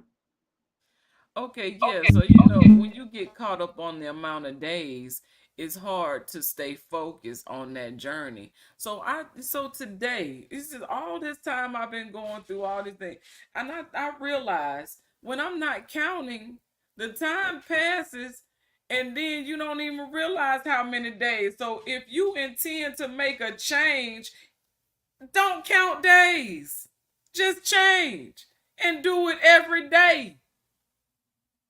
And so I'm like, okay, Christina.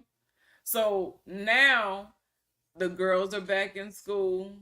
They're active and engaged. And okay. So yesterday was Aisha's first day.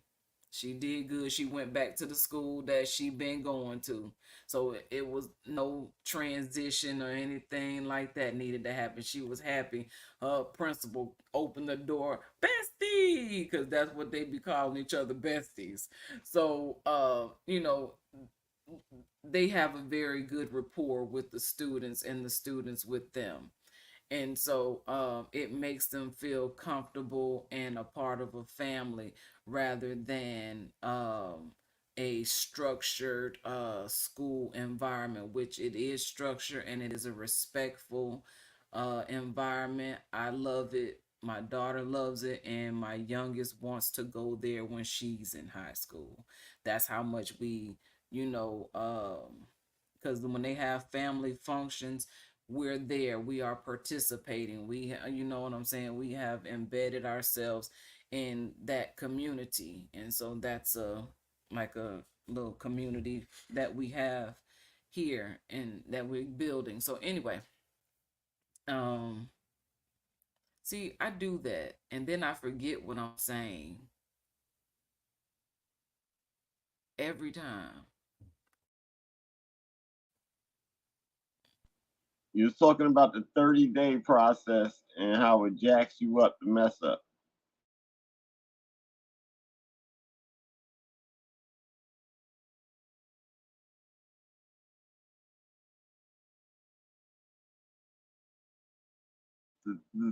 The 30-day process. You was talking about the 30-day process and how it psychs you out to mess up. Oh well, yeah, okay, so yeah, I got past that. I was talking about I don't know what I was talking about. Oh, first the girls in school. So there was no transition for Aisha. So she's back where she's comfortable. I went into breaking down why she's so comfortable. And I liked school. But anyway, Mariah, first day, but she went to a new school today. She's never been there. She doesn't know the teachers, she doesn't know any of the students.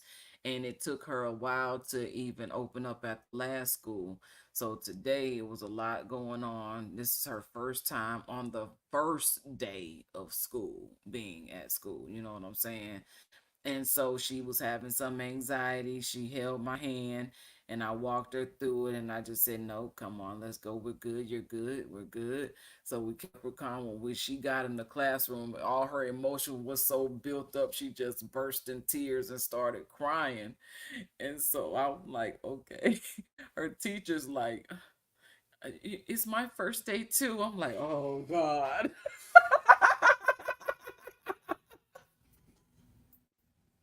They'll all be standing at the chalkboard crying together. So I spent time and I said, okay, so take me. I told the teacher, I said, okay, so take me through your day. Like, how would she come into the classroom? What would she do? And I said, and the teacher's looking at me like, I was like, no, I'm asking you to tell me so I can walk her through the process and help her to feel comfortable in this space and environment. You know what I'm saying? Where she's not alone. I'm helping her to see what it is as you're telling me. You know what I'm saying? I'm going to do it. She's watching me. Right. So we went through this process and everything. And then one of the other students came and approached her and saw that she had her catnap stuffy toy. And he was like, I know that's catnap. And he was like, you can make, he brought the purple Play-Doh and was like, you can make a catnap, and gave her the purple. And once that her mind was like, okay, we're good. I'm good. We she stopped crying. She was ready to, and she came and hugged me like 3 times, and Mariah is not touchy feely and no hugs. I was a time where I could not touch her. You know what I'm saying? She didn't, she would make, like, I would cry so much because I didn't understand why she was like that. You know what I'm saying? And understanding a child who's on the spectrum of autism, when you don't know anything about it, everything has been um learned through experience with my own child. And so I can recognize it now when I see it elsewhere. But she calmed down eventually, and her teacher messaged me because Mariah wanted her to tell me that she was having a good day. So she said she's ready to go back tomorrow. And so this is turning out to be a really good experience. And so she even let me do her hair.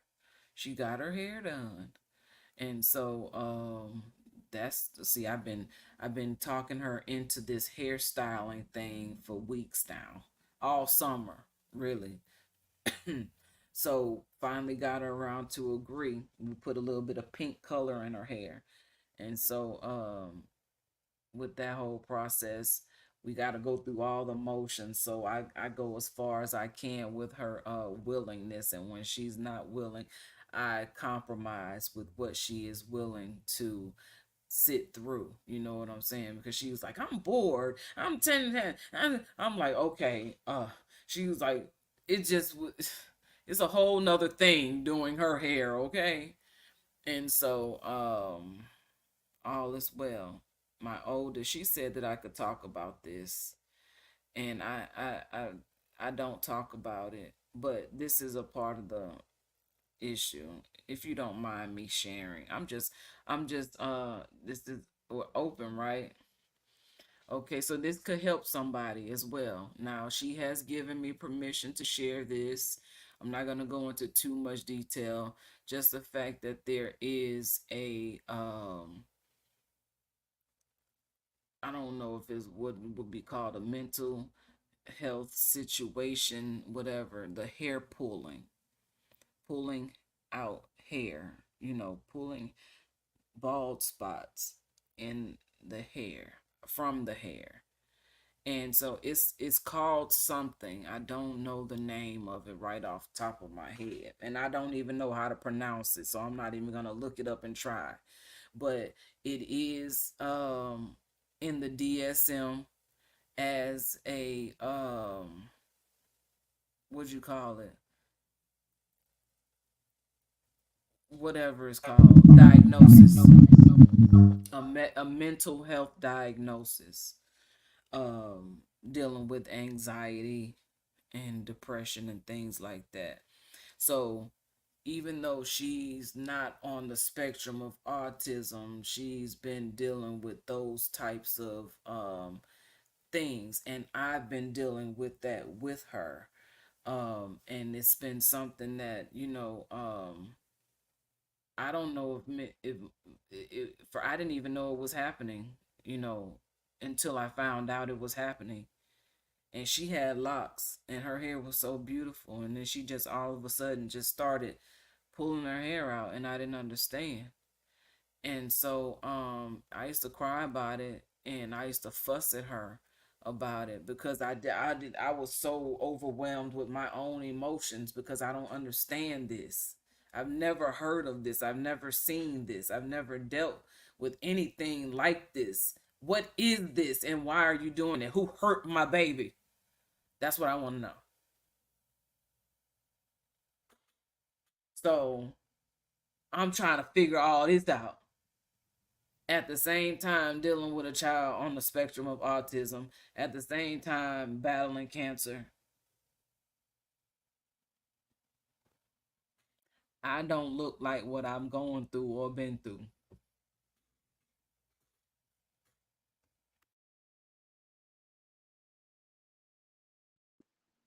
No, you don't, Side Star. You look. I'm telling you, you look like a 25-year-old, 26-year-old young lady. You don't look nothing. You don't look anywhere near over that at all, and you don't carry yourself like you're older than 27, 28. So no, you don't look like it. Well, I appreciate that. But yeah, I met this lady. I don't know if I told this story before. She had been shot in the face, and she was 42. And I told her I was 44, and she was like, "Girl, where?" And so she was she was I'm glad I picked her up, not because of the compliment but because of her energy, and the fact that she had been through what she had gone through and still had joy. And she had broke down crying. The first thing she did was cry. And after she cried, because I told her, I said, feel free and let it loose. And she began to tell me what was going on and why she was so upset. And then after those tears, she was like, can I play some music for me? So she wanted to put on Nipsey Hussle.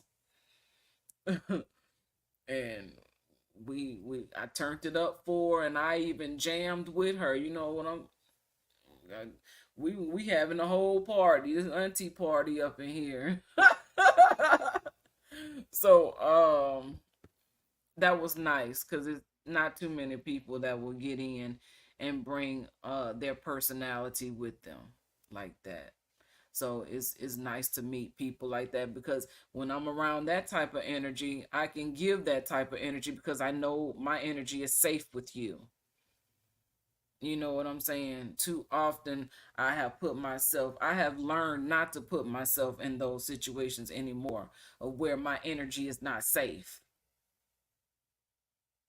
So I stay to myself because it be the ones that really make you think that you safe, and then next thing you know, they will turn and flip on you and shock your whole world. Like, I just put all this time and energy into believing in you for you to flip and flop like you just did, like you ain't never even talked to me, but everything you talking about is what I said 2 years ago.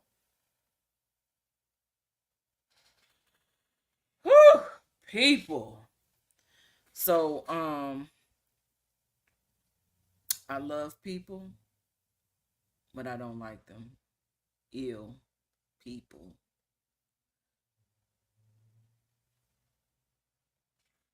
They scare me. People scare us. Yeah, I'm not ashamed to say it. Some of these people are whacked out. You can just tell by the way they walk, and then when they start talking, it gets even more dangerous. And then it's like, even so, I'm not scared of you, but by the stuff you're saying, I should have concern for my safety because the police could roll up here any minute right now. We both going to be in trouble. So I don't understand where y'all coming from. So yeah, I don't. Mm-mm. No, I prefer to keep it myself nowadays, or a select few of people, I should say. I'd rather be around a select few of people than the way we grew up, because we grew up popular. I did. Yeah, well, I have my certain friends that I talk to. Okay, so who I talk to outside of this communication right here is my best friend Jamie and my battle buddy from the army, April. Those are the two people, and my mama, of course, and she can get it anytime. You know what I'm saying? I don't care what time it is, she can get. So and that's it. And most of my communication is through texting. You know what I'm saying? I text my nephew, uh, and a few other people. That's it. My brother and my daughters. My two daughters and my brother. Them top three people on my phone right now. And I was like, that's so interesting. I love the fact that my brother communicates. He doesn't. Yeah, he's open to, you know, the text messages like, hey, I'm got this going on today or whatever. And so he stays in touch. And even like this morning, Mariah was like, where's Uncle Chris? I said, he's already gone to work. And she was like, oh, she wanted him to see her off to school today. You know what I'm saying? So I was like, okay, take a picture so I can send it to your uncle. So I sent him pictures of the girls and let him know that they was talking, wanting them to be here and whatever. So um they're building a nice relationship with their uncle, and I'm building a nice relationship with my brother. and it just feels it feels nice, to be able, just to be able, you know what I'm saying? And so yeah, I'm the big sister. I'm the eldest out of all my siblings. So I always said that whenever I got when I got grown, I was gonna take care of my brothers and my sisters. And I did, and that was always been my goal, my aim was to do as much as I could, earn as much as I could, gain as much as I could, and not just for myself. Anytime I came home with anything, we went shopping, we went and did this, we had things done. You know what I'm saying? To get their nails done, and this was our bonding time and things that they couldn't necessarily afford to do on their own. So I treated to those types of things. My mother as well. And so when I wasn't, it felt like when I wasn't able to do those things anymore, though, people stopped communicating with me. And so I had to learn how to say no. And so once I learned how to say no, my crowd got smaller and smaller. People don't like to be told no. They want to. especially when you capitalize the N and the O, and then you put an explanation point on the end of it. They hate that move right there. They don't want to hear it. No. Who are you to tell me no?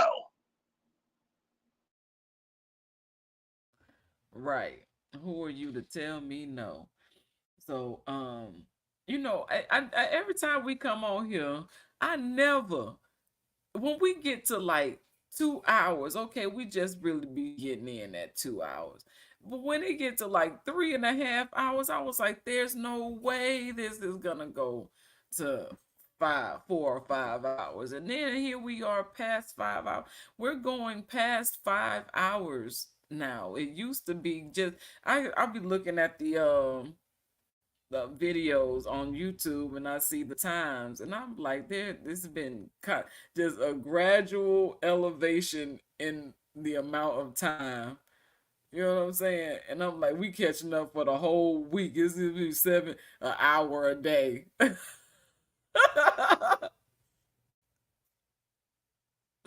That is crazy. Everything you want to talk about, get it out now. Dump this week and start fresh. And see, that's what I like about this platform. You know what I'm saying? The fact that I never put that together until right now. Dump this week and move on to the next week. And then, you know what? This is like uh, a progression in time as well. In development, growth and development. And we're marking time. We're marking time major. You know what I'm saying? And I believe it's much bigger than what can be seen with the naked eye. I just feel that way. And so I'm not oblivious. It's just that I like to be oblivious and I appreciate the oblivion that I'm resting in, because if it wasn't oblivion, I wouldn't be here. I would run, I would dash. You hear me? It got to be snuck up on me, and only the intelligence of the creator knows that about me. So anyone who's willing to participate in that has to be from the creator. So that's the only reason why we're here. And I'm grateful, and I know it's not about me. It's about we. But me in the we has to be accountable and consciously aware of me and how I fit into we. So it's okay to talk about self, as long as the growth and development that we are enhancing is to develop the all, the collective, the whole, right? You shouldn't want me if I'm dull. You should want me sharp.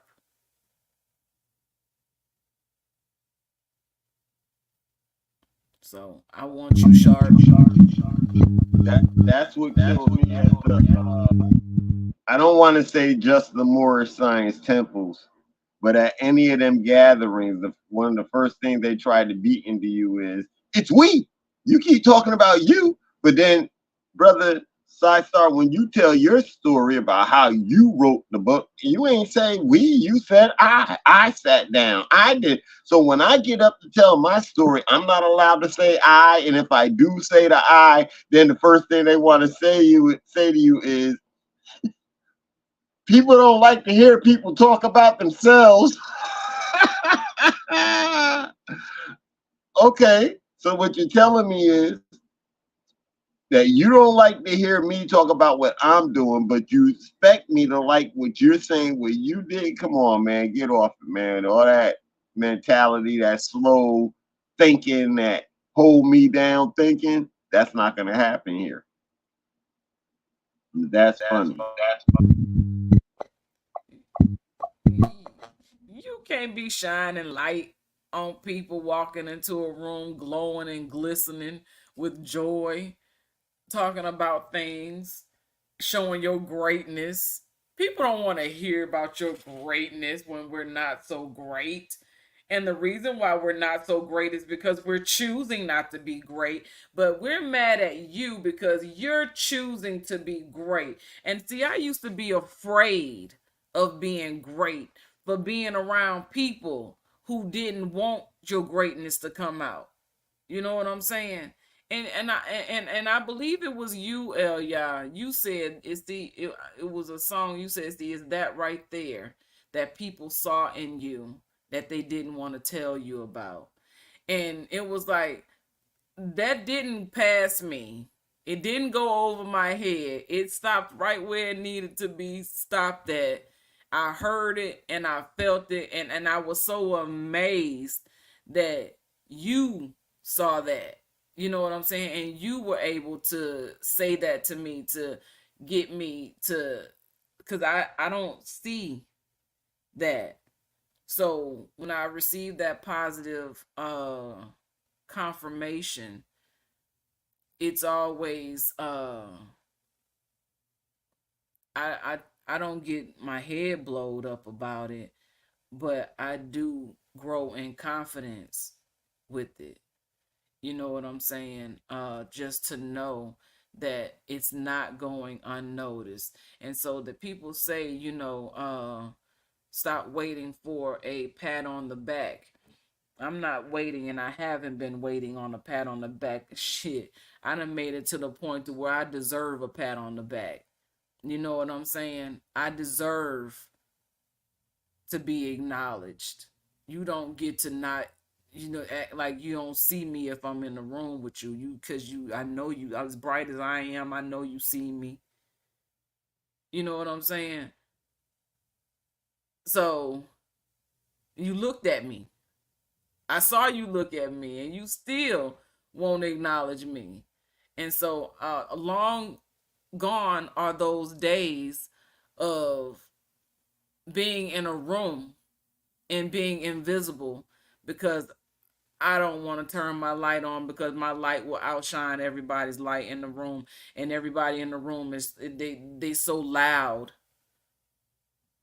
about their about their whatever successes and all their accomplishments and whatever. They're so boastful, you know. But here I am,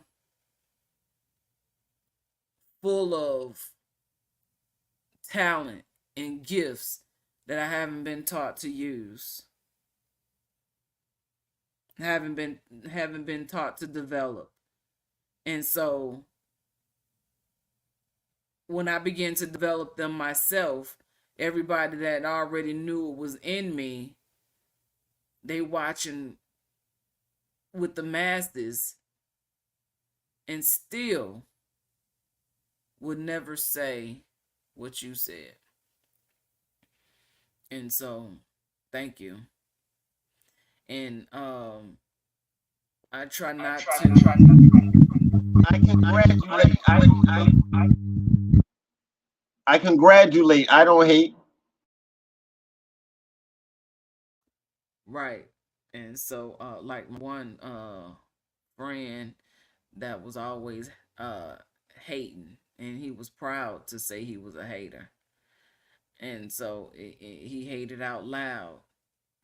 And he hated so hard it'd be funny. For real, it'd be so funny how he was hating. And it would make it was his comedy. You know what I'm saying? It was what so it's like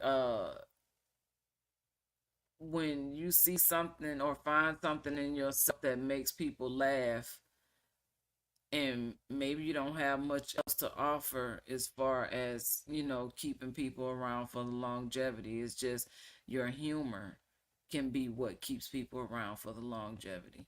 You know what I'm saying? There's certain qualities about people that we are attracted to in different ways.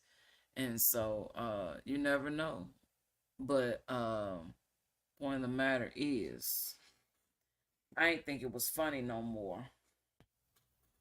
And I realized how my time was being wasted rather than developed. And I was like, I would choose this over developing myself, using that time that I had been freely giving for my time to be wasted, not developed, no support, no upliftment, no encouragement. Why am I going to stay on the phone talking to you for 5 hours?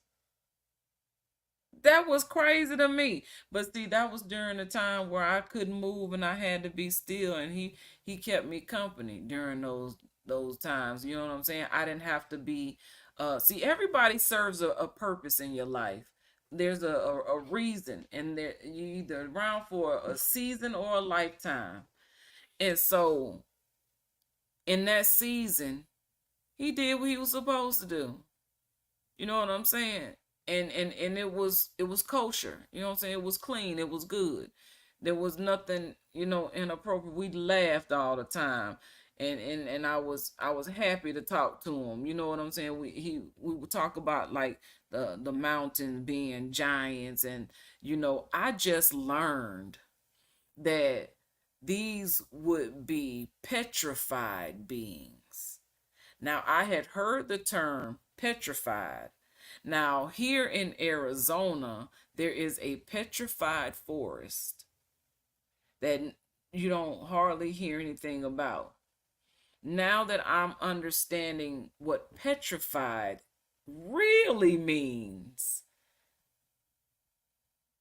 they cut into rocks that look like bacon and meat, like chunk stew meat.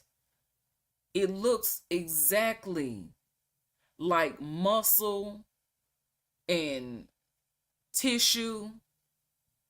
It looks like it. There's no way. Only in madness could you not accept the truth. Pure madness. Mental insanity. If you can't see that looked like meat. So, ooh, goodness gracious. I also seen this thing today, right? It was a hot dog. It said you'll feed your child a hot dog because it looked like this, but this is really what it is, and it was all intestines, and I was like, oh my goodness. Sometimes I just want a hot dog. I just crave a hot dog. I be like, that's just, you know what I'm Not saying? gonna stop eating hot dogs unless they have pork in them. We like the beef hot dog. Them beef hot dogs be going off it after my brother be putting them in the air fryer. Them things be good. Now I don't like to eat them all the time, but you know what I'm saying. I don't even really buy them, but he eat them, so you know what I'm saying. It's in here now, but and I'm not Hot opposed to it. hot dogs, beans, and rice. That ever since I could cook, that's always been one of my most favorite meals. We ain't gotta argue about it. Then when I got married, my ex-wife, she didn't feel like cooking one day. You know, what y'all gonna eat? I said, we'll have hot dogs, beans, and rice. She said, my kids never had that before. I said, when I get through with it, they'll always want it. Guess what? After I cooked it, they wanted that every other night. They wanted hot dogs, beans, and rice. This is the best flavor in the world.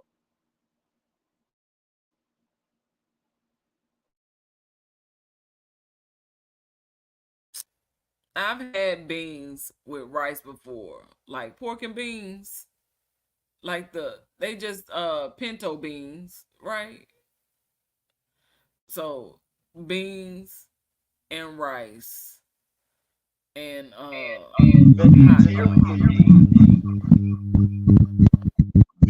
Vegetarian beans. They're like the pork and beans. They're the great Heinz vegetarian in the can. No pork in them. Oh, they got molasses and all that in it. Very tasty. Okay, because I got some vegetarian beans in here, right? And I'm like, what is a vegetarian bean? You know what I'm saying? So now I know what it is. And those beans are actually really good with rice. Those beans specifically have a different taste with rice because it's like a gravy off the beans. They give it that taste. And so yeah, I could see that with the oh yeah, I could see that being good. I eat it. I told you I eat.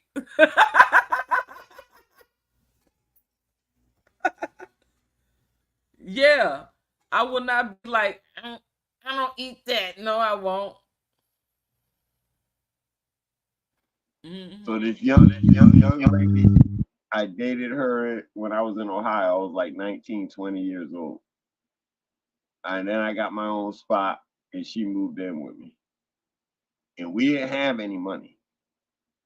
So the bags of beans, and we just talked like last year. We hadn't seen each other for like 30, 40 years. We just talked to each other last year. And she's like, oh my God, only thing, only reason why I really knew you cared about me is because you got in that kitchen and you cooked and you taught me to eat beans and rice. You had beans and rice with everything. I put turkey in it one time, neck bones another time, just and all the beans. Like if I don't like a bean, I'll say I don't like lima beans. But all the other beans, it's too much bean. It's just too much, too chewy. I just it's but all the other beans, I will knock them out the park with no problem. Just no pork in it. I love beans, and I guess I used to hook her up, and I know I did every kind of way, no matter what. Fried chicken, rice, and beans that go down without thinking twice about it. A steak, a real steak, not no doodle steak, and not no human petrified rock steak. Real cow meat in the rib part, preferably, or corned beef.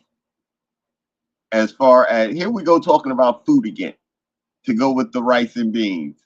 And the last thing I'll say is when it comes to rice and beans, I like to have raw onions on top of them.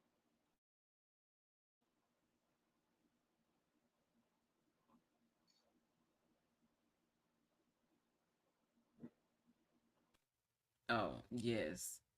That sounds good. Yep, and here we go talking about food again. But you know, you can never get bored with food. You talk about food all day. And the crazy thing about it is, a lot of times I don't even. I'm at this point now. I'm like really battling eating heavy. Like my body is like telling me stop eating heavy. My body is telling me this. You know what I'm saying? So I'm like, okay, I gotta get into my. So I have to do everything up here first. And so in my mind, I see myself when I get fruit, go ahead and prepare it, cut it like cantaloupe, melon, pineapples, that type of stuff. I can eat that stuff all day, every day if it's cut up already. But if I'm hungry and it's not cut up already, my hunger doesn't want me to cut that. My hunger wants to get that oatmeal cream pie up there. You know what I'm saying? Or some marshmallows or something that I don't need to be eating, period. You know what I'm saying? And so I'm really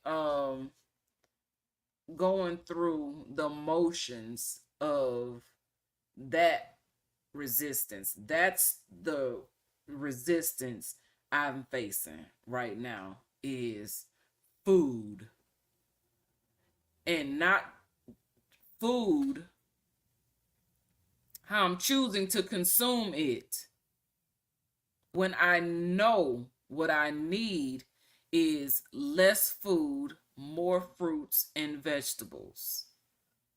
But I have gotten out of the habit of being in preparation of these things.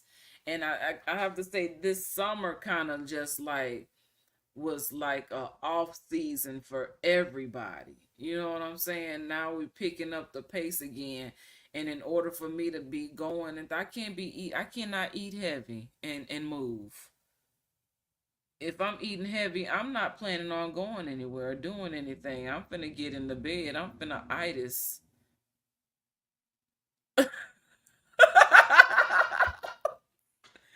But you know that's not really healthy. So I'm gonna be in motion more, so I need to be, you know, eating electric foods and things like that. So that's what I'm going towards, and the only thing saving me right now is the fact that I have been consistent. Now we cannot. Okay, this is for the all. When we are making changes in our lives, we have to give ourselves credit for what we are doing and remaining consistent with. And that consistency that we are keeping up with will help the growth of consistency in other areas because it's creating a routine. Now, the question was asked of me, was I, it was several questions asked. Am I introvert or extrovert? And I'm both. I, I'm I'm really introvert because I'd rather just stay to myself than to be out. But when it comes to the mission and assignment, all of that introvert stuff goes to the wayside and my extrovert comes out because I have to present this information. I have to speak for the people. I have to, you know what I'm saying? Or I get to because I'm here to do it. So my energy is different for that. So I'm extrovert, you know what I'm saying? So now I gotta pour in, I gotta pull that introvert me, which is where my talents and gifts are, holding it to myself, but I still share it. But I share it where you don't see me doing anything, you just hear the production. You know what I'm saying? The work that goes into it is much different than what the outcome is. You know what I'm saying? So now it's like, okay, let people into my process, but I'm still not in a situation where I feel like it's time for that. You know what I mean? Because I'm tired of being the cameraman. I'm tired of being the model. I'm tired of being the artist. I'm tired of being the engineer, the producer. You know what I'm saying? I don't want to wear all the hats no more. I want to give some of these hats up. I gotta look at here. You look at here. Let me tell you how many hats I'm wearing, okay? And this ain't even all of them. This just most of them. All hats. All hats.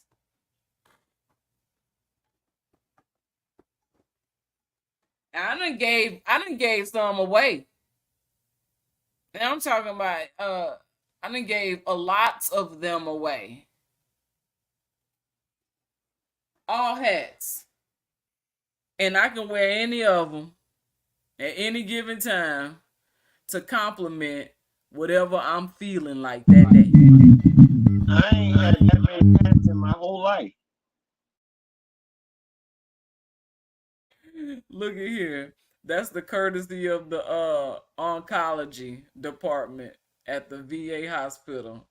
They are donated to the oncology patients. And so since I am an oncology patient, I see them and I wear them because I appreciate the time and effort that was put into them, and for the reasons that they were put together.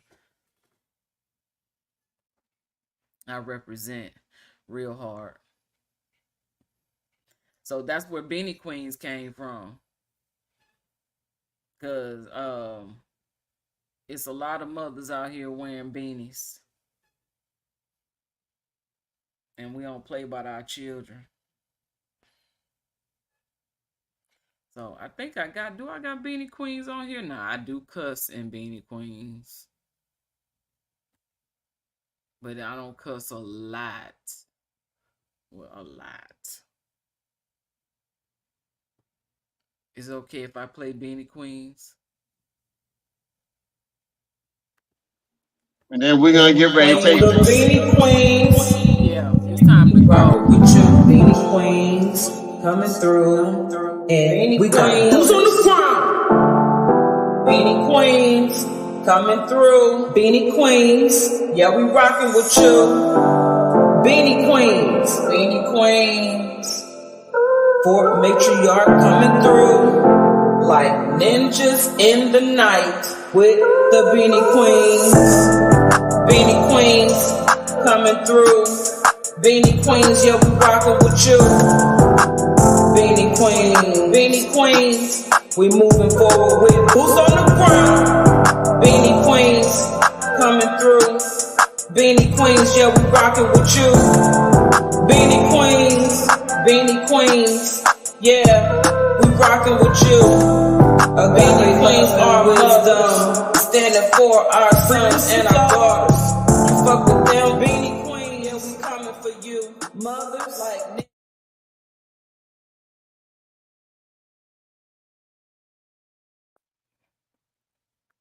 so, I don't want to do that. But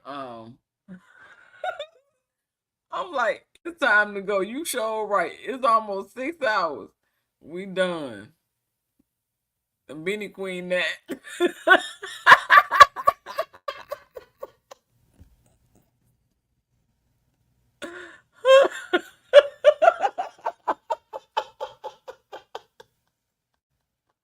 Beanie Queen that. We need to go.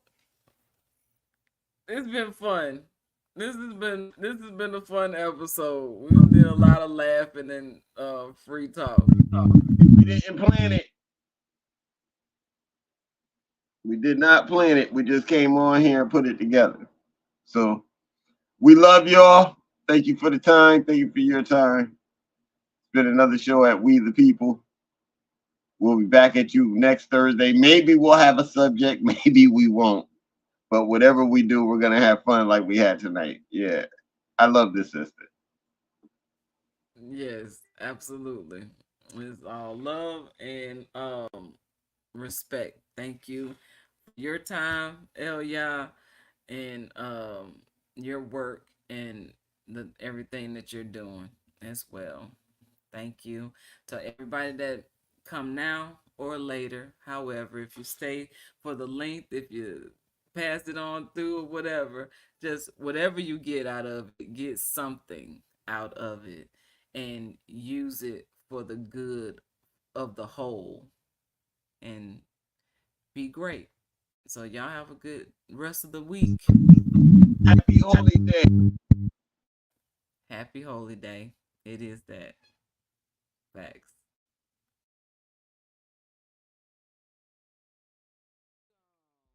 To a new wave of thinking.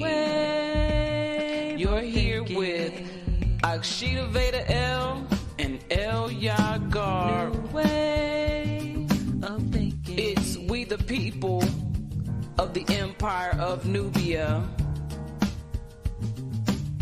Get ready to open your mind, sit back and unwind to take in the discussion, to prepare us to win. We are sovereign, we are law. We coming with concepts here that are fundamental building blocks, focusing on principles, thoughts, and beliefs. We're here to shake you up, to wake you up. Islamism. The masses is suffering with temporary mental illness of cognitive dissonance. Open up your mind.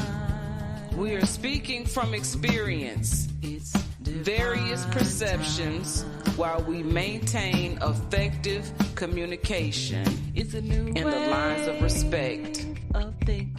Our thoughts become connected through human cognition, which is the process of acquiring new information and understanding based on personal experience and relatable topics of discussion. We are the currency of the know, knowledge, wisdom through love, bringing peace, justice, and truth as we gain freedom.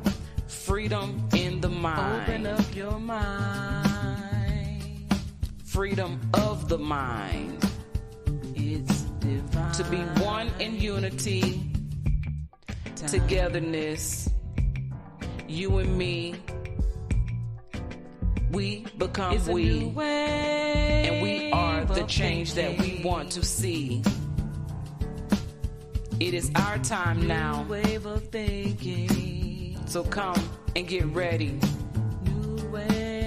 as we bring a new wave of thinking. It's a new wave of thinking. New wave of thinking.